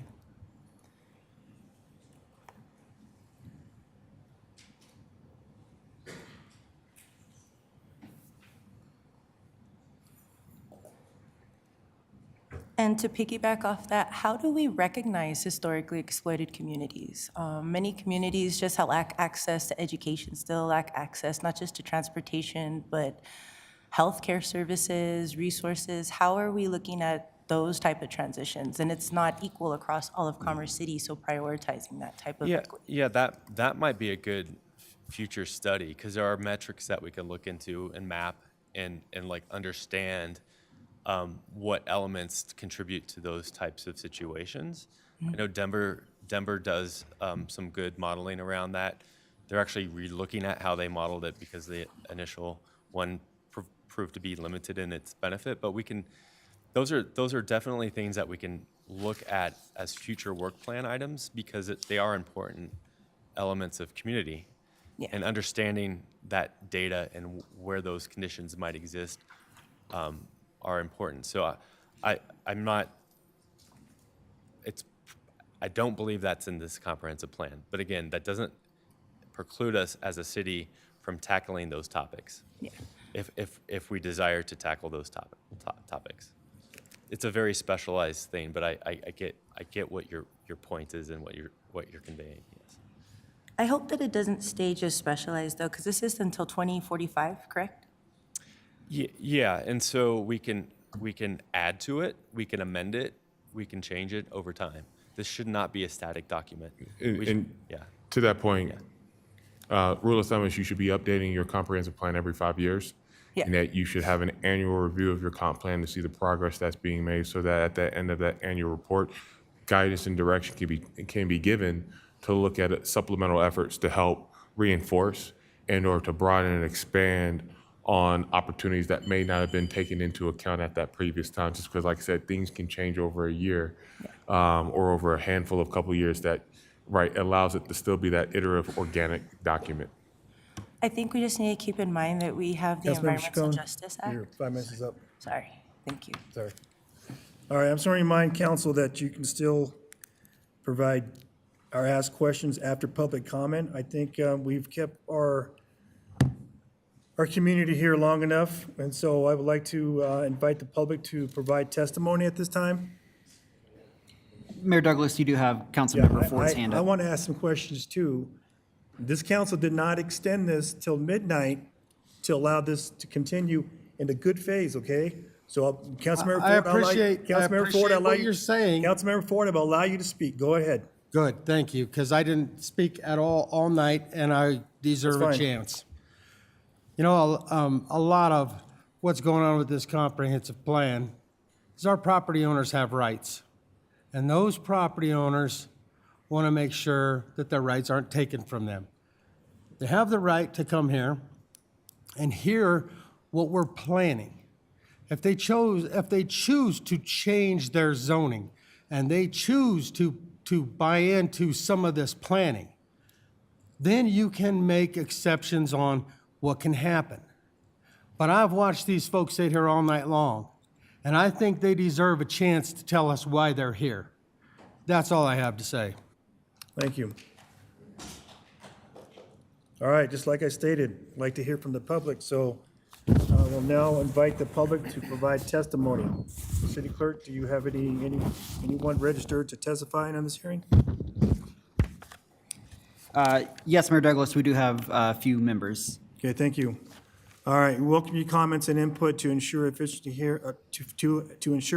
hearing All persons required to observe the following. Each person desired to speak must have registered with the city clerk. When you are recognized to speak, please approach the podium, state your name and address for the record, state whether you support or oppose the case before providing testimony. All comments and testimony shall be made from the podium, and no comments and testimony shall be presented from the audience.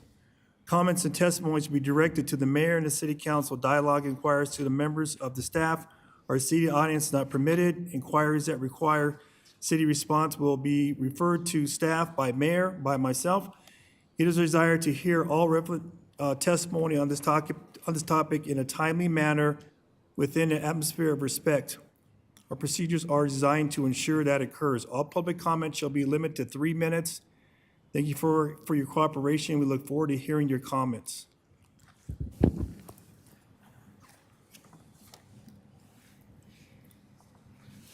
Mayor Douglas, our first speaker tonight is virtual, and that is going to be Audrey Goodman.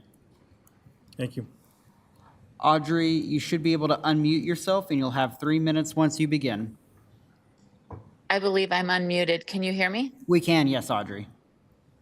Excellent. Thank you for this opportunity. I live at 16403 East 112th Avenue.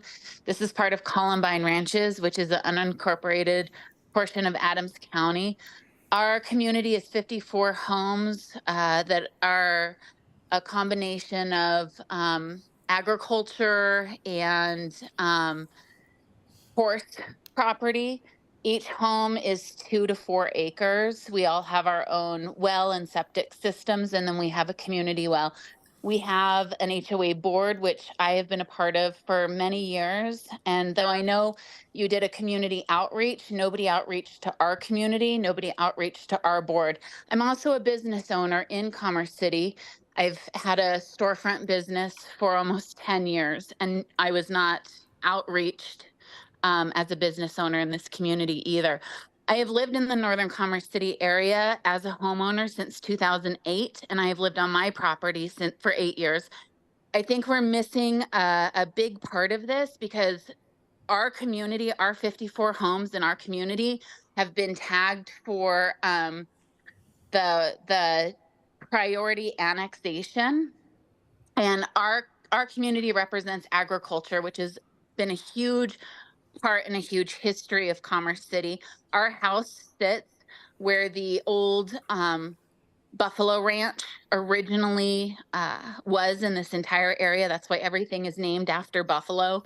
My kids are part of 4-H. We raise hogs for them for the Adams County 4-H. My kids are part of the Northeastern Colorado high school rodeo team. They compete all over the state with Commerce City as their city, listed on all of their documentation.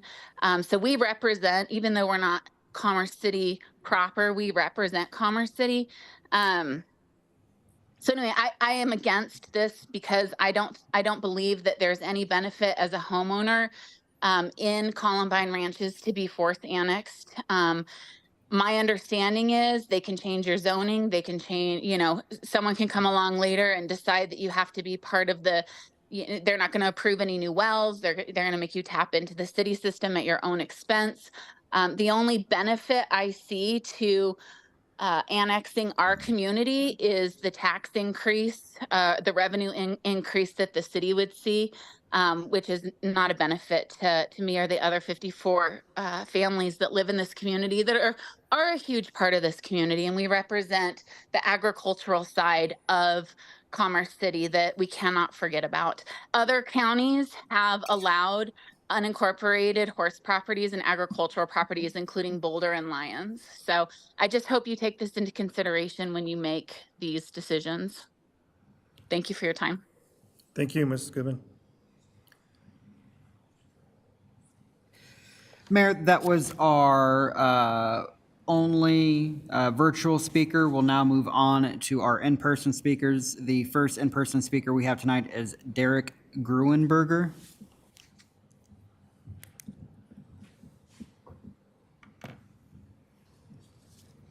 Thanks, Council, for hearing us tonight. I was a Commerce City resident for close to 13 years and had the luxury of moving to Columbine Ranches a year ago, and it's changed my life. And when I saw that we were included in this annexation plan, I had to come to the meeting tonight. There is no benefit for us as residents. We live in a piece of community that's part of Commerce City, unincorporated, that has its own culture, its own lifestyle, and its own neighborhood qualities. Over 10% of the homeowners are represented in this meeting tonight. That's how strongly we feel about this. We see no benefit to being a part of this this comprehensive plan. We want to be excluded from that, maintain the autonomy that we do have, and preserve the quality of life and the type of living styles that we do have out there. In addition to that, existing services are not needed. We're a thriving community. We were thriving before Commerce City expanded to the North Range out there. We continue to thrive. We have infrastructure, wells, we have roads that are maintained by Adams County. We also have septic systems. There's really no benefit to us getting onto municipal services, and really it's additional cost to Commerce City to try to bring that out there. In addition to that, taxes would likely increase for us with no tangible benefit. We'd like to preserve our current situation. In addition to that, we have a number of homeowners in our community that are on fixed incomes. So this type of comprehensive planning, incorporating that, would increase their tax burdens. Thank you very much.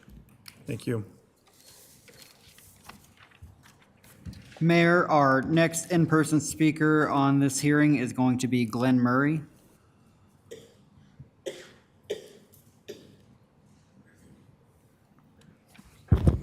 Good evening, Mayor, members of the City Council. I have a home at 16550 East 116th Court. This is in Columbine Ranches, and I think there's a couple of important things to look at here. Columbine Ranches has been in existence, I believe, before 1970. Up to the present. It is 100% developed. All the homes there's no more homes to put in. So as far as changing the zoning, adding more homes, doing all that, that's pretty much limited. So as far as what in the master planning, I don't think that that's going to really affect us. And which is mentioned earlier, what is the benefits? You know, you do an annexation, a forced annexation, there needs to be a benefit to the people that are affected by it. And I see absolutely no benefit by a forced annexation on an area that's already 100% developed. So I'd recommend that you take the Columbine Ranches off of your master plan forced annexation. I think that creates a real problem. And that pretty much is my comments on it. There is no benefit for us being forced annexed into your city. Any questions? Anybody have any questions? Thank you. Thank you. And Mayor, our final person signed up to speak on this hearing is going to be Scott Van Heusen.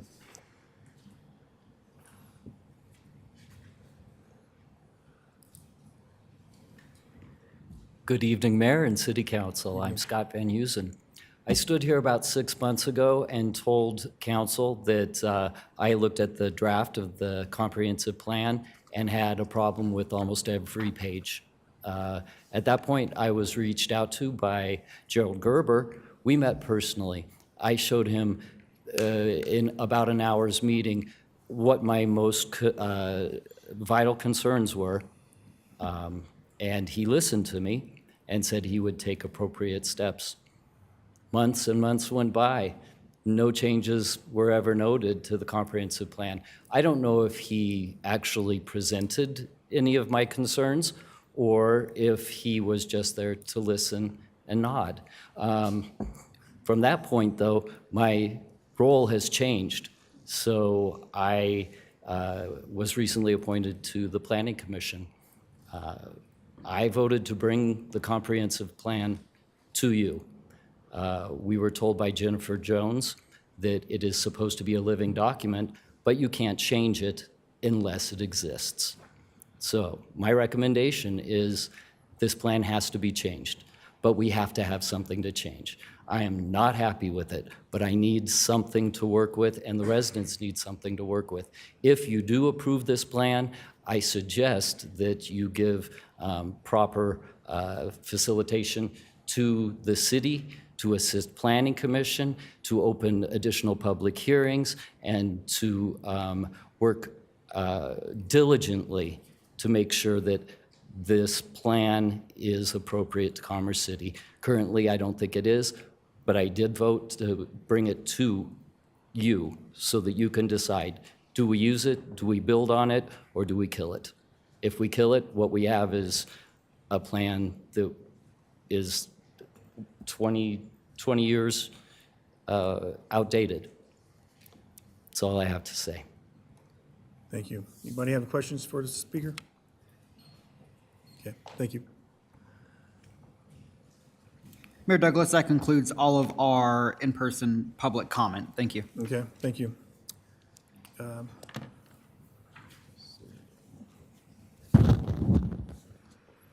had a question. On this comp plan, does this comp plan help us with our $1 billion of leakage, the way it's designed for 2024? I mean, 2045? Say it one more time, Mayor. I barely heard what you said. Does this comp plan, does this help us with our $1 billion of leakage that we have every year? I would actually rely on what you all approved earlier tonight on consent, which would be the strategic plan, the economic development strategic plan. That helps to address the leakage issue that's been raised by our community, but also by you all, and how we've also analyzed it. This does support that, right? So this sets that framework for the economic development strategic plan to build off of. So yes, in the high-level context, it creates a structure so that we can remain competitive from the economic development market with how we're identifying different type of land uses and the locations of where those can occur over the next 25 years, or 20 years, excuse me. All right. Yes, because on page 116, it shows High Plains Parkway, and I do agree with what's been said today about, it shows on there about annexing that portion of our city. And there are other enclaves that we need to annex into our city, but that's one area that I don't think we need as far as our 2045 plan. And then when it was brought up about High Plains Parkway being a road PUD, well, 96 was not part of a PUD either. That was asked by a developer to extend 96 up to Tower, and that changed. And with that changes, when we make changes like that, there's economic hit to certain areas because they did not contribute to that, to paying for that, and end up being on one community to pay back that loan. So I think when we look at the comprehensive plan, we have to look long-term how that's going to affect and burden future homeowners if we implement the wrong plan. So it says here, does the applicant wish to make any rebuttals? And we're the applicants. I think only one point of clarification. So I can understand where the comp plan is unintentionally maybe communicating that there will be a forced annexation. The only ones who can discuss what's forced or an enclave annexation is the body of council. We are simply identifying areas that are within our city, that are within our urban growth boundary, and as it's always been communicated, we should be working with those property owners on welcoming them to our city at the appropriate time. There has not been a case here at the city where we have enclaved various communities unless there was a strategy behind doing such, but that conversation would be held more at the I'll call it policy development level of how we want to treat those situations, as opposed to what the comp plan is simply identifying is that some future time, future councils, future city manager, future community development staff, that an opportunity may exist that where that will be an opportunity if the property owners so choose to do so, or if the council chooses to so do so.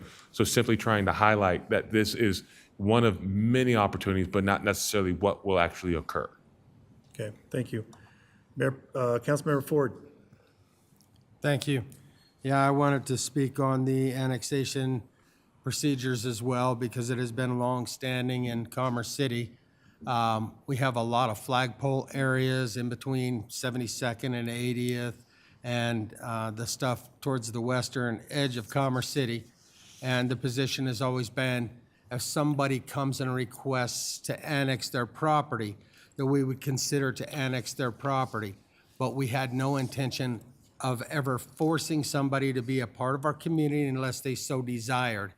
And I want to relieve some of that pressure on the folks that are here tonight, that we have not had any discussions as a council looking to force annex their properties. And, so when this came up at that level that it was, considered to be a forced annexation, folks, I truly will tell you, we have never had that discussion about Columbine Ranch, nor do I think that would be fair to you all unless you chose to be a part of Commerce City. And I said that when we were talking about potential annexations for the areas on the western edge of our community where it's flagpole district. I will tell you, some of that discussion was, some of those folks have chosen to annex into Commerce City because they did get the benefit of free trash removal and things of that nature that they didn't get in unincorporated areas. That's a personal choice. If you chose to be a part of Commerce City and you said, I want to annex, fine. But as long as I've been a part of this community, I don't think we've ever went out and forced annex anything except strips, and it was prior to my time, strips of roads to create boundaries. But we haven't taken people's property and forced people into our community. We want people to want to be in our community, and if you choose to not be a part of it, I personally will honor that. I didn't want you to leave here tonight without hearing that from me.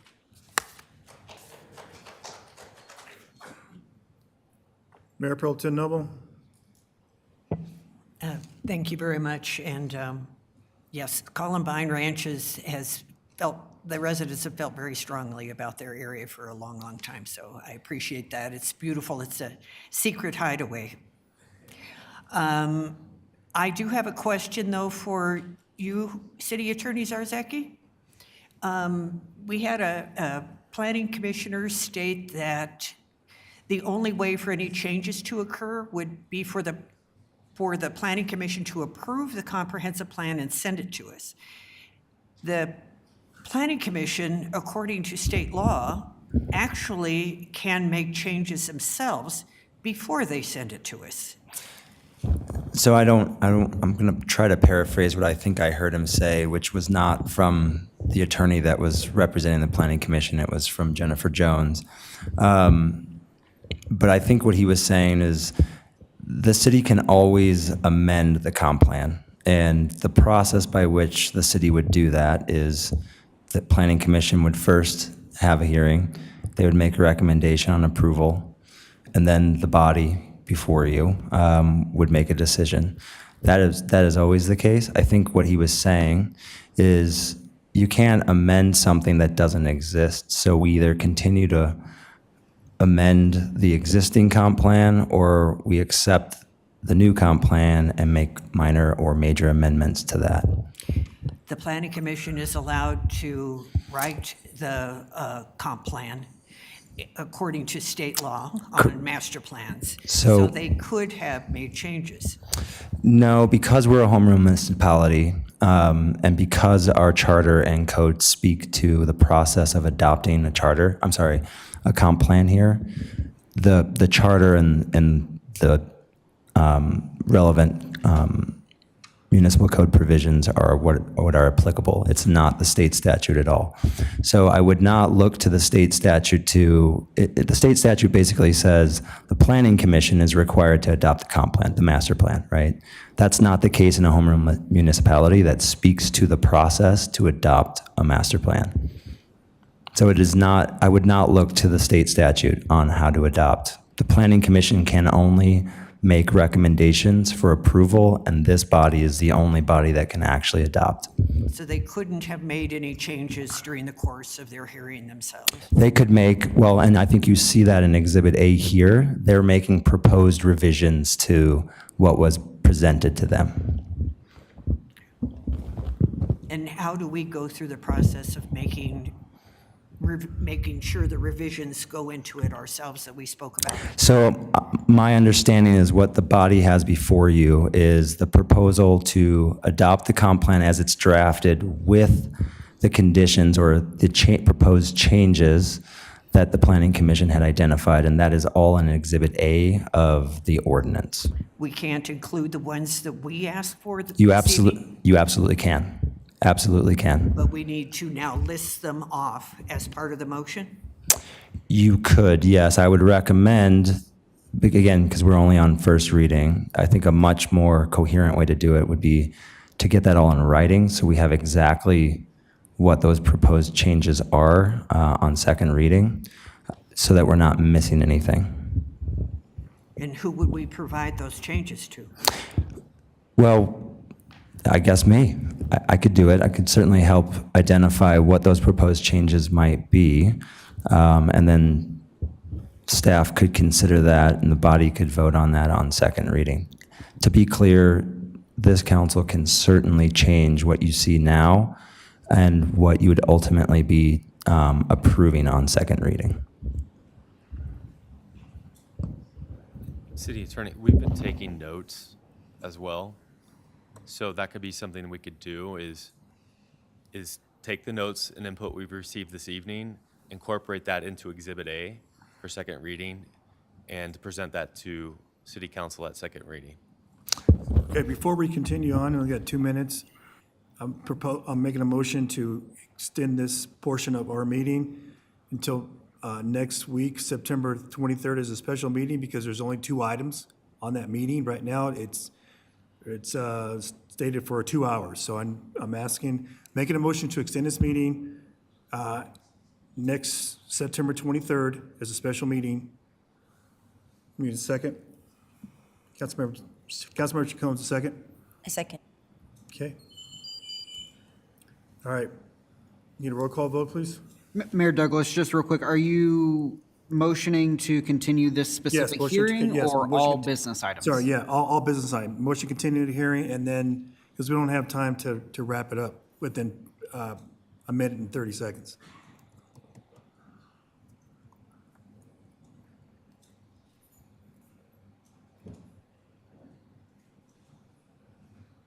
Thank you. Your vote is open.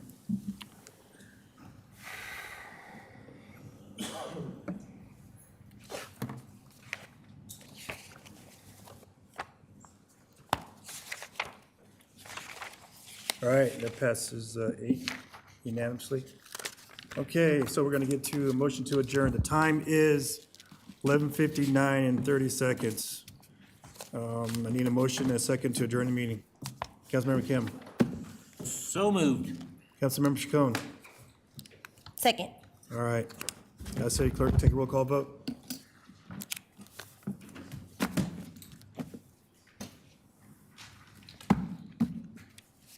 Your vote is open.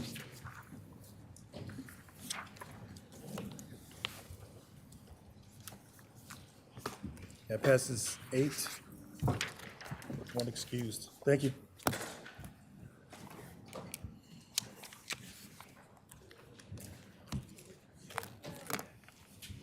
Hey, Dylan, all these from previous?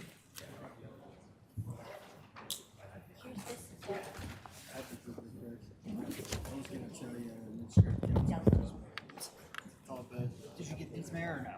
Because there's some of the consent items and everything in there. Right, but nothing for tonight, right? Yes, so the consent for tonight is in there. Oh, okay. Yeah. Gotcha. Otherwise,